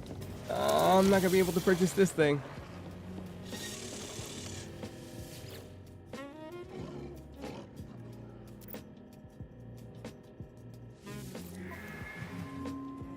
Oh, look at that. So nice. Oh, 7 Ninja, thank you so much for the sub. That's what's up. But oh my god, man, it's gonna... Can't even exchange it. It's so bad. But here's the thing, though. We already have an interstellar scanner for it. This one doesn't even have it. It has the... goes further than we do. Yeah, it does go further than mine can. Because that one's already unlocked. But we can already unlock it, build it, have it. This one, on the other hand, I think you have to do the same thing. You have to unlock it. So, either way, we have one supercharged slot available. That one doesn't. Does have more space than we do, though. Just gonna take that. Remember, we were at 381 last time for gold, so let's make sure we have that.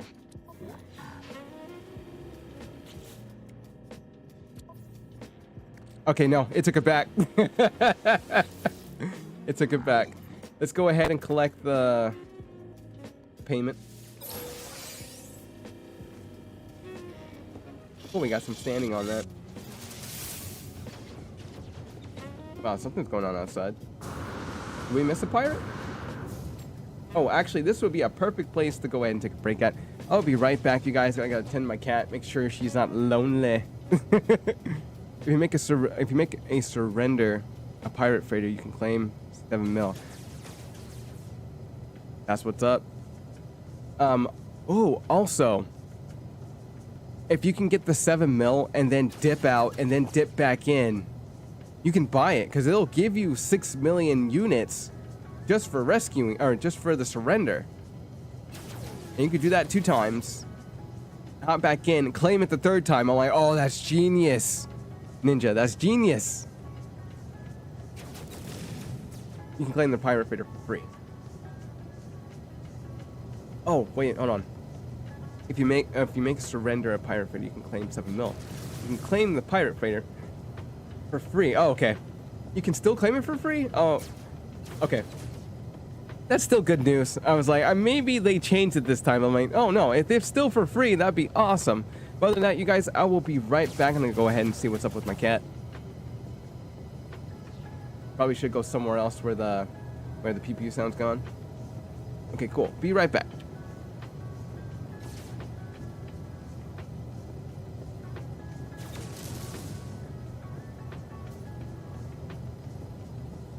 What is going on, travelers? Looking at your comments and been wanting to try some things that you guys have been suggesting since I put out that freighter video. After testing some things, I found something that really worked for players, and I'm going to go ahead and share that with you guys right now. First off, you gotta do the whole basic freighter thing where you gotta buy a normal freighter, then rescue one freighter, and now you're ready to get your pirate freighter. This will get it to trigger if you do this beginning method where you do jump to 3 pirate systems, and you should trigger a pirate dreadnought to come out in order for you to capture it. Once this triggers, there are 2 ways to go about it. The first one is to keep jumping the 3 systems until you get your S-Class freighter. That means Pirate System 1, 2, and 3, after those are jumped, the 3rd one will spawn a Pirate Freighter. If this doesn't spawn a Pirate Freighter, you'll have to restart the game, come back in, and repeat the whole process. Be sure to take out the warp engines first, then the auto turrets. After you defeat the Dreadnought, use your scope to see which class it is, and if it's not anything but S-Class, go up to the captain, demand your tribute, and be on your way. In this time, you'll get the 6,776,000,000 units. That's a million twice, I meant to say 6,767,000 units. This is to ensure new players can build up their standing, but there are much better methods to building your units as well as your nanites. For veteran players, once that's done, exit the system and then enter the system again in order for you to trigger it. Not only does this help you with time, the RNG also works with you.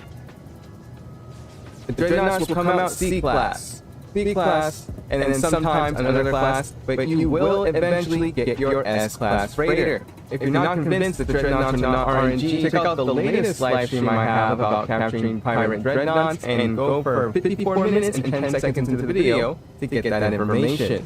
And those are my 2 new methods in order for you to go out there and get what you need for new players and veteran players. I hope you have a good one. Go beyond.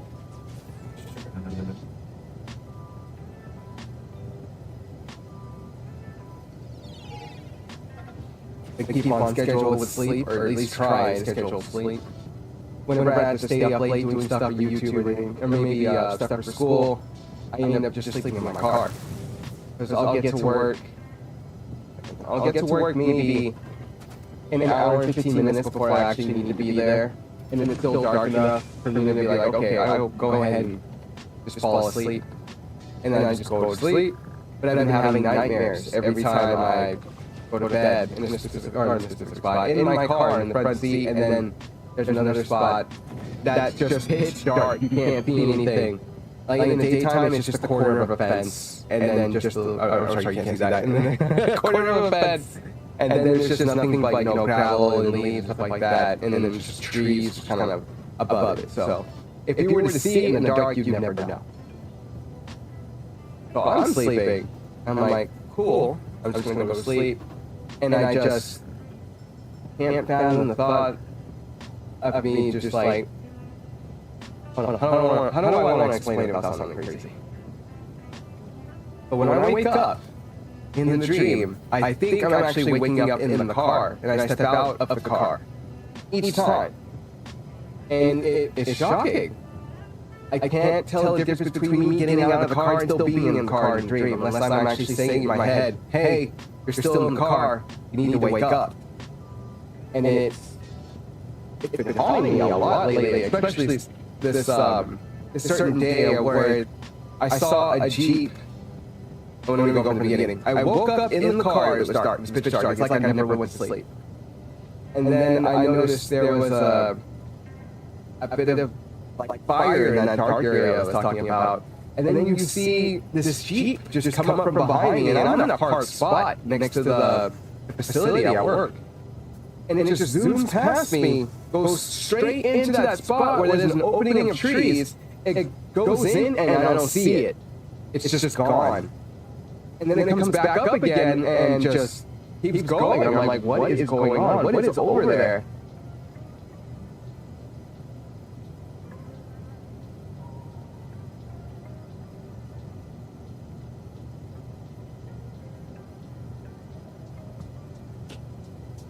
My bad. It was muted.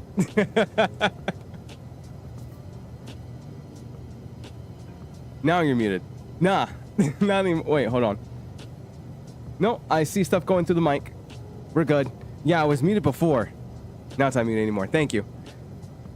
Yeah, I had whatchamacallit. So the game is still going, and then I had the break going through. I think I need to cancel the whatchamacallit. No, the desktop audio is connected though, so I don't know how to differentiate the two so that way the video still plays to the desktop, but then the game is muted. I think I have to click out of the game and then hit break for that, so that way you only get the audio from the video only. But yeah, you're still getting the sound in game. I couldn't go anywhere quiet unless. Probably could have done that. Probably should have turned off the music too. My bad. Yeah, good audio now. Before it was so robotic. Oh, okay. So that makes sense. So the robotic audio is from the older videos in that break video then. That's when I was using the Yeti Snowball versus what I have now, which is a different setup, which is what my friend, who I was talking about earlier in Phasmophobia, he's helping me out with this. So eventually it's going to get even better. But for now, from that point, I need to make changes to that video, and I need to make changes to the intro video. So it looks a little bit more cleaner, the sound is a little bit better, so that way you guys aren't having to deal with what you just dealt with today. But other than that, let's see what. Oh, we're here because of the glyphs. That's right. We only got 3 out of 16 so far. So we'll have to head back out and get a quarter of it. How is our hyperdrive doing?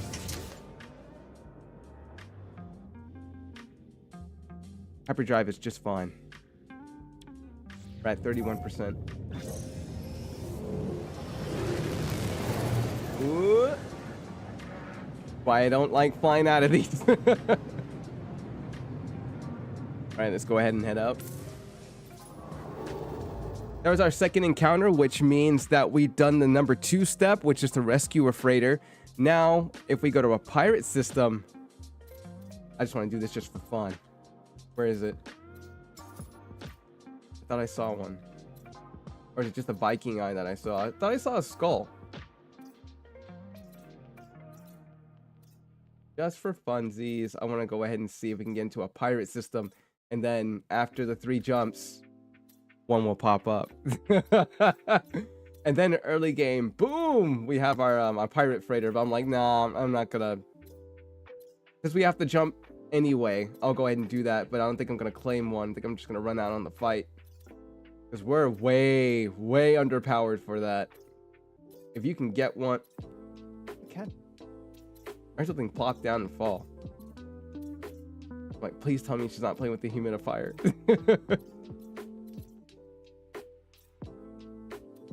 Exactly.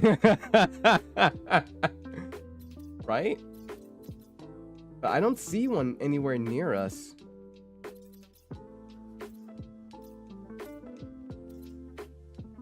Granted, they're kind of easy to find. You just need to look for the skull. I don't see one. It's not like they're, whatchamacallit, any like a mid-game to end-game kind of thing. They're available very early game. Need to find them. Yeah, I don't see any near us at the moment, but we can always search. Oh, right there.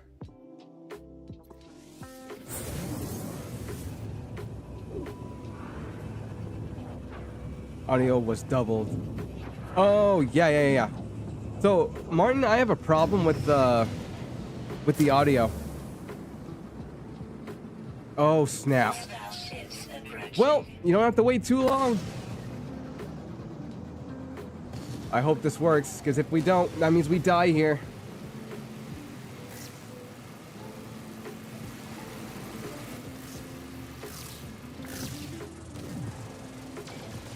Hold on. This won't be quick. This is going to take a little bit of time. Enemy missile inbound.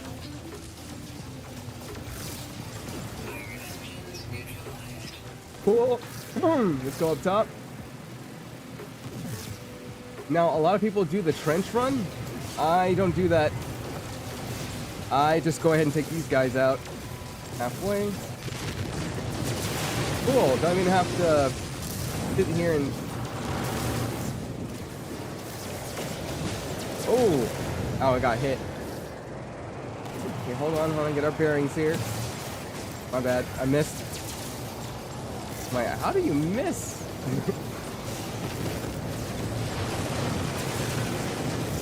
Well, I can't. There, now we can move. Seems like we can just go ahead and use the photon torpedoes. We don't even need to use the rocket, but the rocket seems to do like a faster job.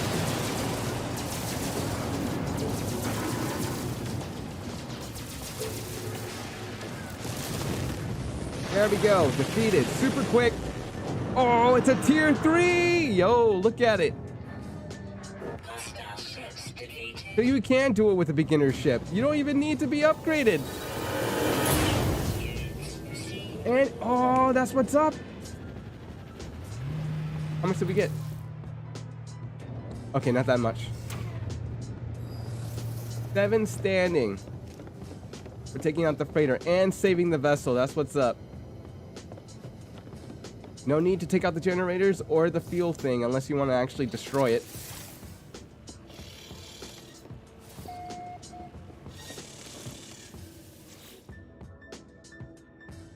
Beg for mercy.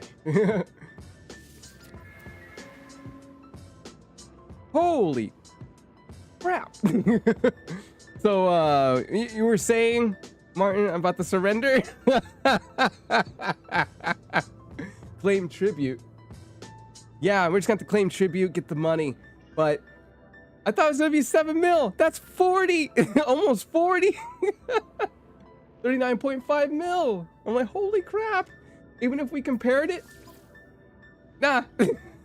Oh, never mind. Never mind, Ninja. You're right. You're right. Claim. We'll just claim it. I saw the price. I was like, what? All right, who's ready to make the transfer? Let me go ahead and transfer the cargo. There we go. All right. Transfer base as well. Which means that everything that was built in the last one is now over here as well. Which we probably should have checked beforehand to see if there's anything we could take. But other than that, you guys, we did it within a walkthrough. That's what's up. Thank you guys for telling me to claim it instead of me being stupid and being like, hey, it's 39.5 million. I don't have that kind of money. But we got the pirate freighter. I could more than likely go ahead and start getting S-Class if I wanted to. Trust me, these encounters happen all the time. They're not random. It happened the way I told you it was going to happen. I don't know why other creators and players are telling people that they're random. I don't believe they're random. Farm S tier now. Oh, I think it's too late, isn't it?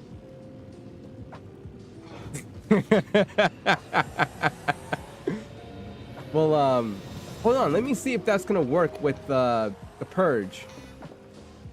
Yeah, let me go ahead and take this out. Man, there's a lot of surprising stuff I'm finding about today.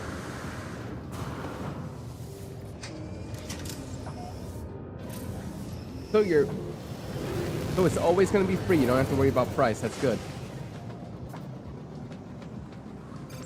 Whoops, didn't mean to do that. About to target another vessel. Okay, we have that.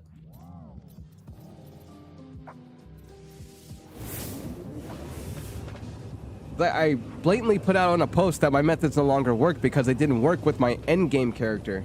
Let me see if it works with the new one.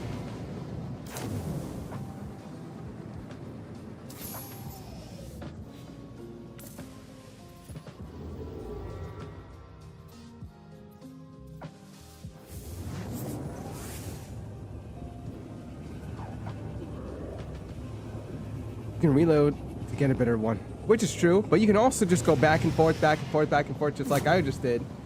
And because we claimed it, it's gone. We'll have to go to another system, do the same thing all over again, and we'll leave it at that. But let's go ahead and continue. Oh my, yo, oh, because we didn't stay in the other system and get the glyph, that's why. Will it give us another one? Will it give us number 6? No, I won't do that. Let's go. So we gotta make it surrender, but then we gotta, I think we have to leave again and then come back. Wait, how did... Oh, we have to take a look at the ship and its class, and then we have to leave before claiming it. No, we have to claim it first. No, I'm sorry. I'm trying to remember my walkthrough for it. So we would go in, make the thing surrender, collect the reward from it, and then leave, and then come back, and then the whole scenario would restart all over again. You just need the trigger in the first place. But because we did that and came back just like I just said, and it didn't spawn, that might be a problem.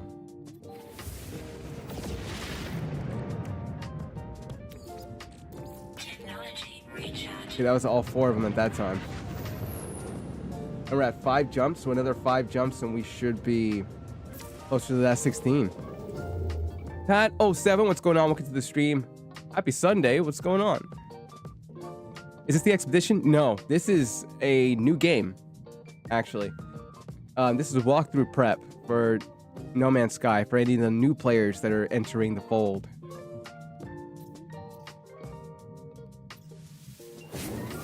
Let me go back there and get that glyph. Check with your Google in Gargo. Yeah, it's not S tier. Because this is the walkthrough, don't really care. I already own one. All my like end game stuff is in another save. Of course, we want to get the best of the best for our new players, but I'm gonna go ahead and explain how to do that in the walkthrough once it happens. Not to mention, I already have a few videos out on freighter stuff already. So there's either that or they can just look through the walkthrough. It's one of the two. It's just a bunch of trial and error.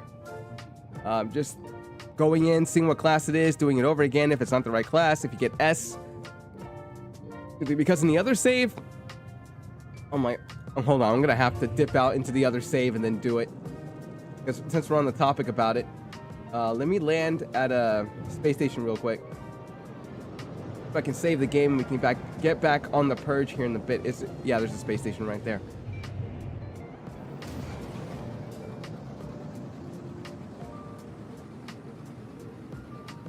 quickly get out, restore point, and then go to my end game save, and we'll look for a pirate freighter. The way I think we're supposed to look for one. If not, S tier restart. You restart yours, Ninja?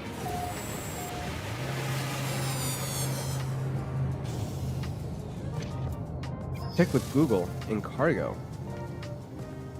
What do you mean by that, Ninja?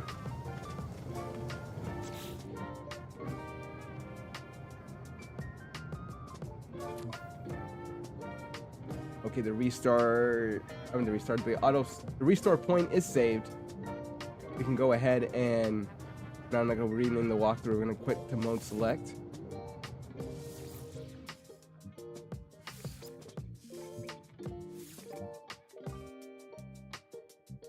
Reload. But that's kind of the gripe I have with the whole reloading thing. You don't need to do it. There's no reason to. The only time you need to reload is when they don't show up.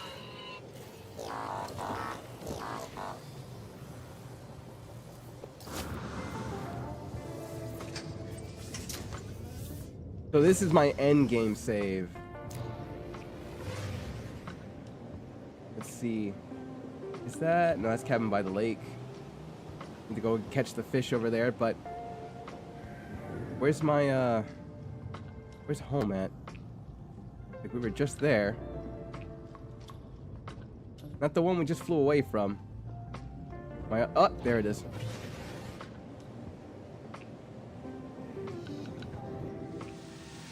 No, that's not where I wanted to go. I thought it was the other spot. Okay, so it's right there. Behind us. Oh, this is Vanessa's place. You know what? Let's just go through the portal. It's not that far.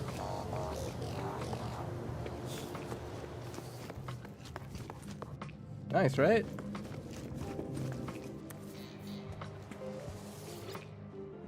Don't really feel much like flying. I don't have my bearings right now.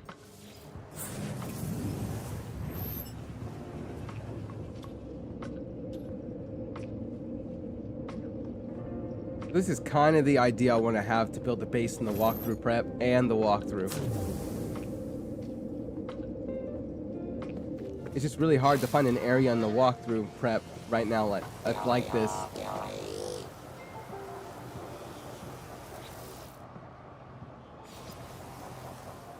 Hold on, I'm not going to build anything here. I just kind of wanted to give you an overview of what the... Oh, actually, no, we could have done that in photo mode.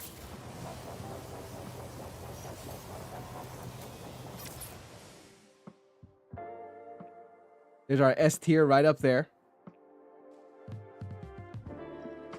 And this is kind of the layout I wanted to have the base as. That'd be cool to give a top view. I know the trees are in the way, but I'm like, that's okay. We could just get to the other side. This is what I was thinking for it.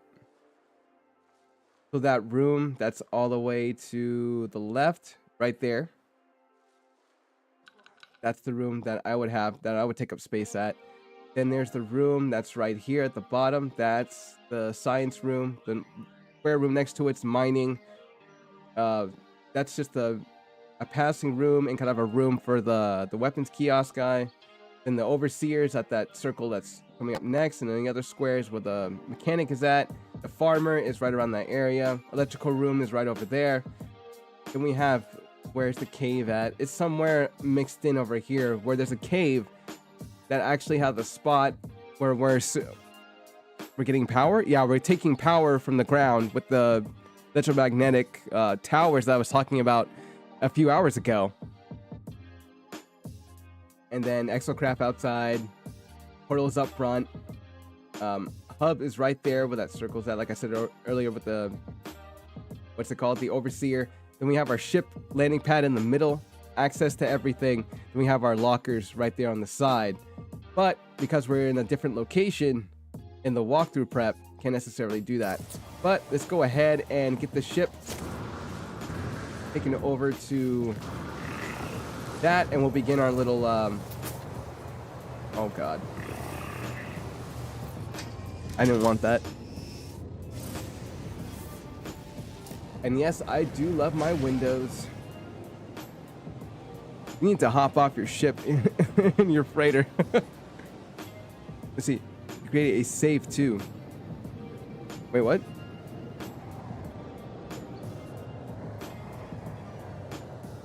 Let's see. There we go.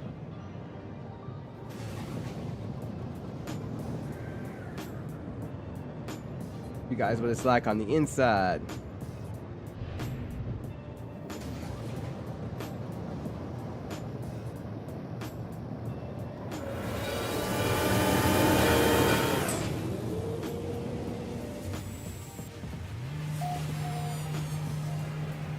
So most of the ships are archived, except I think 1 or 2 of them.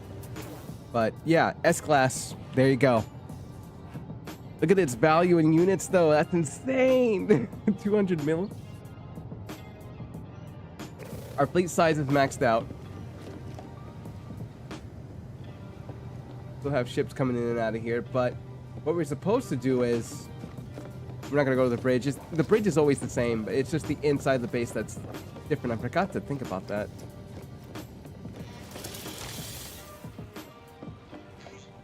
Like this is what we're trying to build in the freighter. A whole room dedicated to fleet terminals and a scanner. Our own galactic trade area. A materializer. Appearance modifier area. I don't know what I'm going to do with that end though. A portal area. We'll be going through that way in a minute. A whole spot where you can build as many of these miners and as many of these excavator cores. I think they're supposed to make chromatic metal for you. Yeah, chromatic metal, sulfuring, radion, nitrogen. Oh, methane. Oh yeah, that's right. Methane is new since you're around the gas giant, right? But it's telling you the extraction rate is 15 per hour. Huh. That's horrible. That's horrible. Is there any one of these that has any? No, no, they're all new.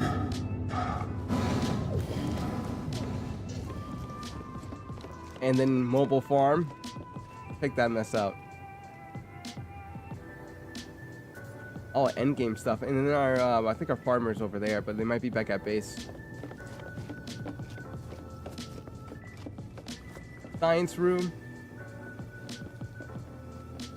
And one of my favorite rooms. The armory. Go up to one of these. Store your multi-tools. Super cool, right? I think I got this one from the expedition. Let me go ahead and put that in there. There we go. Weapons Master would be in here at that hub. Other than that, we just walk through the place. And then there's the cargo room. And there's just so much you can do with all this stuff, man. And this isn't necessarily a build, but went ahead and added a mess hall. Oh, there are actually some people in here. Oh, there's someone behind the bar.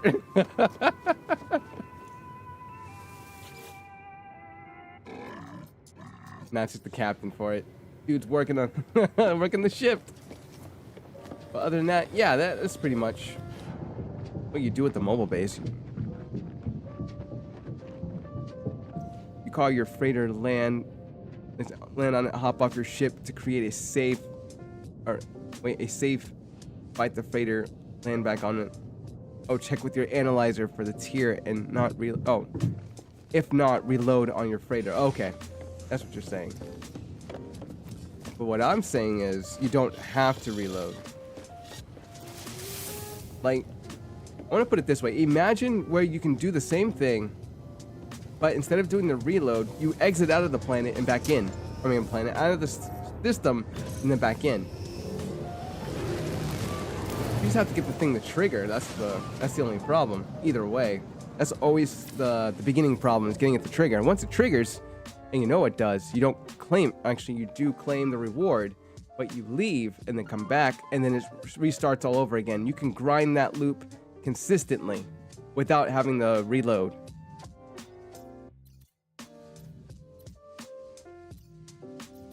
But that doesn't seem to be the case lately, and I want to figure out why. But that would have to be for a different live stream. We just want to see whether or not this still works.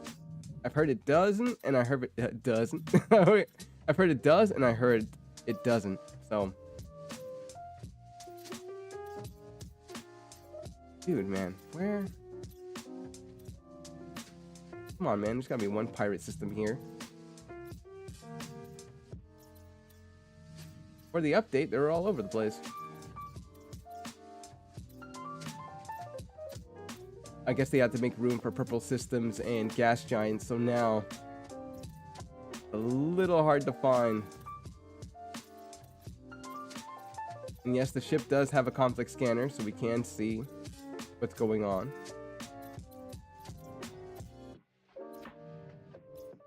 Wow, that's really weird. We haven't bumped into one yet.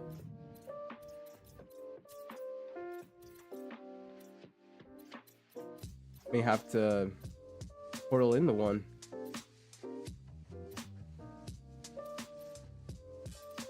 Now, let me guys know if you see a skull. I'm kind of going through the motions here.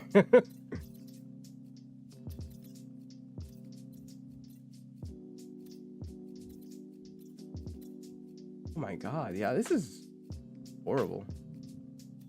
Not one pirate them here. I'm pretty sure there is one. I'm just not looking in the right spot.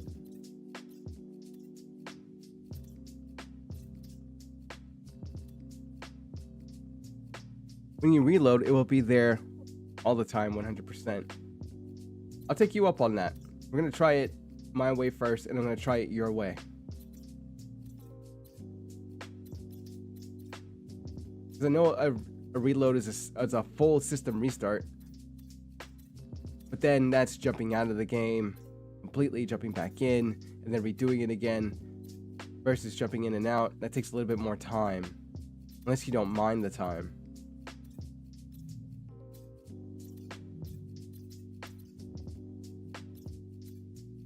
Yeah. The heck, man? Hold on. Oh, wait, hold on. I thought I saw one. There.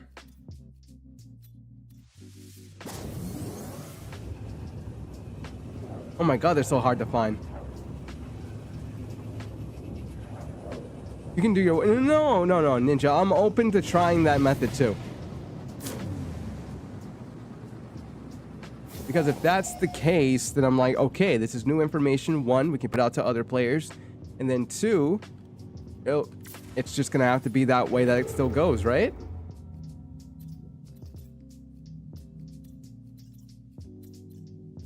Oh, now you guys start showing up.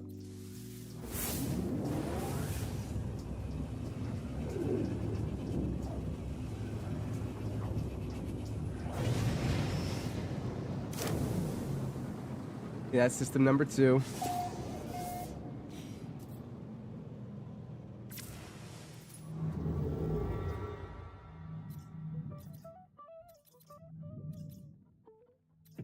Like, don't tell me they're all on this side.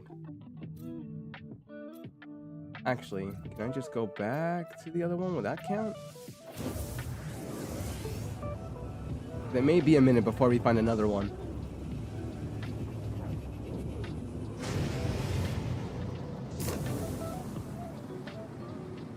Yeah, I'm gonna have to look for another one.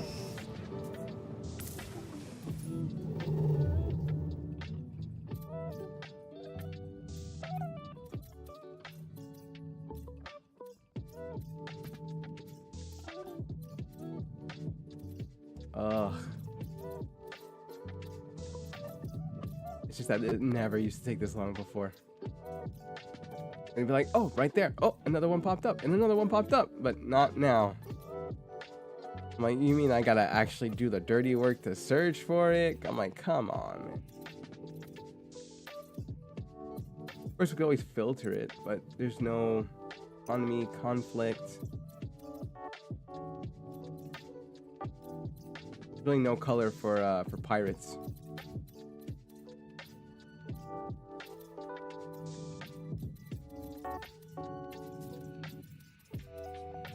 Gotta be a skull here somewhere. Oh, just saw it. There.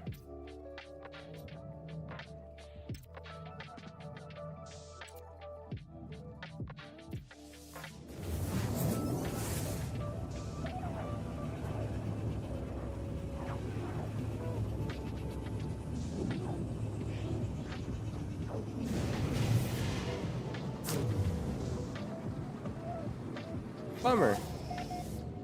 So, this would be the part where you do the restore.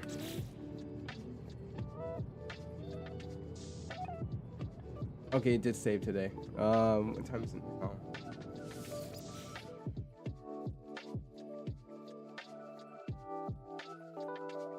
You go ahead and do this, and then do the jumps again.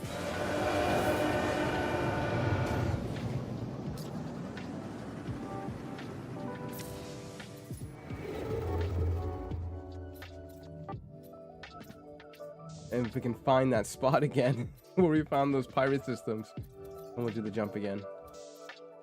Oh, there they are. Oh, we've already visited them a long time ago. I thought they were new. Call a freighter, land on it.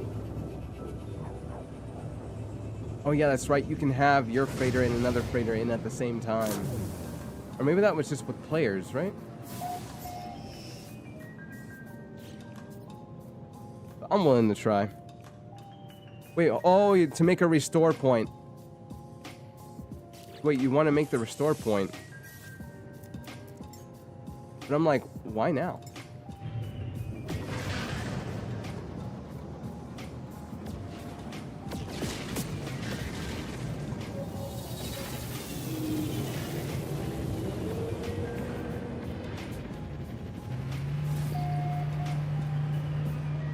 Oh, snap. I forgot that was in here.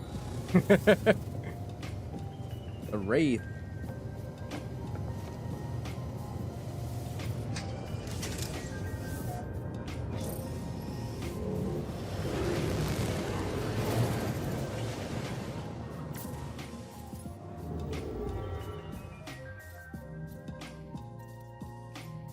What? Right there. One more down. Come on. It won't go there. Stubborn little thing. When you see the pirate freighter. Oh.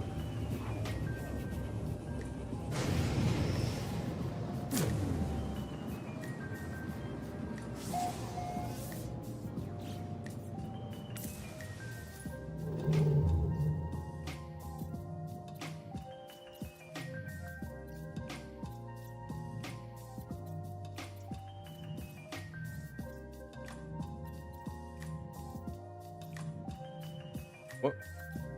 There.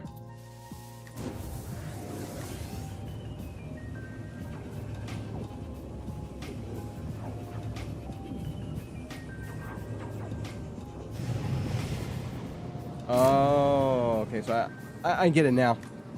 I get it now, Ninja. So you would have the restore point right then and there during the battle, so it would come up 100% of the time because your restore point would be there. Now I get it.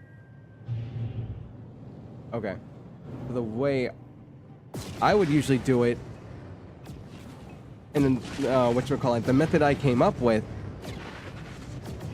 is that would make that obsolete. You would just do it consistently because it would trigger in the game and you could just have it right where you needed it. You didn't have to do a restore or a restart save. Or restore save? Yeah, you didn't have to do a restore save because you would go from planet outside the system, back into the system, outside the system, back into the system, and it would keep triggering new new freighters. It would give you C class, B class, A class, at random up until you got that 5%, and then it would trigger the S class. I'm like, oh, that's what you're saying. So it has to be like right then and there during the battle, like other people would do. They would go to the space station and land to make their restore point, and then they would go back out into the battle. And if it wasn't what they wanted, they would then do the restart, like you said, or a restore point restart, and then continue to do the battle over and over and over and over again. So it's pretty much the same thing. It's just two different methods of it. That's all. Yeah, the tier of the freighter will reset, but not the interaction. Oh, that's not cool. Oh, wait, hold on. No, I read that wrong. Yeah, the tier of the freighter will reset, but not the interaction. The interaction won't reset? Oh, okay, no, that's bad. That's bad. It's supposed to reset. Everything is supposed to reset.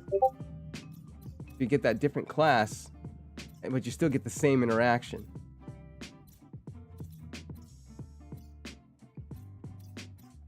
And now, on the other hand, oh, right there. Don't forget Nip Nip and Outlaw Space Station, which may be a good selling point to start off with.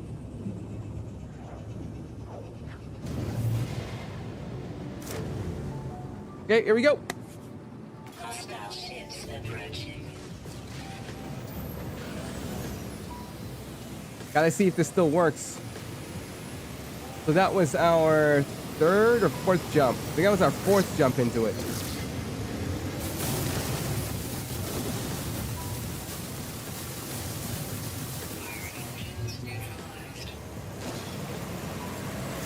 Enemy missile inbound.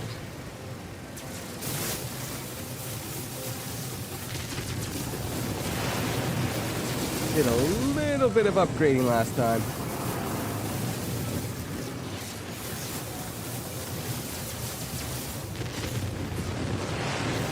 Woo! Those anti-torpedoes up there.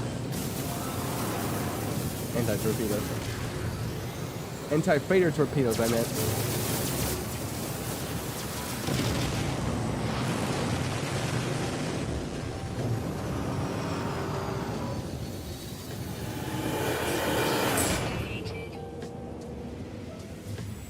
Yeah, super fast. You will have the pirate freighter 100%, but the tier of the freighter will reset until you get to S tier. Okay. So next time it comes back in, I'm going to go ahead and call in the freighter and then land on it to get the restore point. And then we'll see how well that works. Demand tributes. Oh, it's C class, okay. Okay, so we got the units. Where's my ship?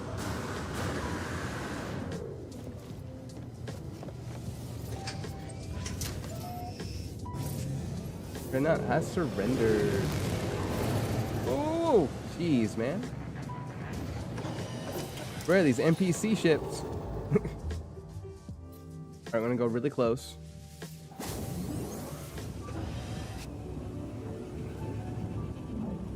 Ugh, man, getting at the trigger.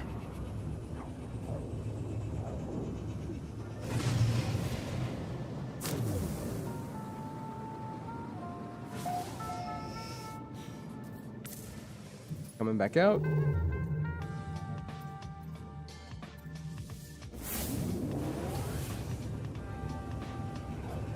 Crossing my fingers. Crossing my fingers.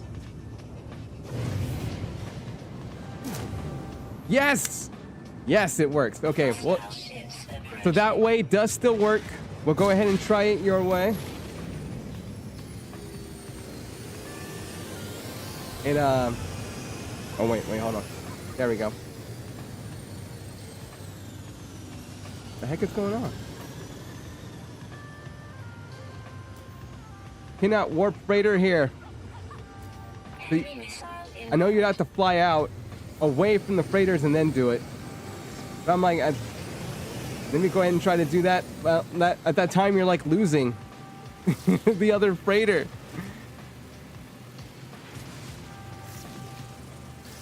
Yeah, you're losing a lot of time like that.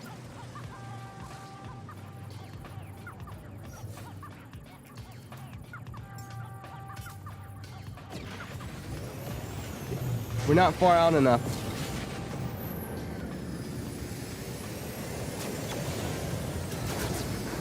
Nah, can't do it. Even though we're out of range, can't do it. Now we're too close to the planet, we're too close to the battle.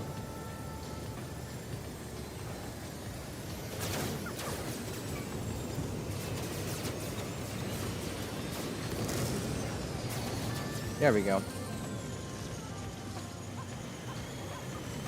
Yeah, at this time, it already would have been done. We're gonna lose it.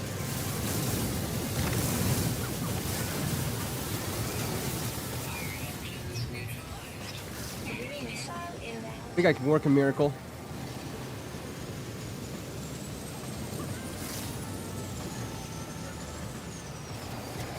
Crap. I'm all disoriented. I don't know where I'm going.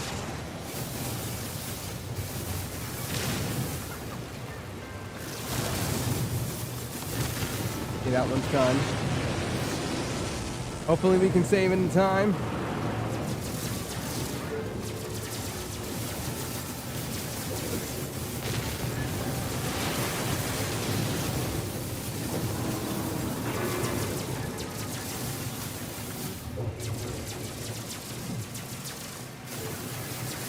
I believe we have one more after that.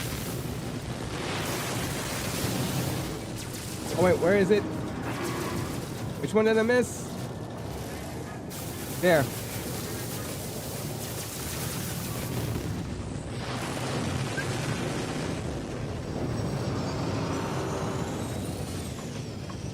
Hostile ships defeated. Yeah, I tried it that way. I'm like, nah, that did not work. If you lose and make it surrender, you can claim money and freighter upgrade. And they it sounds so bad. That sounds so backwards though. If you let the other freighter die, it's like you still get the upgrade, but if you save it, you don't get the upgrade? I'm like, what? Okay, still see glass, but hey. Oh, hold on, before we do that. Oh, there's nothing back here. Okay. Okay. Nothing to grab.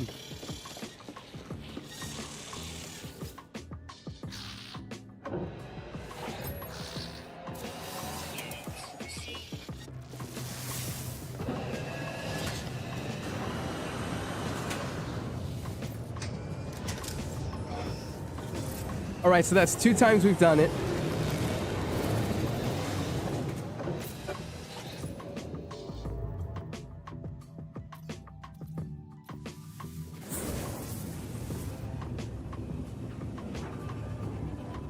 Yeah, that seems so backwards to me.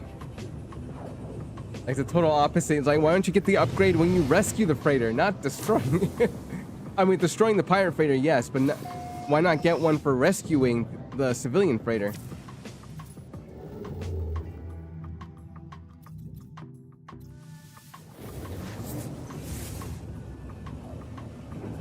I got 120% expedition speed upgrade. Nice. I think I have something similar on my on this freighter. Yo! No restarts. No restore points. As long as you get it to trigger. You can do this as many times as you want. But I think it all depends on the class.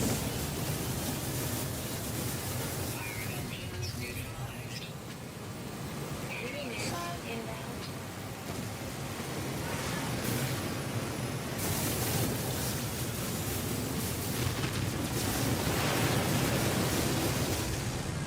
Cool.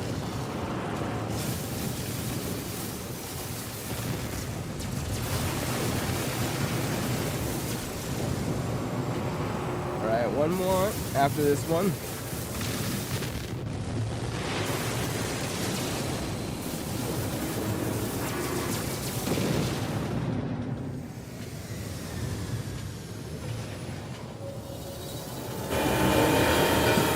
Hostile ships defeated. Units received. Alright, 3rd time's the charm. S-Class, ladies and gentlemen! Woo! 3 times! Only took 3 times! Oh, man. No restarts. No restart points. Just you being able to trigger it. Going back to another planet and then back again. And it will do it. Oh my god, the other way, Ninja? I don't know how you do it. How far do you need to be in order for you to have your freighter show up? You can't be anywhere near the battle. You gotta be way away from it. Yeah, other than that, let's go compare it. I mean, I'm pretty sure mine is still better. I just want to take a look at this one.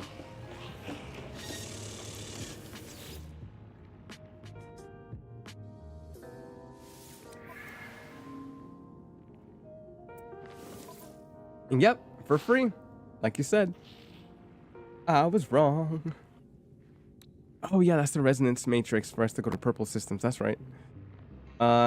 This is all the other grades I have. I don't have anything for hyperdrive. I don't think I have that one. Nah, I don't. I don't have those upgrades. But this one is still significantly better than this one. 60 slots compared to the other one, 13. 120 cargo. Okay, so that makes sense. Versus the 26 there. I'm like, not bad. The cargo. Oh yeah, cargo's where it's at. Okay, I'm gonna stop gloating and go back to the walkthrough prep. Oh, that's awesome. Oh wait, hold on, I need tribute.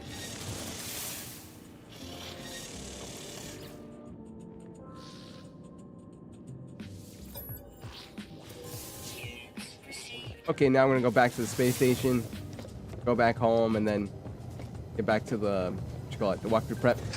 But that's just kind of saying that the method is still there.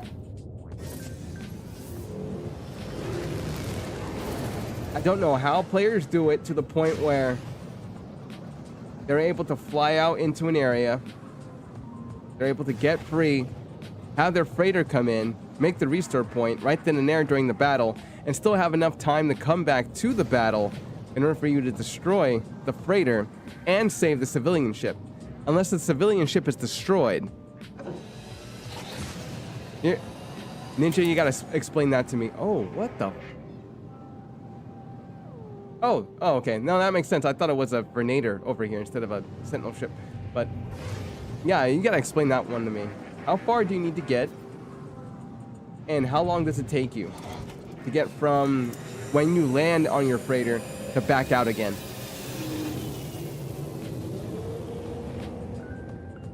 Look at this place. It's all beat up. You know, I hate to say it. The other save was running pretty smooth for some reason. This one is very, very weird. Ooh, hello. I don't like the nose, but I do like the wings. Or the engines. Not bad. 20 to 30 seconds. Ooh, I haven't actually seen something that looks like this before. Actually, it looks cool. Okay.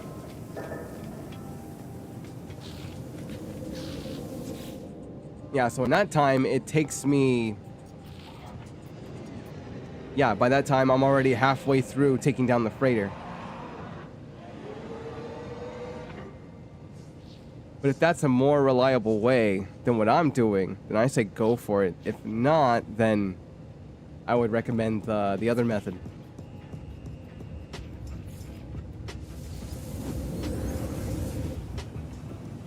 You can land on a planet or space station to save, which is true. But because we've entered this this other method, I think those methods are obsolete. We don't need to save anymore. Unless we want to, unless we want to do S-Class. I think that's more for the, actually, no, that's a lie too. So let's think about the first step for a second. The first step, when you enter a new game, there's nothing but classic freighters, right? So that's not the kind of aesthetic we want. Unless you really want those classic freighters, then you would do the restart point save with the 3 hours of gameplay and 5 warp jumps in order to keep getting those freighters until you get S-Class. Then you would use the restore point to restart the game so you could then keep repeating the process until you got that S-Class ship. But when you reach tier 2 like we did, tier 2 would be getting those Vernators and those Sentinel ships like we encountered earlier in the walkthrough. Tier 3 would be the dreadnoughts and Venators, or dreadnoughts and the Sentinel ships, those freighters. When those encounters come, then you're going to want to do the other method where you would go into the system, take down the ship, collect the tribute. After the tribute's collected, hop back out of the ship once you know the class is an S-class, hop to another system that's not it, then back in again, and then you don't have to do a restore point, you don't have to do a restart. You could just repeat the process over and over and over again. So it just kind of replaces the restart with just hopping into another system and back. I believe at that point it's a little more efficient, and you don't have to lose out on any gameplay. Because you're sitting there waiting at the loading screen for a little bit versus just jumping back into the fray until you get that S-class. And by the luck of the draw, we ended up getting our S-class on the 3rd try. I'm like, I love that. But it sucks I can only prove it on stream, and I can only prove it when I'm recording. I can't necessarily prove it to everyone that that's generally going to be 100% of the time you'll get an S-class freighter on the 3rd try. It's going to take some time for other players. Like, you'll go through C-class probably 20 times, probably 50 times before you get that S-class. Yeah, let me do a restore point here so I can come back to it next time. Oh, hey, Tony. I call my mech Tony.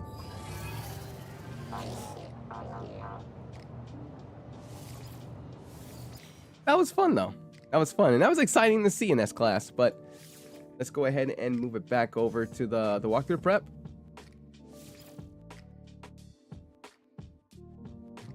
Oh, that was fun. Buy suspicious package in Outlaw Space Station. Open it and sell upgrade for... Yes! Yes, Ninja, I agree. I totally agree. Where is it? Because if you have a bunch of them, you know, without getting caught by Sentinels, and you start opening them up, look at that. 2 X classes ready to be put in here, and we don't have the space.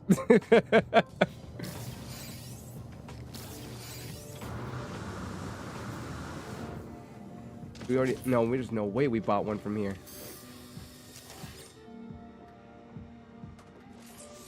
Now I'm going off the rails a little bit. Okay, that's there. And we would go ahead and do this. Wait a minute. Inventory's upgraded. Oh my... Ah, never mind. Anyway, let's keep hopping. Buy it in store in Outlaw Station. Yeah, you're right.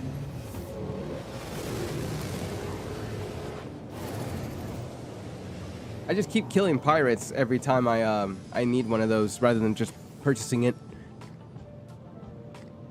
Do that mess for free.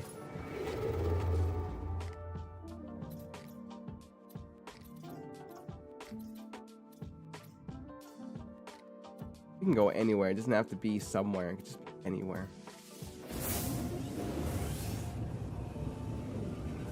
Outlaw Station. 5K nanite per Outlaw Station. Jesus. I feel like it should be lower than that.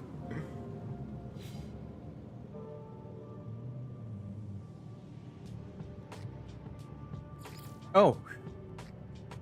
Oh, this game sometimes. Lift number 7. If I didn't spend so much time... Oh, run on a dissonance system. That's what's up.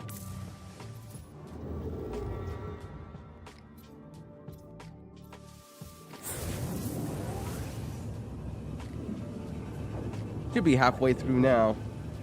We head to space for next cutscene, and then collect glyphs.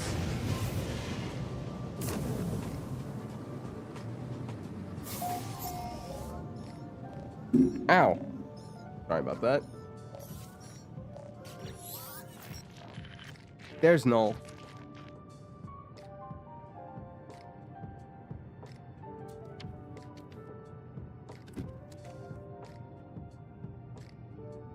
Let's see.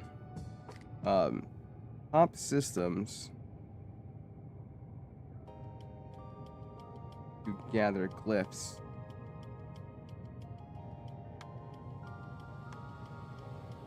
All 16.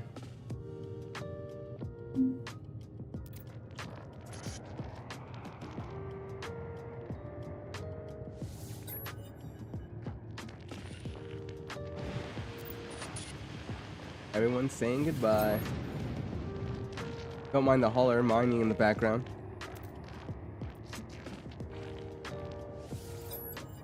What did you do, Null? What did you do?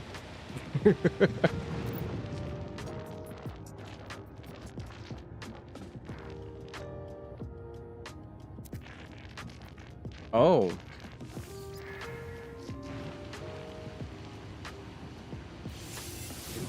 Didn't know Null did that.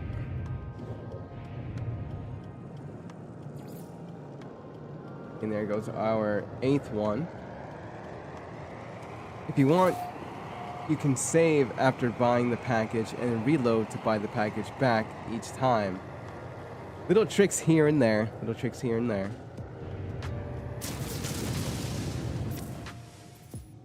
There are so many ways to go about it. You can even do that with is it scattered glass? Yeah.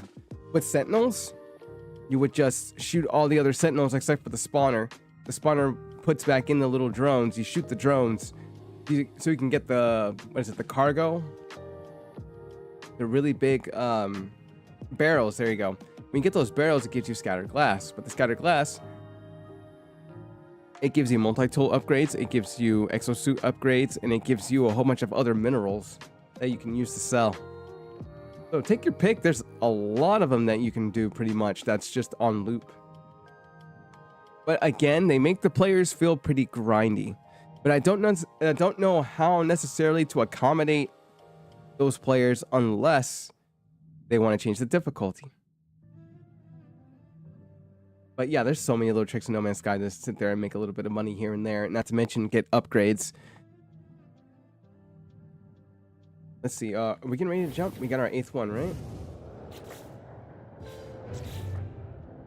I got caught up into the conversation. But yeah, let's just jump to another system. I'm pretty sure we got our 8th one already. 100k nanite in 2 hours. Wow. But it's a profit loss with, no, you have to buy nanites.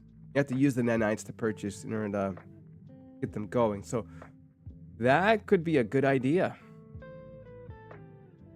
I wonder if that's any better than the runaway mold method.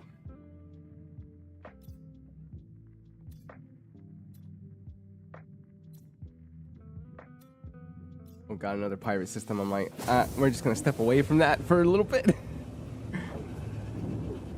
I can only run those pirate freighter runs so many times. I've been doing them over and over and over and over again to the point where I'm like, I'm doing them so fast, I just don't want to go after them a certain amount of times. Like maybe after the 6th run, I'm like, I'm done. I'm done. It gets too repetitive. Way better. Cool, cool. Because it takes the time to refine the runaway mold into nanites versus getting the purchase right then and there for the amount. That I can see. Not to mention you would have to have the space in your inventory or in your ship.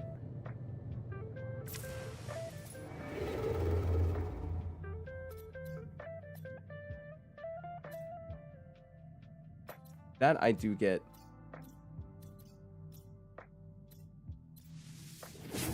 Gonna have to do a comparison video, but I'm gonna need to find a place that has runaway mold up the wazoo versus me purchasing and how long it took.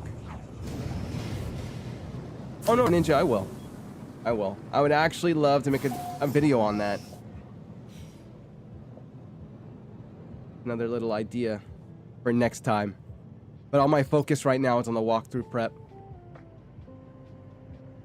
Eventually, when I get into money-making methods, how to do specific things, but we'll label a plethora of list of things to do. Of course, my favorite is crafting a lot of the what do they call it? The stasis chambers and then selling those out because those sell. Well, that's units. We're talking about nanites.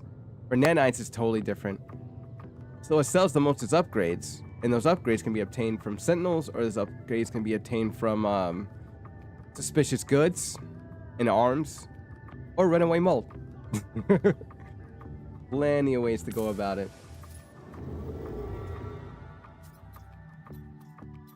So I guess those will be like, what, 3 methods that I can share. Just try one station. Oh, right now? Oh no, we're trying to get the glyphs, and then we're trying to get on with the walkthrough prep. We gotta move on. I'm a little off the rails right now. Ooh, that looks like an Earth-like. Don't want to get too off track.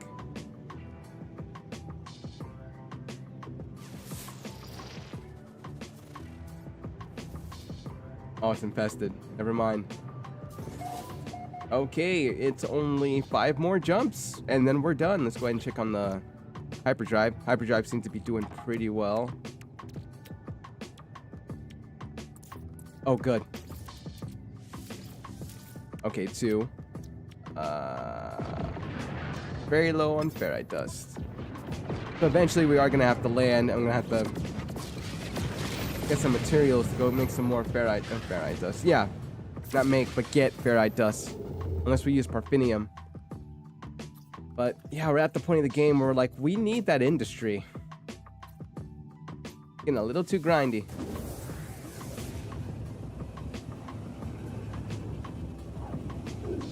And I think that's one of the things that's wearing me down as a gamer. I don't like grinding anymore. I like doing the work to get my upgrade, and that's it. If it's like, okay, the upgrade's in this building, you just need to fight your way through and get it. And I feel like that's more what I'm leaning towards now. Versus, okay, you need to build this, and then it's going to take you this amount of resource to get. You need to go find that resource, and then you need to extract it with this other thing that you need to build at a very like beginner level, and it doesn't give you that much. You have to tediously grind for it in order for you to get the upgrade that then tediously grinds away at the next one. And I don't know if I'm over it or not, or I'm just like, I'm feeling too repetitive about it, and I'm just getting tired of it. I'm like, just give me the upgrade because I did the work.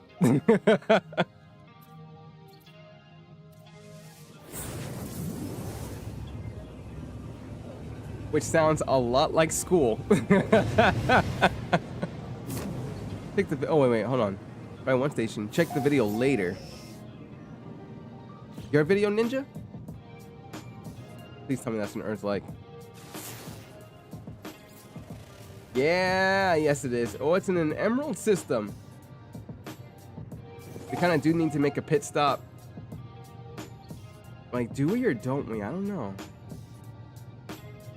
Picture.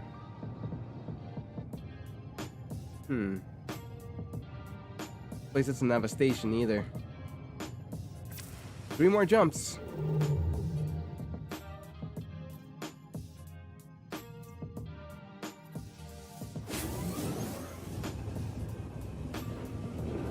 Please give me 2 to 3 more jumps. We can at least get that done.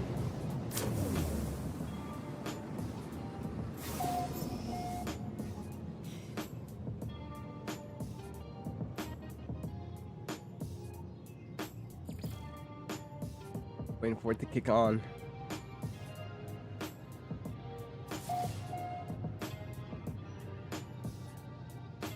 All right, 2 more jumps.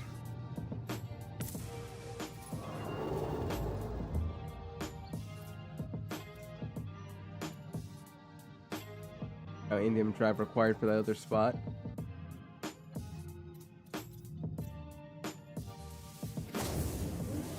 It's just gotta be systems I've never visited before, and there's like a whole galaxy to choose from. I'm like, like too many choices, man. Try to lose fight with the pirate freighter, make it surrender, and claim the freighter upgrade to later. Oh man, it's a very weird thing trying to do that. Out of the 6 times I did a run, only got 4 upgrades. Excuse me, and those are the ones you saw earlier. I don't want to say it's inconsistent. What I want to say is it's at a percentage of the time you get rewarded one. I wish it was the fact that you got rewarded one every single time. Just for destroying it. No! We are so close! Hold on. Let me go ahead and see if there's... I'm not trusting that spot. You know what? No, we have money. Let's buy it.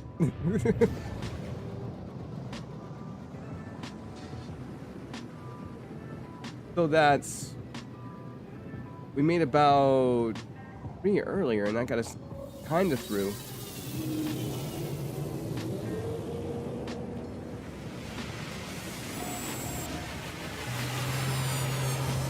Make...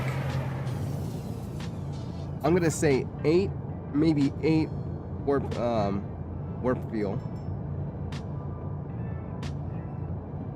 Or...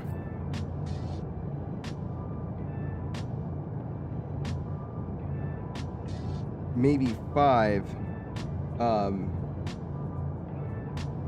what are they called? I can't think of the name. You make them with storm crystals. I know they're warp fuel cells too, but there's a better name for them.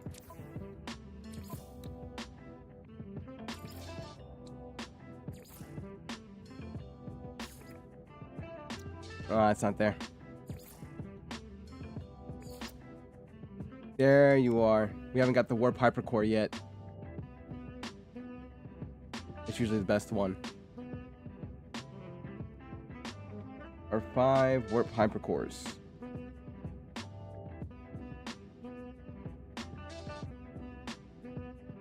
Which we haven't gotten to in the game yet, so it's going to be that very large amount of warp cells that we're going to have to make.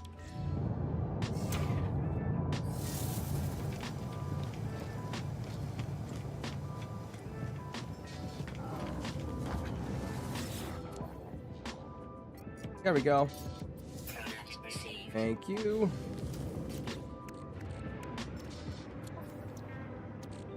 Of course, could have just gone back to base and then refined it. There we go. Give me 2 more of those. And we're on our way.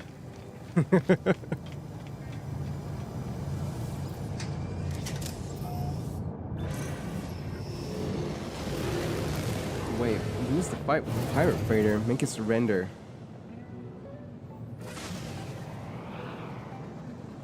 I wonder why you get a freighter upgrade from doing that, though. That sounds kind of like the polar opposite of what you would want to do.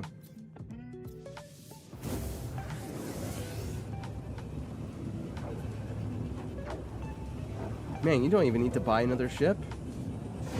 You can just stick with this one.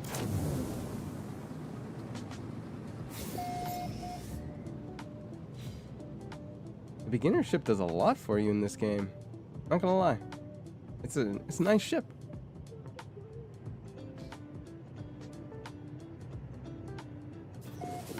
There it is. All 16 glyphs. Locate and enter the final portal. Energy source detected. Portal ley line detected. Can we go back a bit? No, I guess we can't.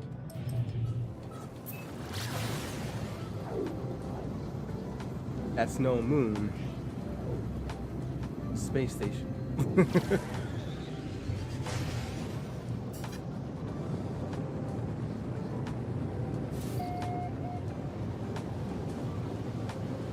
Okay, coming a little too hot. Let's get a lay of the land here.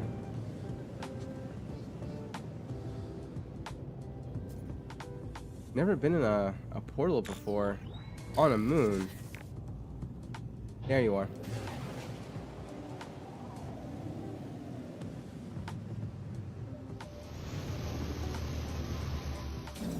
I guess we'll collect what we need and then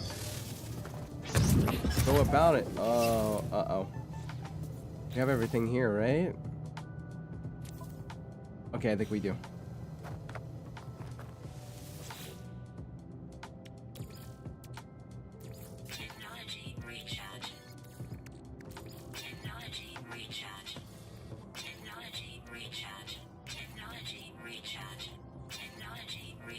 That's what happened to the dihydrogen last time. Technology recharge.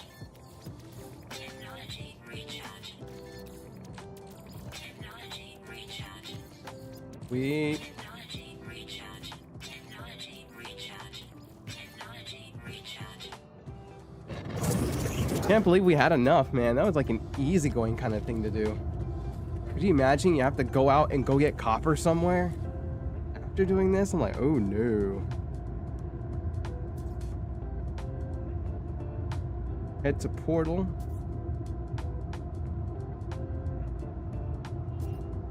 Have resources handy.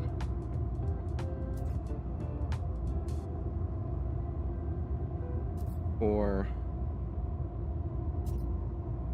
portal terminal.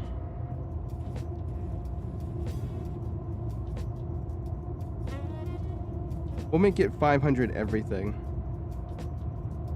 It's overkill, but the fact that you're going to be doing this like 2 or 3 times, it's a must.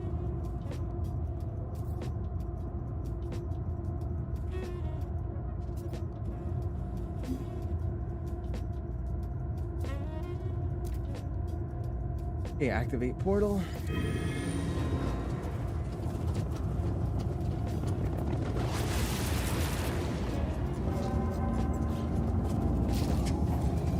I think we have one more. We have one more interface with the Atlas, and I think that's it. Oh, if I can finish this prep now, oh my god, that would be great. But that's only one portion of the walkthrough. I think our next one is just gonna focus on the side missions. This, on the other hand, we have to explain all the things like industry and whatnot.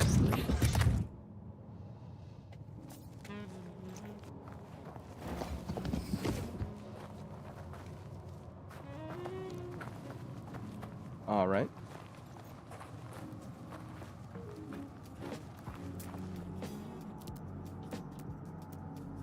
You'll be getting out of this here pretty soon. There we go. Countdown.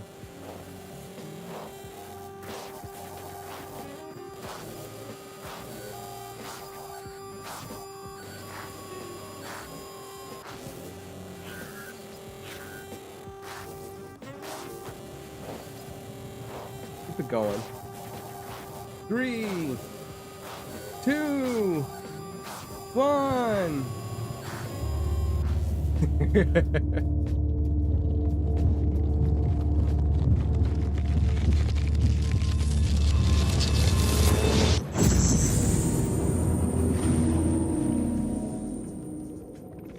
Come on. This is, oh, I was about to say, this is a very bad time for the game to just crash.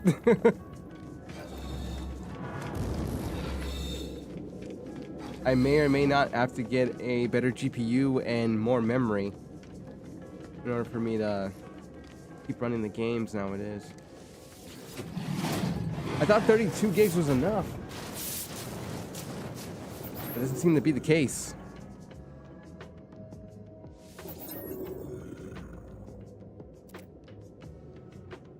Try out again.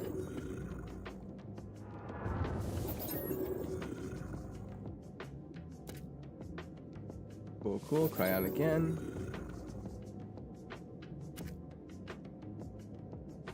Wow, we just keep crying out, don't we?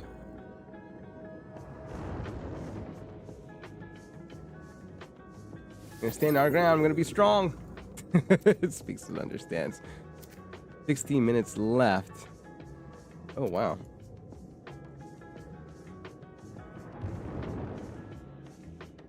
Reset simulation. Refuse Atlas. Oh, I guess we reset it.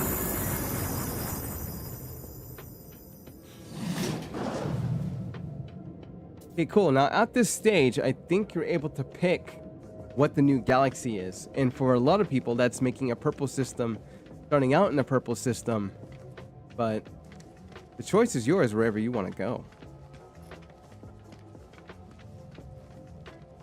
So this way you can take full advantage of the quartzite.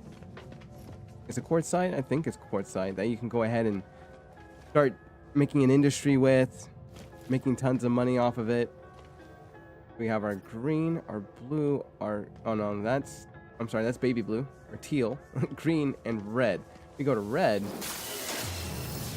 A raging galaxy has created a simulation of its own world, its entire existence, in the attempt to witness its own impending death. It wishes to show me its past and its future.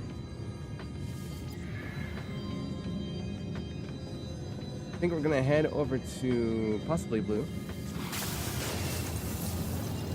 A silent galaxy. That sounds a bit creepy, doesn't it?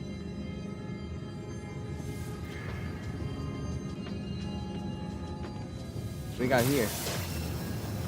An imperfect galaxy. I'll pass. Let's go to the green one. An inspiring galaxy. So they don't really tell you much.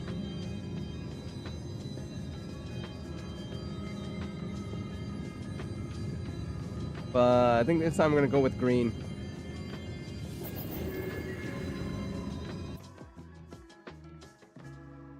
Okay, so reset simulation.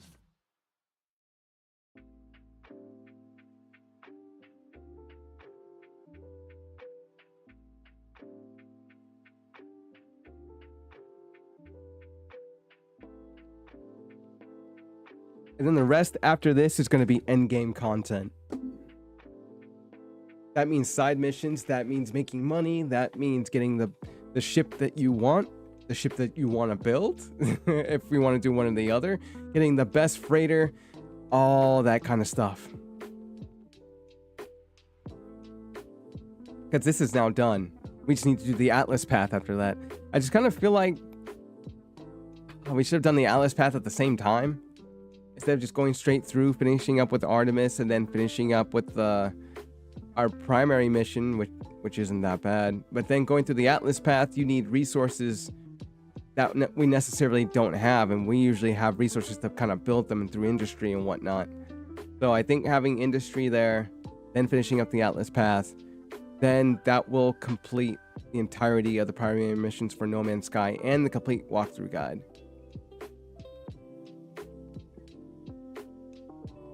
I wonder which galaxy we're in. Super dark.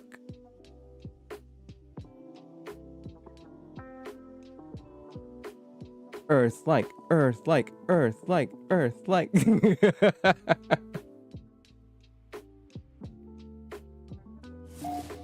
New galaxy, Ice and Tam. That's what's up. Good old Ice and Tam. I think last time I did Herbert. That's cool though. I feel like it's so... Oh, okay, it's starting to get a little bit brighter. It feels like it's darker. I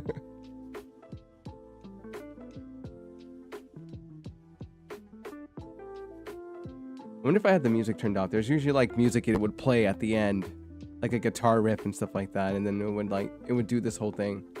Yeah, maybe I have it turned off.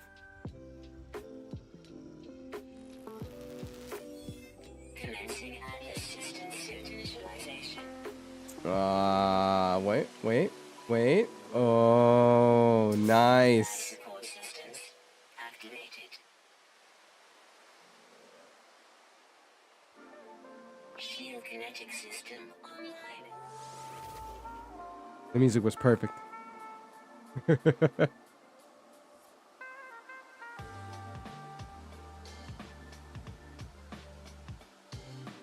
That's what's up, man. We're now in an Earth-like. Propulsion jetpack online. Push comes to shove, if it has a nice flat area here, we're gonna build a base here.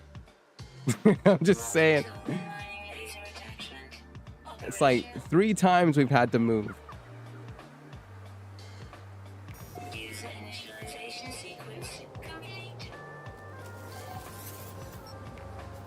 Commencing Atlas system suit initialization. Remembrance, yeah. So now we need to go to all the Atlas spots and then collect all the seeds in order for us to make remembrance. Of course, beforehand we used to do that all in one shot, but because we went this direction, we'll wait. I'm looking for the. Nope, not looking for that. That's gestures. Nope. Here, there, and there. Here we go. Track a black hole. That is not something we need to do. That's not a primary mission. New beginnings. We don't need to do that anymore. We need to follow the Atlas path to get the seeds.